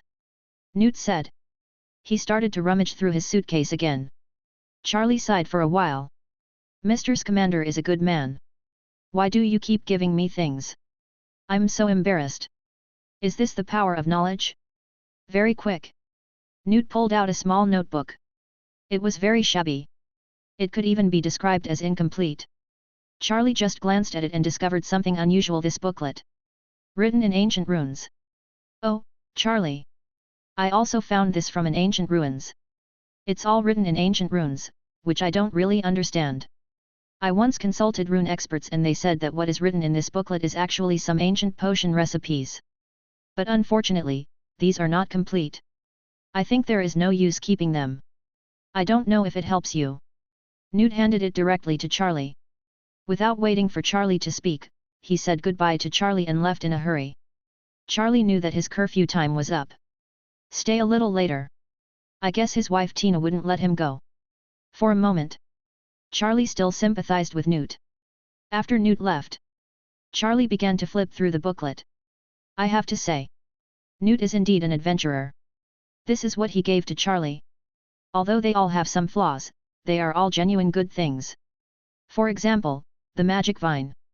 Although it has a weak breath of life, it is really a terrifying life form. And its flaws are not seen in Charlie's eyes. Question. It is only a matter of time before Charlie can restore it. Another example is a day of communication with Charlie. Charlie has optimized a lot of his knowledge system. Especially related to magical animals and medical skills, they have been greatly improved. And then there is this incomplete rune book contains the magic potion formula. Charlie has long been proficient in runes. As for this incomplete part, he should be able to deduce something. Soon, Charlie entered the deduction state. You read the ancient potion formula, integrated your knowledge system, and deduced to complete the potion formula, magic potion to strengthen the body. Hiss. Charlie took a breath. The formula for this magic is very unusual. It can actually permanently increase the strength of one's physical body. It is different from the method of magic body tempering that Charlie deduced before. This potion directly strengthens the body. And it's permanent. It is a potion that directly stimulates the body's potential and taps its magic potential. According to the records in this booklet, it is the research result of ancient wizards. Some wizards in ancient times. Because they have to participate in wars all year round and so on. There is a lot of research into body strengthening. But they are all lost. Some wizards or even cavalry themselves. What a good thing. Newt is really good to me. Grateful. Charlie stood up immediately. Return to his dormitory. Then enter your own bracelet space. Charlie first took a look at the magic vine that had been planted and recovered safely. But the magic vine has begun to grow in this magical soil. This efficiency is really fast. Then Charlie began to enter his alchemy room. This is a place dedicated to Charlie for research and refining potions. Black dragon blood, magia vine, unicorn tears. Charlie started looking for materials. The ingredients for this recipe are not easy to find. All are extremely rare materials. Worth a fortune. Fortunately, Charlie had kept an eye on it before.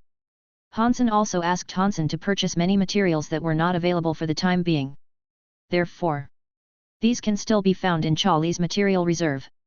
After a while, Charlie finally found all the materials. Calculate the gross estimate. The cost of refining this potion is more than 10,000 gold galleons. About there. Charlie found all the materials and drove out Xiuao who was clinging to him. Then he began to concentrate on preparing the potion. Within an hour, Charlie successfully refined the potion. It only had 1/10 the capacity of a test tube. But the energy contained in it should not be underestimated. Charlie took a deep breath and drank the potion in one gulp. He was confident in his method. From a pharmacological perspective, these materials would not cause harm to the body. Soon, Charlie felt a powerful force running rampant in him. The magic power around his body was also surging crazily. The muscles in his whole body were also undulating constantly. Charlie's body felt a tearing force. Pain. Suddenly, Charlie knelt down and fell down. The expression on his face became ferocious. But soon the pain was suppressed by Charlie. An hour later, Charlie stood up. The reaction on his body had already stopped. Disappeared. At this moment, he felt that he had endless power. Even if he didn't use magic, he could still rely on physical strength to resist some magical creatures. It is estimated that even Hagrid's physique is not enough for Chalkian. Recently, Charlie did not appear in class at Hogwarts. To this, everyone is used to it. After all, everyone knows that Charlie has special privileges. The problem is that even if he doesn't come to class, Charlie can still catch up on his homework instantly. Instantly kill the magic apprentices from the 4 major academies. But these days, something happened. Hermione's excellent performance in charms. Ron seemed ashamed. After school, Ron mocked Hermione. Everything was heard by Hermione. Hermione was deeply hurt because of this. I stopped communicating with Ron and the others these days. This evening, teachers and students are having dinner together in the restaurant. There was laughter again. Beside Charlie, Cassandra seemed to have a trace of resentment and kept staring at Charlie. Charlie didn't even look up, just minding his own food. Charlie, why do you always seem to ignore us? Is it possible that you have to be naive? Cassandra said a little depressed. Charlie thought, yes. I don't want to waste time with some people. Cassandra only responded slightly to Charlie. She was even more depressed. When had she ever been so angry? That is, here at Charlie. He always regarded himself as a piece of grass. Suddenly, a female classmate came to Charlie.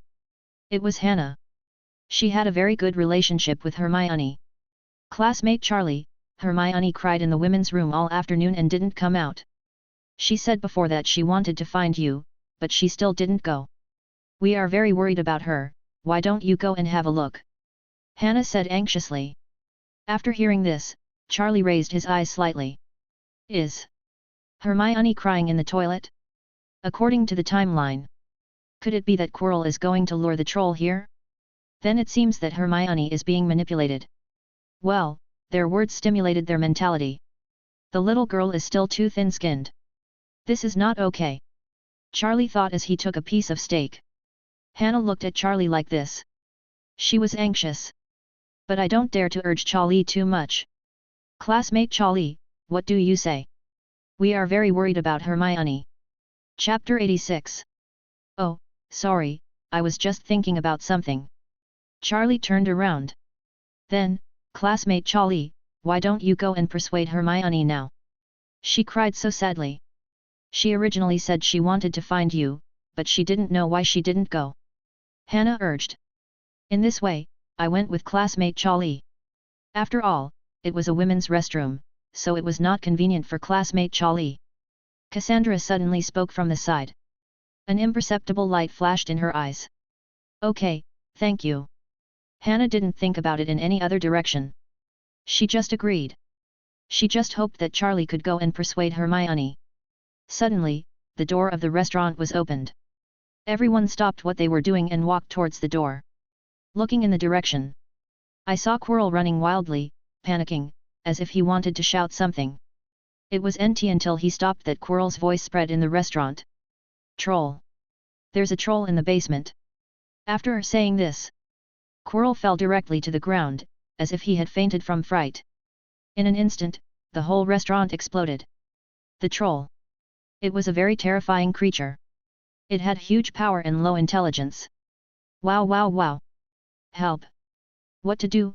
Let's run! The students were all very scared, with panic on their faces. Their little faces were full of fear. Some of them were impatient and got up from the dining table and ran out of the gate. Quiet! A voice blessed by magic suddenly sounded. It echoed throughout the restaurant. It was long and powerful. It was Dumbledore's voice. Students, don't panic, please believe us. Next, ask the prefects of each grade to take the students back to their dormitories. Teachers, come with me to the dungeon. Dumbledore is still experienced. Or maybe he is confident in his strength. Everything was quickly arranged. Charlie didn't pay much attention to what Dumbledore said about 073. According to the time, Hermione is not in danger yet. Everything. It was all done by Quirrell. Charlie stood up at this moment. His eyes narrowed slightly. He locked his eyes on Quirrell, who was lying on the ground. A thought flashed through his mind. He was still pretending to be dead. I'll give you a small gift. Think about it. Charlie suddenly recited a spell. A fixed spell fell directly on Quirrell's body. Quirrell was still lying on the ground with his body. Suddenly his face changed. It's terrible. I can't seem to move. Something is wrong. A premonition. Why can't I move for no reason? Sweat dripped from Quirrell's forehead. He had a feeling that something is not right. But the next second, something even worse happened. Charlie raised the corners of his mouth slightly. He casually snapped his fingers. The headlights of the restaurant, etc., exploded instantly, making loud noises. Now it was better. The students who were still calm at first were shocked and screamed. In the dark restaurant, the crowd began to erupt. It only took a few seconds. Students were running wild. Profound. Ah! Stop! Do not do that! In front of Quirrell, several panicked students stepped directly past. They were in a panic. Under the dim light, they did not notice Teacher Quirrell at all. Quirrell wanted to get up, but found that his body could not move at all. He was tightly locked by the fixing spell and could not move. Quirrell panicked. The back of his noble head was parasitized by the great master Voldemort. It had only been a few seconds and he had been stepped on several times. But there was no time to wait for him to sigh. Again I stepped on it several times. It really hurts my head. Help me, don't do this, good boys. Chi-Luo wanted to cry. His back was already covered with footprints. If he had known that he would have to pay such a price, he would not have pretended to be dead. Chi-Luo secretly hated it. He kept thinking in his mind who would deliberately mess with him. Come on, let's go find Hermione. Charlie said with a smile. Cassandra looked at Charlie's chuckle expression with a puzzled look on her face. Charlie, what are you laughing at? Oh, nothing, I thought of something fun. Charlie said perfunctorily. Cassandra rolled her eyes. How long has it been, my brother Charlie, and you are still recalling fun things? Hannah looked anxious. Classmate Charlie finally agreed to go. But the situation is different now, there is a giant monster. Classmate Charlie, why don't we go to the teacher quickly and go to the toilet to see Hermione first? Hannah said anxiously. That's too late. Charlie pointed to the door. All the teachers had gone to the basement to search. You don't have to go, I'll go find Hermione. After Charlie finished speaking, he walked straight to the door of the restaurant. Cassandra hesitated slightly and chose to follow. She didn't know why. Even when facing a troll, she always felt that following Charlie, there didn't seem to be any danger. Hannah struggled for a while. Finally, she decided to go to the bathroom with Charlie. The friendship with Hermione finally defeated fear. Charlie walked to a place. Suddenly, his steps were hard. Stomping his feet, he stepped on it hard. A muffled groan came from the ground immediately. Ah! Cassandra and Hannah followed behind Charlie. A confused look on his face. But he also imitated Charlie and took a step forward. There is no light shining. They couldn't see the road clearly. I thought there was some obstacle ahead.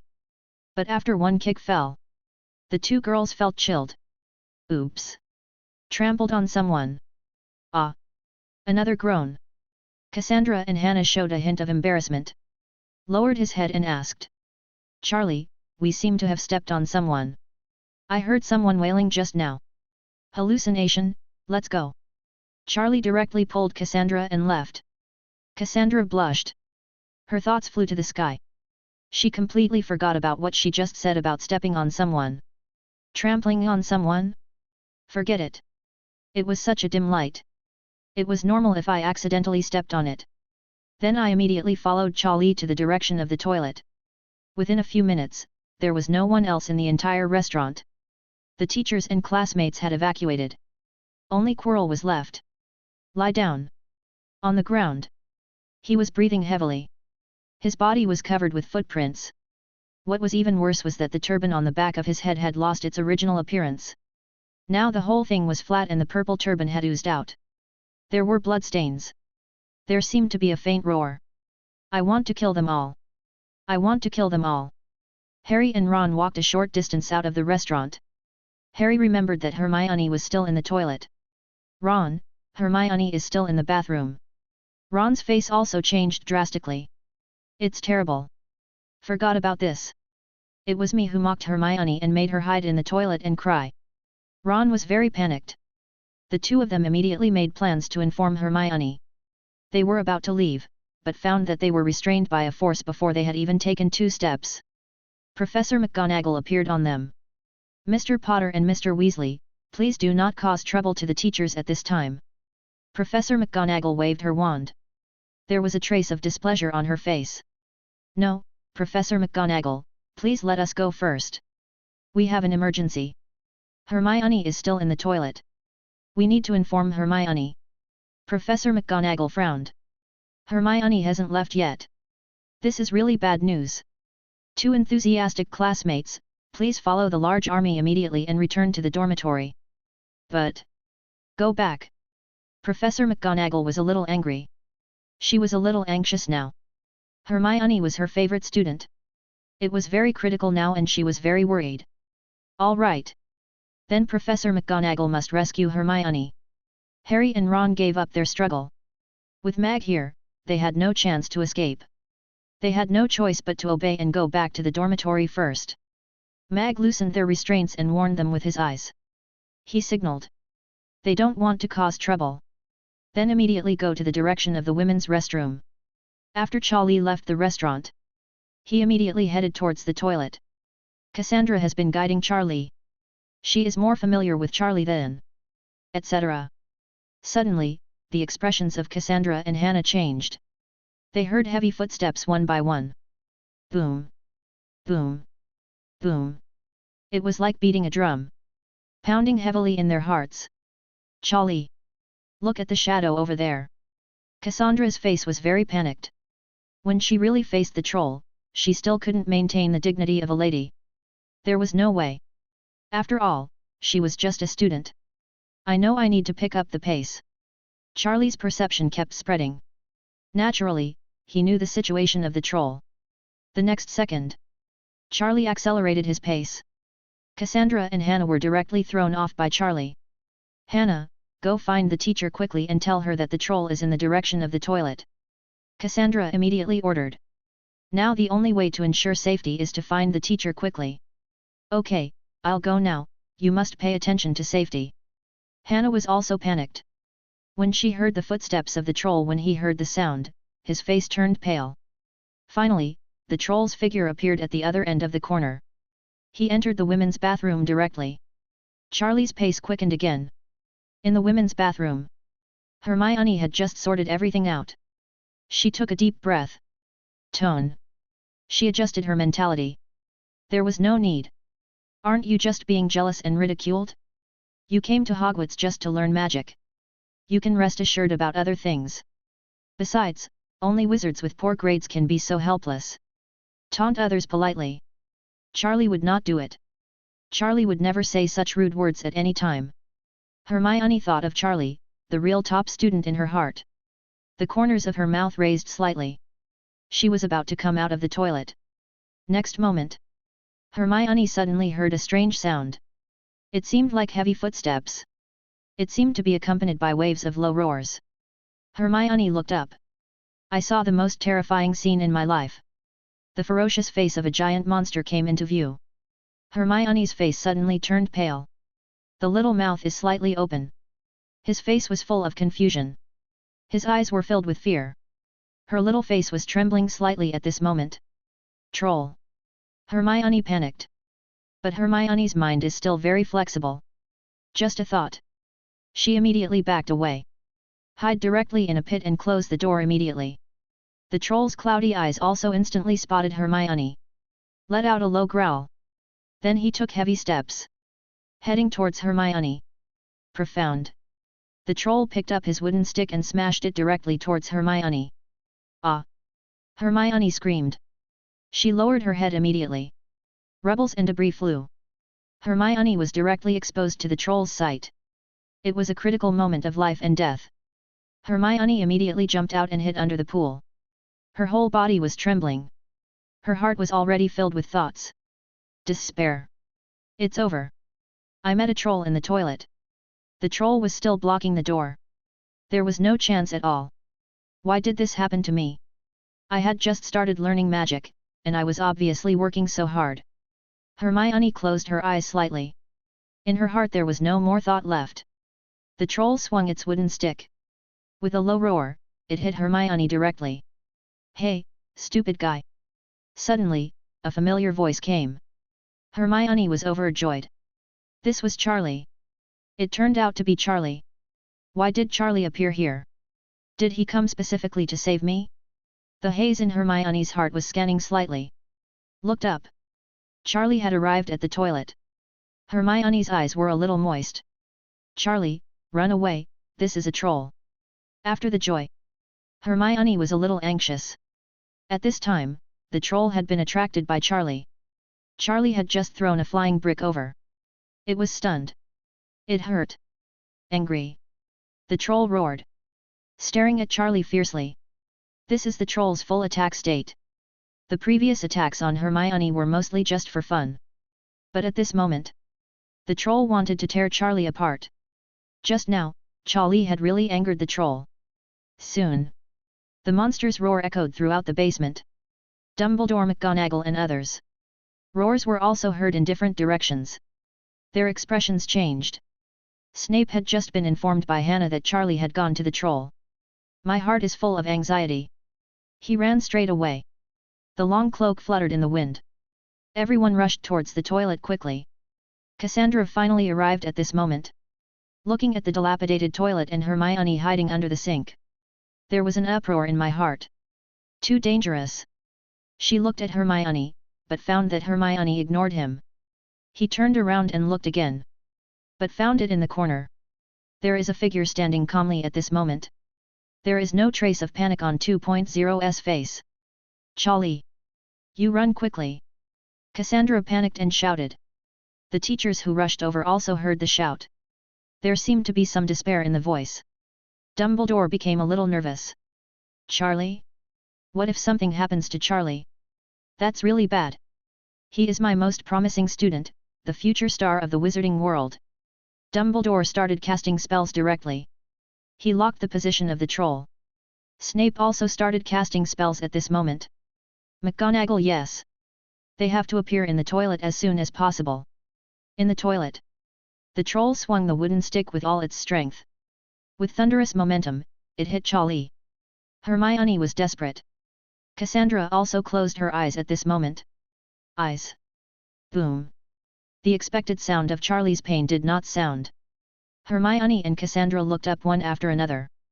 They saw that Charlie had appeared on the giant monster's shoulder. He punched the giant monster's head. Smashed it hard. The troll only felt that it was hit by a huge force, and his whole head roared. In a second, all consciousness was blurred. The troll responded to the end. Countless dust was raised in the toilet. Chaluan landed steadily. He looked at his fists and nodded. Not bad. The effect of this ancient potion was indeed full. Hermione and Cassandra stood there. Their eyes widened.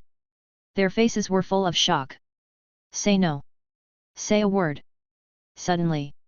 Whoosh whoosh. Several sounds broke through the air. Dumbledore and others appeared at the door of the toilet. Everyone immediately walked into the toilet. As soon as they entered, they saw a scene that they would never forget. Charlie sitting on the giant monster. And the giant monster. Lying quietly on the ground. Breathing out unevenly. It looks like it is about to die. Chapter 87. The entrance to the women's restroom at this time. A bizarre picture formed.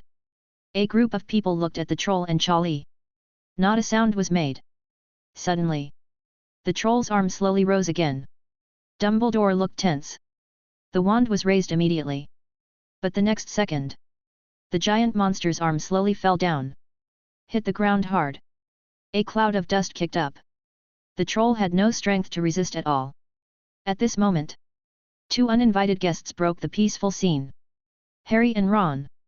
The two of them still ran over. Disobeying Professor McGonagall's orders. Oh my god! Harry, your brother defeated the troll. Ron covered his mouth. There was a trace of panic on his face. His voice was trembling.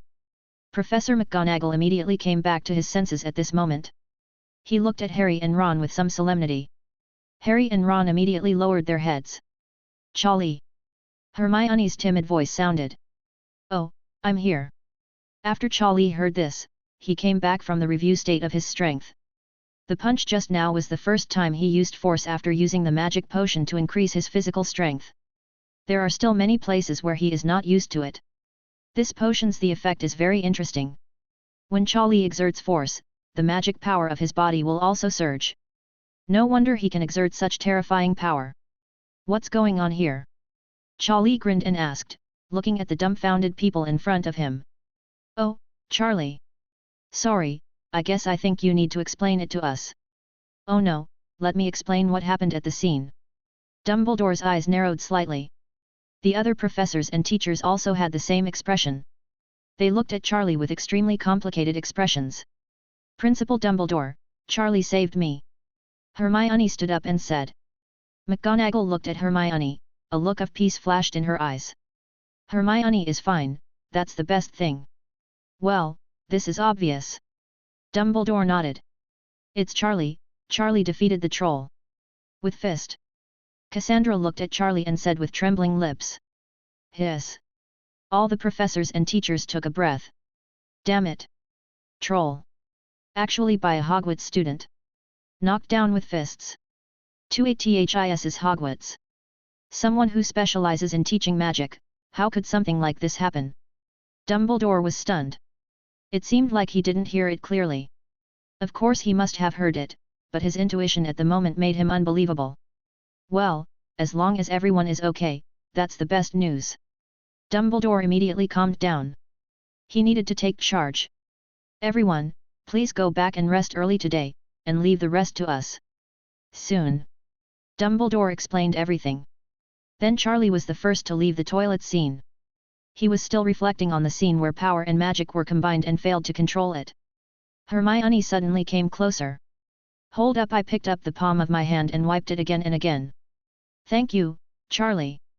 Real. Hermione's eyes were a little moist. This feeling of escaping from death gave her a feeling of regaining her life. Then Hermione immediately trotted away, lowering her head. Charlie was about to speak. Cassandra started from herself. Passed by. Eye to eye. Monster. Cassandra murmured. The look in Charlie's eyes was extremely complicated. Charlie was about to say something. But Charlie, you are really amazing. Cassandra said again, and then trotted away. Charlie was left walking on the road a little depressed. Brother, you are really amazing. Harry and Ron looked in admiration. Charlie. It didn't take long. These people all dispersed. In the basement toilet. Several teachers looked at each other. I think this matter, if spread, would definitely make the headlines in the Daily Prophet. Professor McGonagall whispered. Not only that, I think the research department of the Ministry of Magic might come to look for Charlie. Professor Flitwick is also somewhat mechanical. Dumbledore, can anyone really defeat a troll with fists? A teacher next to him said slowly. He looked at the giant monster that looked like a dead dog. My understanding is that it is impossible, but what happened to Charlie is really incredible. Dumbledore shook his head. Okay, guys, let's get to work, let's clean up this place. Dumbledore ordered. He must calm down first. In the corridor of Hogwarts, the magic that imprisoned Quirrell has been lifted. He was walking in the corridor, his face was very ugly. It was not difficult to see. There were all kinds of things on his body. It was a footprint. Suddenly, he met Hermione and Hannah, who looked a little happy.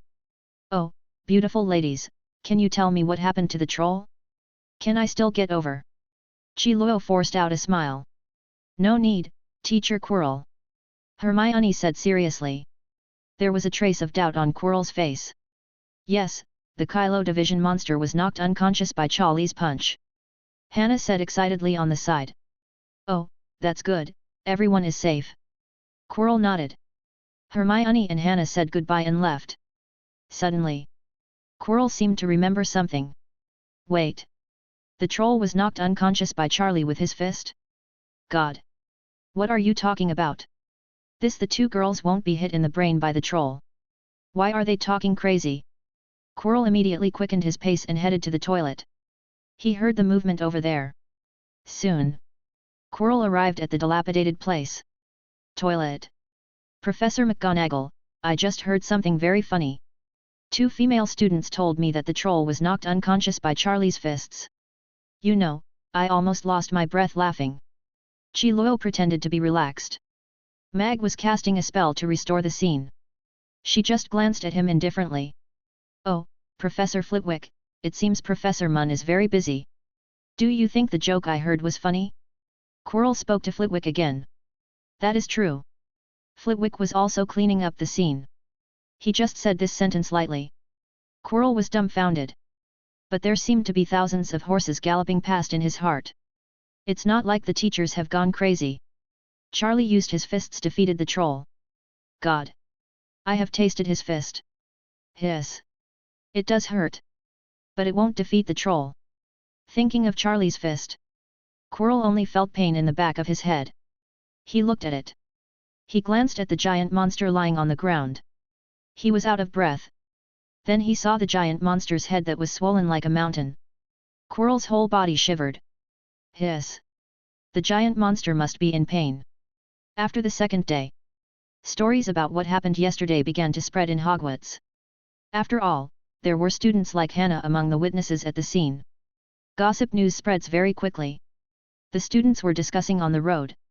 The giant monster yesterday night was knocked down by Charlie with his fist. Rumor has it that Charlie actually has the blood of a giant monster. You know, yesterday night, Charlie transformed into a giant monster. From now on, Hogwarts will restore its ancient tradition and have a close combat with a troll before graduation. Everyone's faces showed what they were like. First-year classmate Charlie. It's really unfathomable. Unexpectedly, Hogwarts has already is it so tolerant? All students with troll blood have been accepted. If Charlie knew this, he would probably be furious. But fortunately, no one dared to discuss such things in front of him. Today is the defense against the dark arts course. In the past, Charlie was always too lazy to go. Or he would read at the back. After all, in Charlie's eyes, Quirrell was just a half-baked guy. But today, Charlie planned to do it. Change to normal.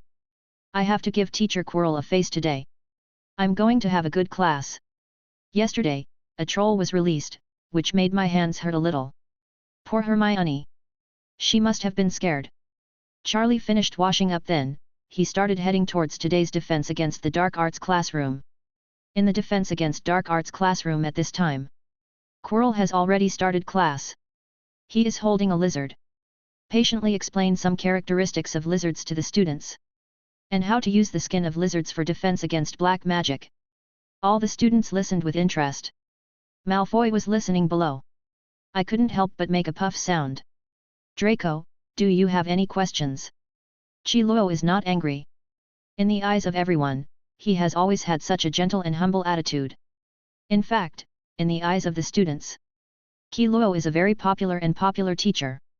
Teacher Quirrell, I'm really sorry, the garlic smell is too strong. Malfoy didn't hide it at all. He pinched his nose and laughed. Quirrell comes from a mixed-race family. Coupled with Quirrell's weak character, Malfoy has always looked down on him. Oh, I'm really sorry. Draco, and other students, please be patient. This is not the smell of garlic, but it is also used to repel vampires. This is a gift given to me by an African prince. It has a special meaning, commemorating the battle between me and the resurrected zombie. Quirrell said with some seriousness. There was a discussion immediately below. Here we go again, here we go again. It's the African prince again, the resurrected zombie. Every time I ask, I don't say anything.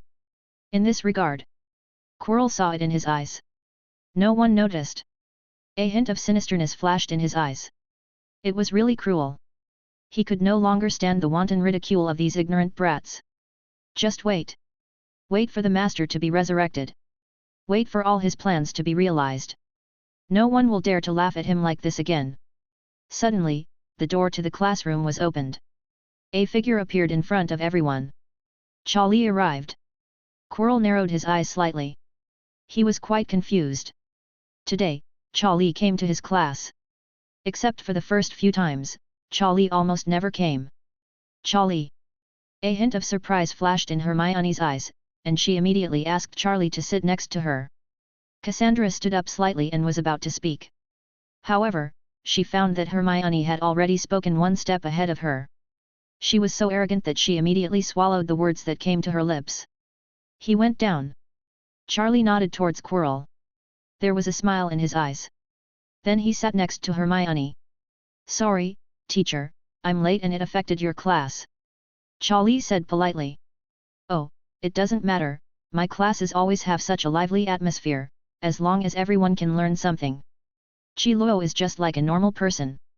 Charlie actually came to the Defense Against the Dark Arts class today. I rarely saw him before. Could it be that yesterday's fight with the troll made him have to study defense lessons? God, he can fight a troll with his bare hands, so what kind of defense against the dark arts course is needed? Even if you learn black magic, you may not be able to defeat trolls, right? He's different. I heard that Charlie has troll blood. Does Charlie have troll blood? Doesn't that mean Harry has one too? The students below were whispering. There was no way. What happened in the basement yesterday had such a huge impact. Everyone looked at Charlie strangely. Charlie was a little confused. Just when Hermione wanted to explain to him. Now when he had become a celebrity in the school. Quirrell's voice sounded again. Be quiet, classmates, we have to continue class. Okay, classmates. Now on to the second stage of the course, the practical part of Defense Against the Dark Arts.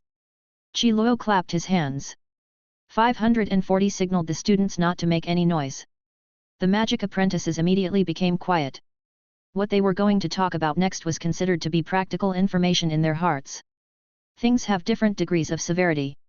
Everyone is still very interested in learning in this field. As you all know, black magic is an evil field. Some black magic spells, both in terms of process and power, are beyond the reach of ordinary people. For example, there are 3 major unforgivable curses. Of course, you don't need to know what they are yet. Now I would like to ask a classmate, if a dark wizard attacks you with magic, what should you do? Oh, Hermione, please tell me. Hermione stood up immediately. We can use counterspells to resolve it. If there is no counterspell, there will also be some high-end magic such as the end of all curses to interfere with the results of magic. Well, yes, Miss Hermione is right. Quirrell clapped his hands, signaling for everyone to applaud. But one point has been mentioned. Not all magic has counter curses to restrict it. Many magics are even created by dark wizards. In addition, not everyone can learn the magic of all curses ending. Today, the teacher will open another door to the defense against black devils for you in advance. Quillo finished speaking. His tone became a little excited. Then Quirrell took out a newspaper. Magical Studies. Many students know this newspaper. Hermione's eyes lit up. He lowered his head and whispered to Charlie what Teacher Quirrell wants to demonstrate is the research breakthrough that caused a sensation in the magic world before we entered school. It is a method of using magic to temper the body, which can directly improve the fit between the human body and magic power. Once you become proficient, you will be able to form a magical defensive barrier in a conditional and responsive manner. Charlie showed a look of surprise. That's it. I wrote this blindly. Quirrell is indeed a defense against the dark arts fanatic. He will not miss any research in this area. Next, you need to ask a classmate to come on stage to demonstrate. Quirrell looked down. Before the students could raise their hands, Charlie walked out. Mr. Quirrell, I want to learn defense against the dark arts. Qiluo's eyelids suddenly twitched. A bad premonition emerged in his heart. This guy Charlie really came to class with a purpose. Then from the corner of his eye, Quillo glanced around the students in the audience. The classmates looked at them expectantly. Quirrell felt his scalp was a little numb. Or maybe Voldemort was a little numb. But there was no way. There was no reason to refuse. Well, it's rare that Mr. Charlie is so eager to learn. Quirrell confronts Charlie. Everyone is optimistic. This is the magic screen. Quirrell just said something general. Suddenly, the whole person felt a huge impact of magic power. Fly out upside down. Hit the podium hard. Yeah, sorry, Teacher Quirrell. I just want to practice. If someone attacks me, how should the teacher respond? Charlie said lightly. Chapter 88. Inside the Defense Against the Dark Arts classroom. The whole place was silent. No one realized what happened. Didn't you agree to demonstrate that powerful black magic defense skill? How it looks? It doesn't seem to be very powerful. Oh no. Classmate Charlie made a sneak attack. Slytherin and Gryffindor students. They all looked at Charlie with strange eyes. For a long time. Quirrell slowly stood up. Patted his head. His eyes were a little dazed. Looking at Charlie with some fear. Classmate Charlie, this is a demonstration, please don't make a surprise attack. Qiluo tried his best to keep his emotions stable. Charlie showed an expression of confusion. Then he glanced around the classmates. No way. No way? Quirrell and his classmates immediately showed puzzled expressions. What do you mean? Charlie is crazy? No, classmates, Teacher Quirrell.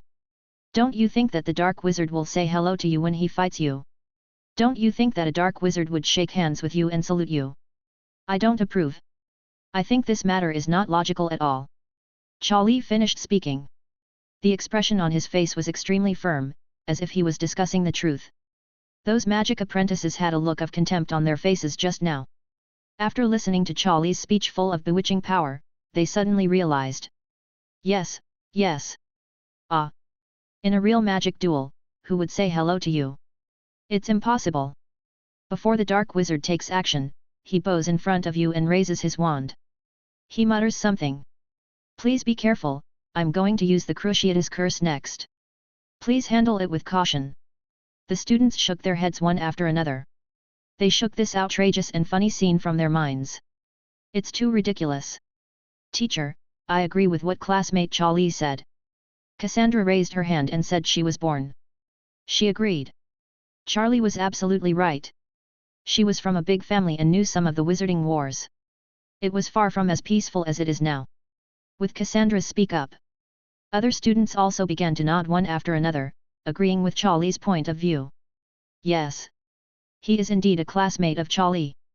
Not only does he learn magic very quickly, but his ideas are also to the point. We study according to this line of thinking. We will only become a greenhouse. The flowers inside. Quirrell looked at the students in the audience and nodded. Their expressions were uncertain. In the end, he laughed. Classmates, please be patient. Teacher Qiluo didn't say that classmate Charlie's views were wrong. First of all, the teacher wants to praise Mr. Charlie for his point of view, which is very standpoint and correct. But we are in class after all. In order to achieve a better demonstration effect, I still hope that Mr. Charlie will cooperate a little bit. Qi Luo finished speaking. He looked at Charlie and asked Charlie to answer. Oh, I got it. It's okay, Teacher Quirrell, I will definitely cooperate well from now on. Although the teacher had an accident just now, the students also learned a lot from it, didn't they? Charlie nodded seriously. Yes, Mr. Quirrell. Thank you for your hard work, Teacher Quirrell. Classmate Charlie has good intentions and has worked hard. All the magic apprentices nodded. Seeing this, Quirrell's smile was a little stiff. If there was no one around now, he would like to tear Charlie apart. The other students, such as Malfoy and others, flashed a trace of anger on their faces. You. He glanced at Charlie unconvinced. Once again, Charlie stole the show. Malfoy turned to look at Cassandra. He found that Cassandra looked at Charlie with eyes filled with admiration. Malfoy became even more angry. Take a deep breath. Try to calm down. Okay, students, let's continue the class. Qi Luo clapped his hands, indicating that everyone should continue to focus their attention. Then he began to explain a little about the method of magic body tempering. Then he faced Charlie. Classmate Charlie, let's continue. Please don't make a sneak attack this time, okay? Qi Luo said with a stiff face. He was still a little scared in his heart. This guy Charlie always doesn't play according to the routine. Okay, Mr. Quirrell. Everything is at your discretion. Teacher Quirrell, are you ready? Charlie shouted lowly. Quirrell suddenly started up at this moment. His whole body trembled. This was conditioned reflex fear. Okay, the teacher is ready, classmate Charlie, you can start. Qi Luo calmed down and then looked at his classmates. Students, please watch the teacher's palms. Next, when classmate Charlie releases his magic, a magic barrier will appear on the teacher's palm. After everyone practices this method for a long time, instinctive conditioned reflexes will appear. Quirrell explained. The students began to take notes. Hermione, Cassandra, and others looked at Charlie expectantly. Ron nudged Harry with his elbow. Harry, I always feel that Mr. Quirrell still can't stop Charlie. Harry didn't speak. He just nodded. Then, Charlie began to cast spells. This time, he said hello to Quirrell. Quirrell felt a lot more at ease. Finally, he no longer had to face that kind of sudden attack. Hello, classmates. Quirrell said sternly, looking at Charlie with all his attention. But the next moment, his expression changed. Charlie's spellcasting felt a bit strange. Wait. No. Charlie's magic is a bit unusual. Quirrell's sweat breaks out on forehead. Teacher, please pick up. Charlie began to recite a spell. A green liquid was summoned at random. Like a sharp arrow, it flew towards Quirrell. All the students watched with interest. What will be the result this time? At this moment, a faint magic barrier was released on Quirrell's palm. The students' eyes widened. They were full of surprise. They all started to applaud. Awesome! Is this defense against the dark arts? This is too cool. But for a moment seconds, a strange sound came. Stinging. A sound of tearing and corroding. The magic apprentices looked at each other. They saw the green liquid released by Charlie. It was like venom at the moment. It was wrapped around Quirrell's magic barrier. In Quirrell's horrified eyes, the magic barrier was corroded cleanly. Within a few strokes, it fell directly into Quirrell's hands. Hiss! Ah! Quirrell took a sharp breath. His face was distorted. It hurt. Then he immediately jumped away. He got out of his desk drawer and started looking for potions. The students were dumbfounded. This magic barrier didn't seem to be very powerful. Why was it cracked by classmate Charlie again? He looked so cool just now. Can't he even block classmate Charlie's magic? This Quirrell. Tisk tisk tisk. It's true. For a moment, students look at it, there was some pity on Quirrell's expression. Charlie sneered in his heart. Just kidding. This method was all written by himself. The contents published in the Magic Research newspaper at that time were also castrated versions. Charlie understood and created by himself. How could you not know the disadvantages of the method? In other words, what are the disadvantages of that public method? It is good to have a magic barrier. But it does not mean that all magic can be blocked. I am a corrosive spell. How can you block it? Unless what you are practicing is the method I learned and practiced by myself. Of course this is impossible. While the students were still thinking about it, Harry started to applaud. Soon, the atmosphere was ignited. Ron, the admiration expert, also started to applaud crazily. Classmate Charlie is awesome. Classmate Charlie showed us what magic attack is. For a while, the whole classroom became a little noisy.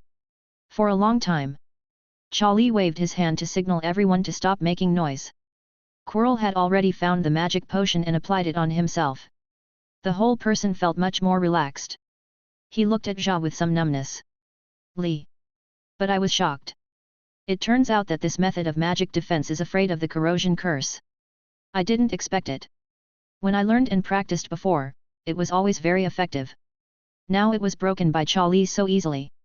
This is a coincidence. Why? Why did he know how to crack it easily? Quirrell was a little depressed. He was helpless. He looked at Charlie as if he was looking at a monster. It took a long time. The burning pain in his hand gradually eased. Teacher? Sorry, are you hurt? Charlie said caringly.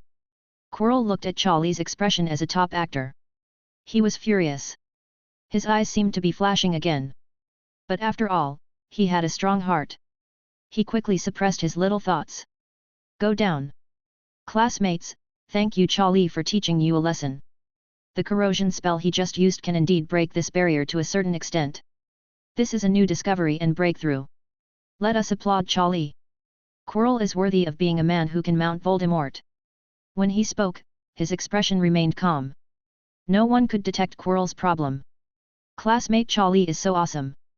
I want to learn from classmate Charlie. Genius, magic genius. Another round of applause rang out. Everyone was applauding Charlie. Malfoy and others felt even more uncomfortable. They clapped their hands one after another. So teacher, shall we continue? Charlie spoke again. His eyes were full of expectation. His performance was really good. Quirrell looked at Charlie's eyes full of curiosity.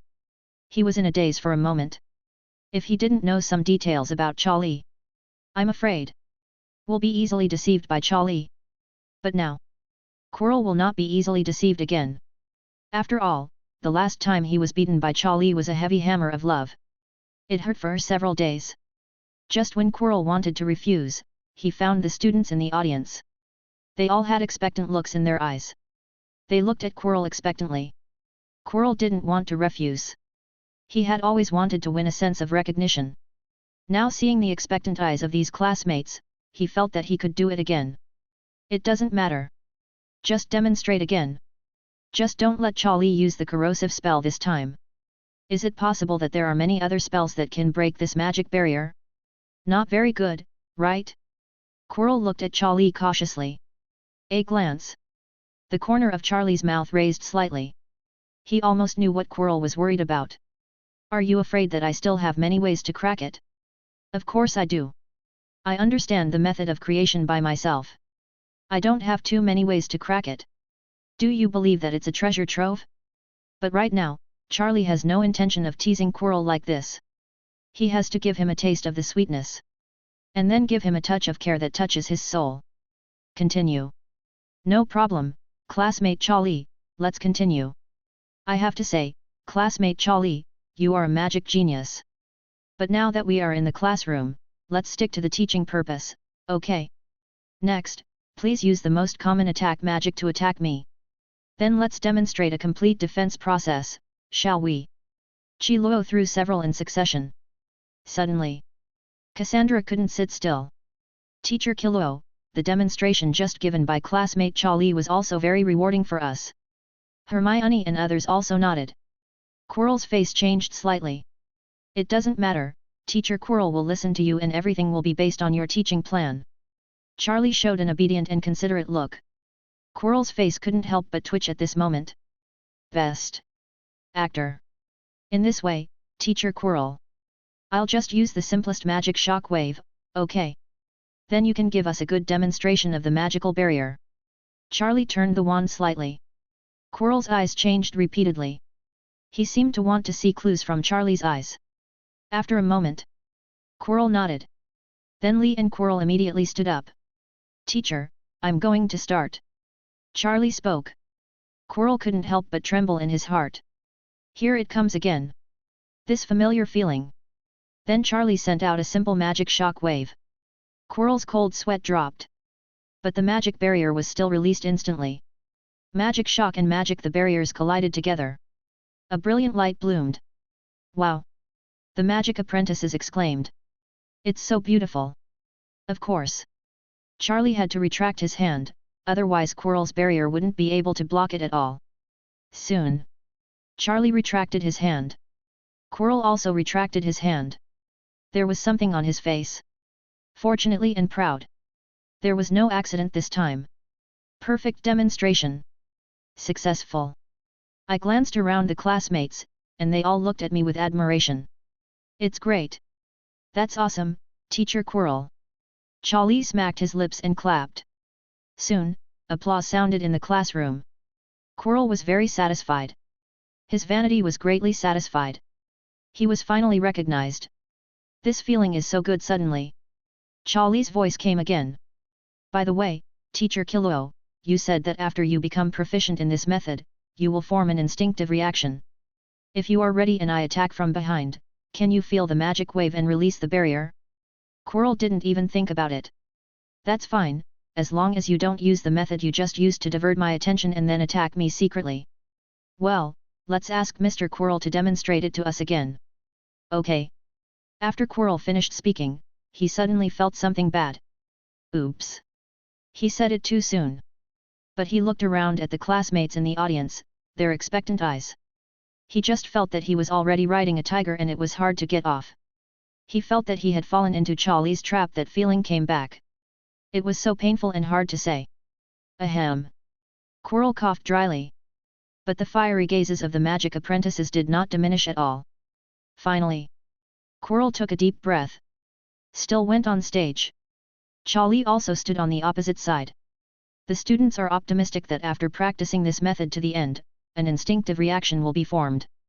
Unless the classmate who just checked is diverting his attention and then makes a sneak attack, under normal circumstances, as long as it is not particularly fast, it can be defended. Classmate Charlie, you are ready to say something. Qiluo turned his back. He was already prepared. The eyes of the magic apprentices were full of hope. This class was really lively and interesting. It was full of useful information. It was just a matter of seconds. Charlie did not take it. He raised his wand. Instead, he stepped forward with an arrow. His figure appeared directly behind Quirrell. Quirrell suddenly felt a chill on his back. He was about to turn around, but found that the back of his head was facing a huge force. Teacher, assuming that the dark wizard does not use magic to attack, what should you do at this time? Chapter 89. Boom. Qiluo fell to the ground in response. His whole body was like a stone slab. He fell straight down and fell heavily to the ground. The magic apprentices, who were full of expectations just now, were also unusually confused at this moment. Looking at the fallen Qiluo didn't even react. What classmate Charlie said seems to make sense. Who said that black wizards will definitely use black magic to attack? They are all dark wizards. Then they may use any means. Indeed. Classmate Charlie, another vivid lesson was taught to us. But, wait. It seems that the price is a bit high. Teacher Qiluo fainted. At this time, the students suddenly reacted. They covered their mouths and looked at Charlie. There was a trace of fear in their eyes. Color. Charlie. Charlie was the one who knocked out all the trolls yesterday. Teacher Quirrell. He's not dead. A look of worry flashed across the faces of Hermione and Cassandra. They were just about to step forward. Lee's voice came over. Which warm-hearted classmate wants to hire a school doctor? Our teacher Quirrell is a little fragile. Today's defense against the dark arts course didn't seem to serve as a good example. Not a single punch blocked. Charlie shook his head. He walked to the podium and pretended to help Quirrell. The faces of the magic apprentices immediately showed a trace of unbearable color. Listen. Classmate Charlie, are you speaking in human language? What does one mean? The punches were not blocked. First of all, you used physical attacks to cheat. Secondly, were your fists fists? The trolls were blinded by you. Everyone sympathized with the miserable teacher Killua. They looked at Charlie. There was also a hint of fear. Especially the purebred wizards in Slytherin. They were even more afraid of Charlie. Soon, some enthusiastic classmates went out to find the school doctor and teachers. It was time to finish class. Some students who didn't want to cause trouble left immediately. After all, a teacher whose life or death was uncertain appeared here. It was too weird. Ah! After the students dispersed. Suddenly, Quirrell took a deep breath and woke up in front of Charlie. He was breathing heavily. Beside Charlie, he was worried about the situation of Charlie and Killua. Those classmates. Hermione, Cassandra, Harry, and Ron. After they saw Quirrell wake up, they all showed a hint of joy on their faces. As long as everything is fine. If everything is fine, Charlie doesn't have to bear too much blame. It's a big responsibility. Chilo's vision gradually recovered. He looked at the group of people in front of him. His body involuntarily took a few steps back. He had to crawl. 750 looked at Charlie with eyes full of fear. Kylo panicked. The most terrifying thing he felt at this moment was that they could no longer feel the connection between him and Voldemort. Quirrell's forehead was covered with sweat.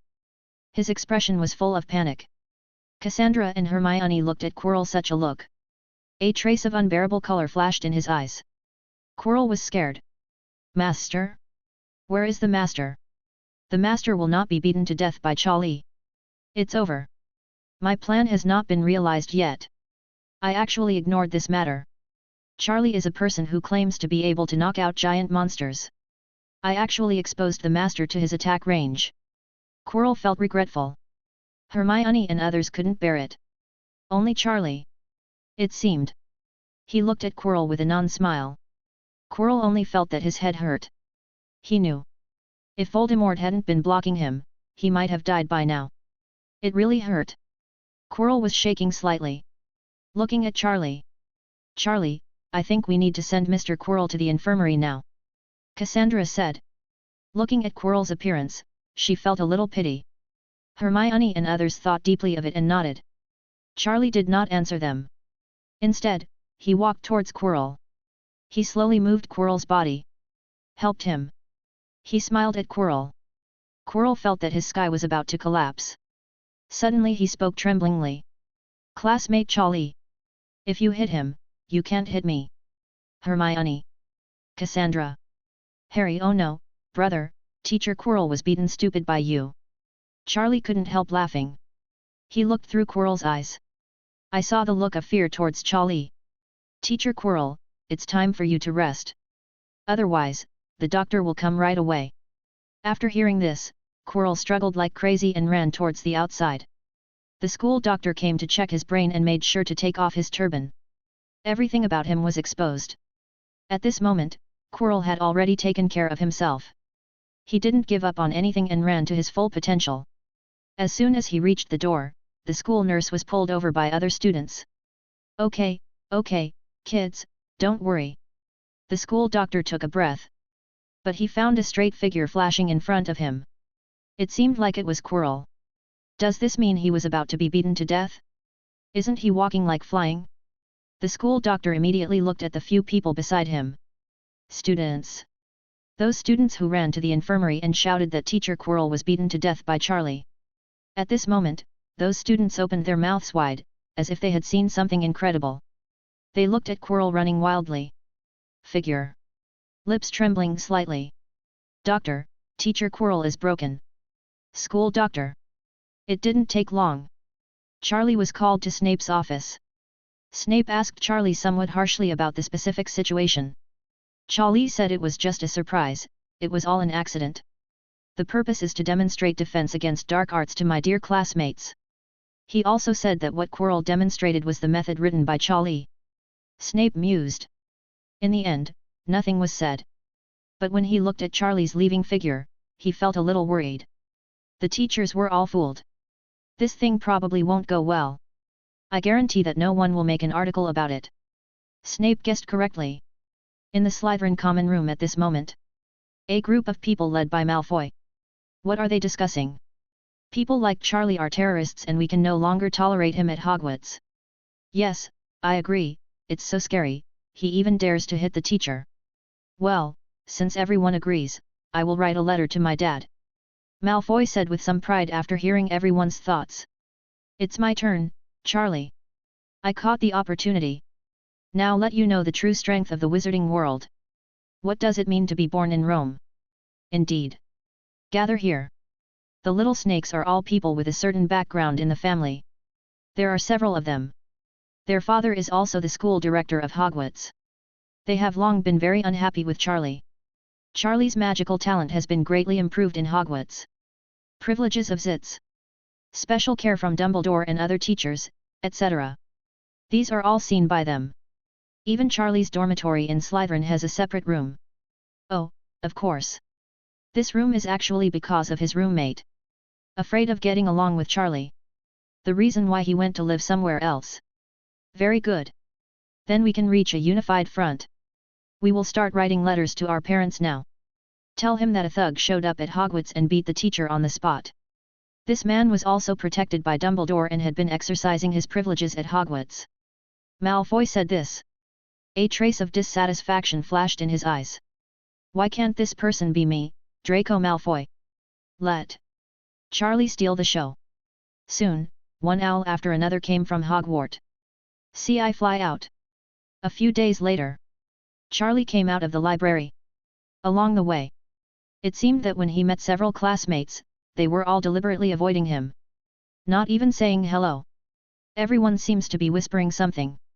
That is Charlie, who is in the first grade. I heard that he openly beat the teacher in class.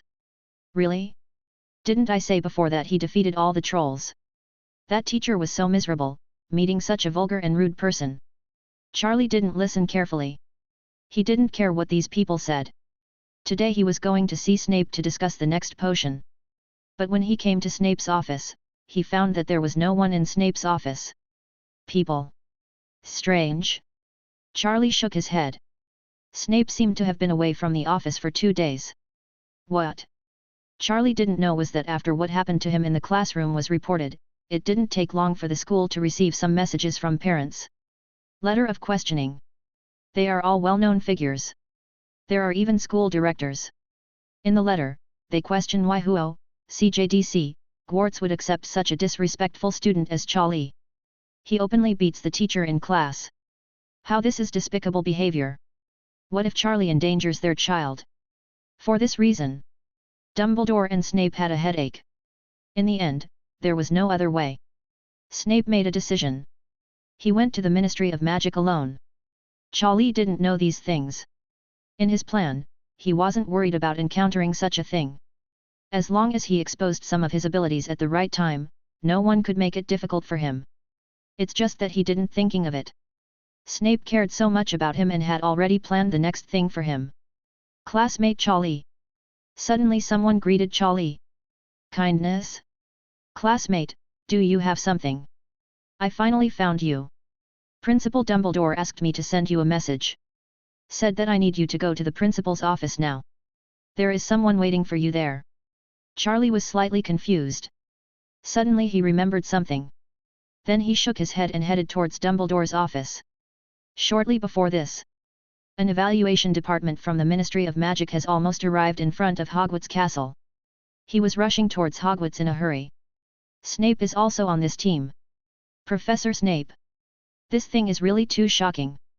Unexpectedly, the article published in the Magic Research newspaper was actually researched by a child who has not yet entered school.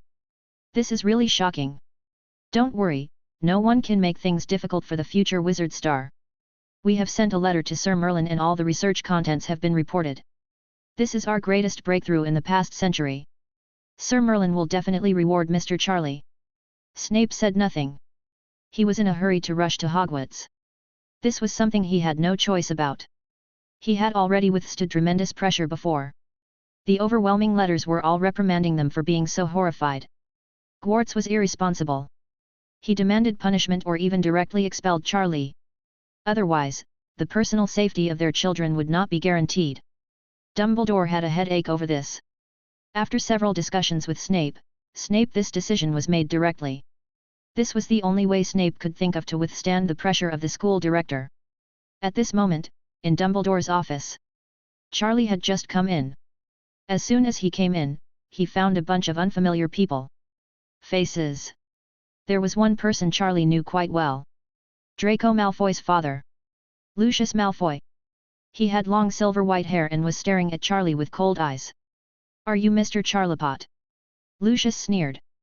He looked at Charlie and said slowly. Beside him, there were also several decent-looking men sitting in suits. They were all looking at Charlie up and down. "Let me introduce it to you school managers and parents." Dumbledore stood up and brought Charlie a chair. "This is Mr. Charlie Potter, Harry Potter's brother. The most talented wizard in the first year of Hogwarts." Dumbledore finished speaking. He glanced at Lucius and others. He deliberately emphasized the words "most talented." How could Lucius and others not understand what Dumbledore meant? It's an old man's spirit. They're not just the governors of Hogwarts. He also holds an important position in the Ministry of Magic. Come this time. I just wanted to force Dumbledore to give an explanation. They all received letters from children. Said that a very dangerous student appeared in Hogwarts. Not just destructive. He also beat the teacher in court. The description in the letter made them extremely angry. This is simply a dark wizard in the making. Oh. Dumbledore said he was very talented. Isn't that a growing dark lord? Principal Dumbledore, no need to stress.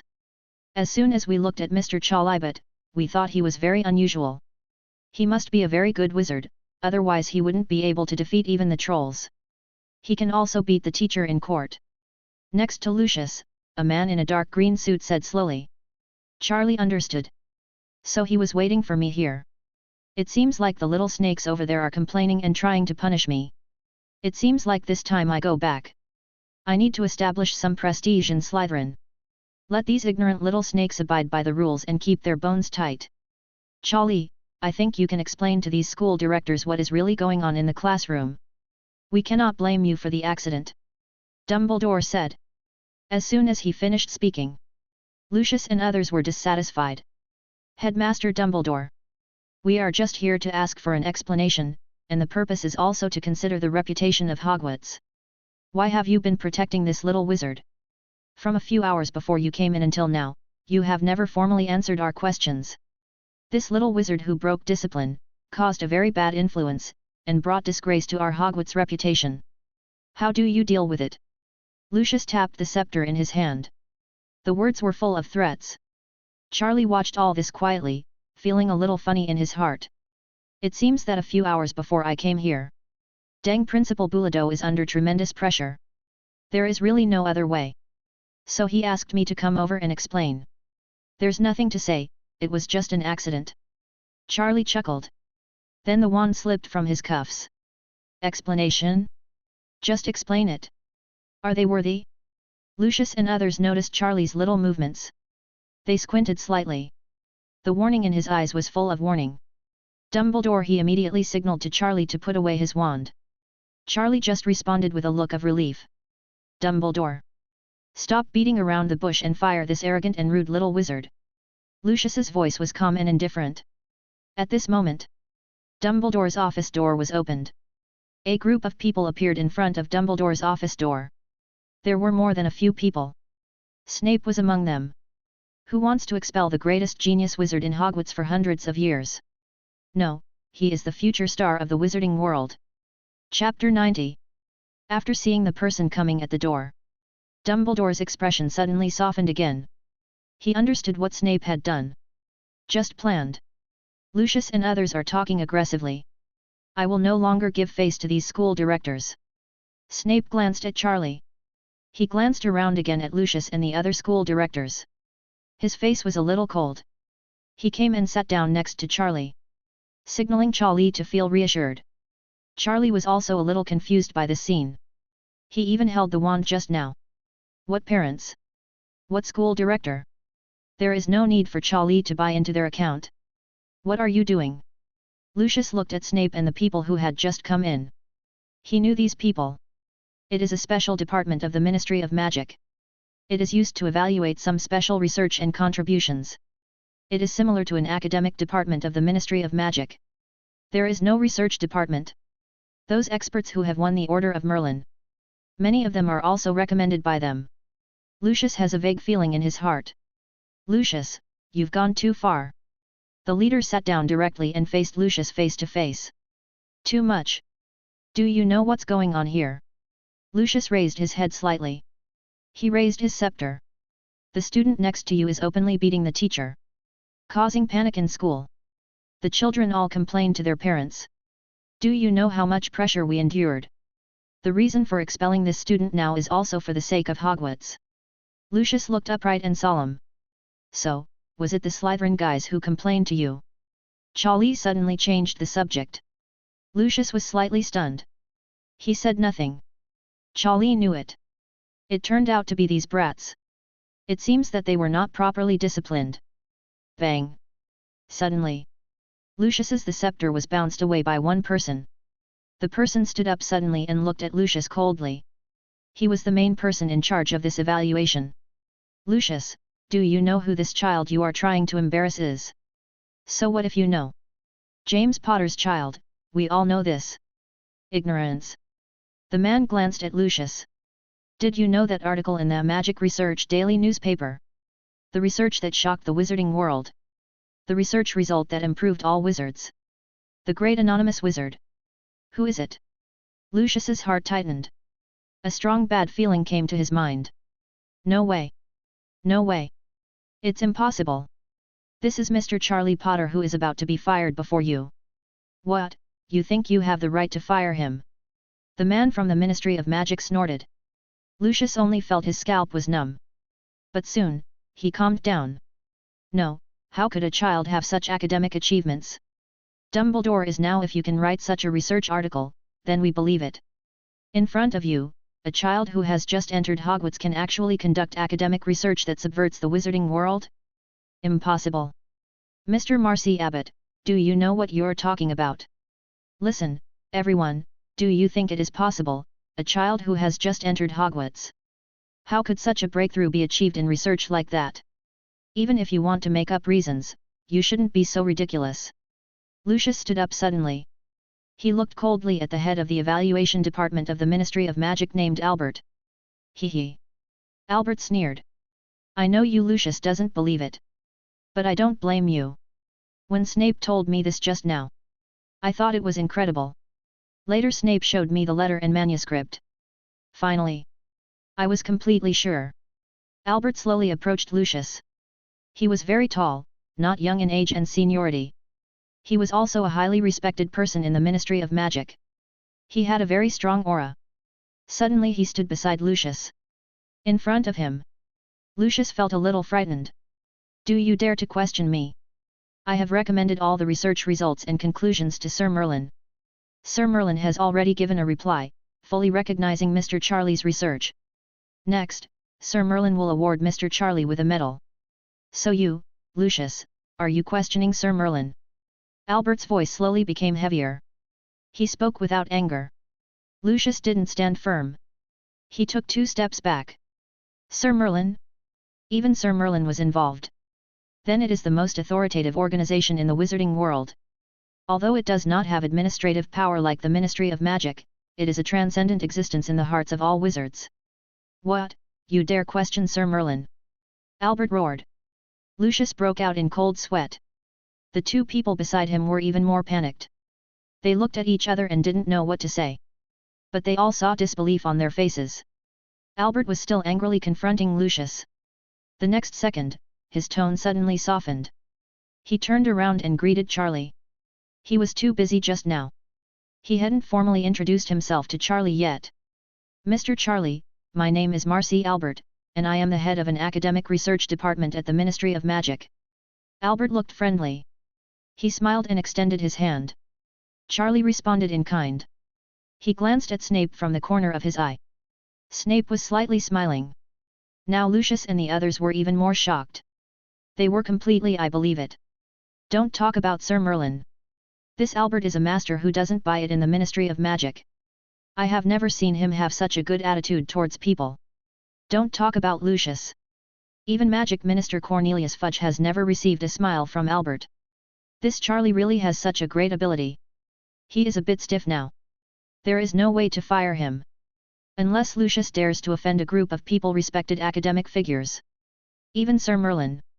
At this moment, another figure suddenly appeared in Dumbledore's office. Charlie, I just had a new idea. I haven't found you for a long time. So you are here, I finally found you. Hey? What is this? Why are there so many people? Albert? How will you be here? Newt is here. He has been living in Hogwarts recently. Newt was a little confused. There were so many people in Dumbledore's office. He looked over one by one. Finally he looked at Lucius. Lucius, what do you do here? Lucius's mentality was a little broken. Why is Newt here? This magical beast maniac. He actually said that he came to discuss things with Charlie. No way. Not this Charlie, there are still many people in the field of magical animals. What a great achievement. Even Newt wanted to communicate with him on an equal footing. Let me come and take a look. As a school director, it is your responsibility to visit Hogwarts. Lucius forced out an ugly smile. He no longer dared to say that he wanted to expel Charlie. The two school directors behind him also had smiles on their faces. They kept silent about this matter. It was just a joke. They didn't even look at Charlie. Standing next to me, who are the people supporting the show? The school director? He made all these people angry. Even the Ministry of Magic can't keep them. Newt, you're here too. Albert was a little surprised. He didn't care about Lucius and the others at all. I came to Charlie to discuss a recent idea I had. You mean, in terms of magical animals? Albert asked. Strictly speaking, it should be related to magical creatures. Albert finished listening. Another look of shock flashed across his face. Mr. Charlie, you actually have such in-depth research on magical creatures. This is incredible. What a surprise. After Albert finished speaking, he looked at Dumbledore again. Dumbledore, there is a student like this at Hogwarts this year, and you don't even have a voice at all. You are really too cautious. All resources should be devoted to cultivating such talented students. Albert somewhat blamed Dumbledore. Dumbledore just shrugged slightly. After Lucius and the others listened, they felt that the pressure in the office was getting higher and higher. There was no room for them and the school directors. He was afraid of talking anymore. If so, Albert will tear him apart directly. Albert is a well-known paranoid in the Ministry of Magic. Well, Your Excellencies, we have something to do, so we will go back first. Lucius' voice was a little soft. Albert just looked at him coldly. Newt was a little confused. Lucius, won't you sit down for a while? Lucius listened. I just feel my butt is a little hot. No, we're leaving for now. After that, without waiting for the rest of the people to reply, he left directly with the two people behind him. Before leaving, he met Charlie's half-smiling eyes. Lucius's face turned red. Until Dumbledore came out. The door of the office. The talent calmed down a bit. But his face became more and more ugly. Today he had such a big bruise. His face was rubbed on the ground by others. Charlie. He could be such a monster. Germany Racco. You are such a stupid waste. Cause trouble for me. Several people walked faster and faster. Without saying a word. They just wanted to get out of here quickly. Along the way, some Slytherin brats saw Lu after Hughes. His expression was a little excited. Draco's father came. It seems that their accusations were effective this time. It just looked like Draco Malfoy's father. His face was not very good. Dumbledore in the office. After Lucius left, everyone's faces softened. Especially Albert. He was very enthusiastic. He held Charlie's hand and asked questions. This made Charlie feel a little uncomfortable. Charlie, he glanced at Snape. Snape put on an expression that said he couldn't blame me. Classmate Charlie, we have already made arrangements.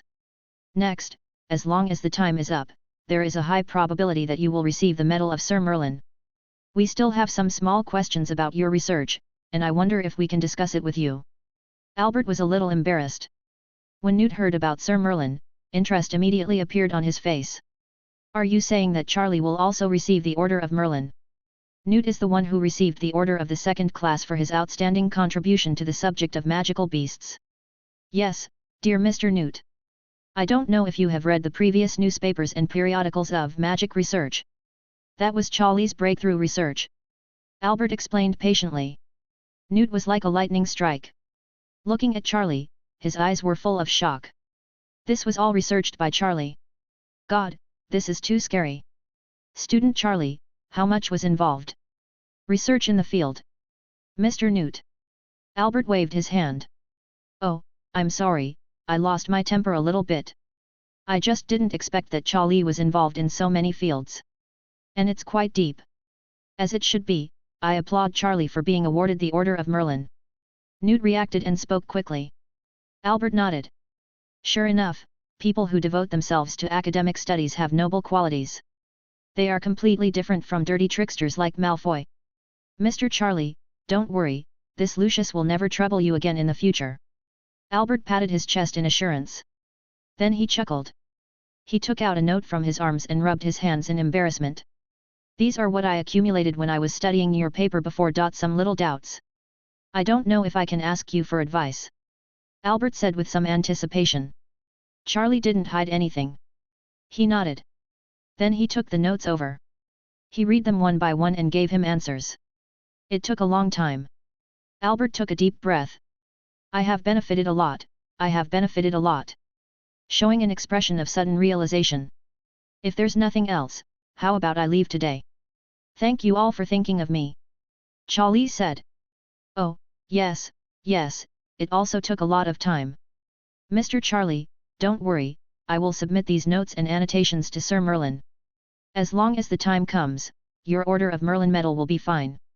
Albert promised again. Charlie said goodbye to these people one by one and quickly left the principal's office. These people looked at Charlie's leaving figure and couldn't help but smack their lips. What a shocking genius! Shortly after. In the Slytherin common room. Some little snakes from Slytherin are excitedly discussing what happened during the day. Malfoy, I saw your father coming out of Dumbledore's office during the day. After Malfoy heard this, a proud smile appeared at the corner of his mouth. It seems that the matter is almost settled. Don't worry, everyone, now that my father is here, I'm sure. Next, we just have to watch the guy we hate get out of Slytherin. Oh no, get out of Hogwarts. Malfoy waved his little hand. He looked like a leader. The little snakes below were even more excited. Get out! Get out! The scene was like a large-scale pyramid scheme. Suddenly, a figure appeared in the common room. Charlie was back. Malfoy and others immediately looked at Charlie. They looked at Charlie with great curiosity. It seemed that they wanted to learn from him. There was unwillingness, loss, grievance, and pain on his face. But they looked at it for a long time. Charlie's face was very calm. It never had the expression they expected. Charlie walked slowly and walked straight into his dormitory. The little Slytherin snakes said nothing. After Charlie's figure seemed to have left, they began to whisper. With him like this, has he succeeded? It always feels a bit strange. If you are fired, you should have some expression, right? Don't worry, it must have been successful. Malfoy reassured everyone. Suddenly, the faces of the little snakes changed slightly. Charlie's figure appeared again. Charlie walked out of the dormitory upside down. He turned around slowly and looked at the Slytherin snakes show a smile. I think it's time to develop some relationships with my classmates.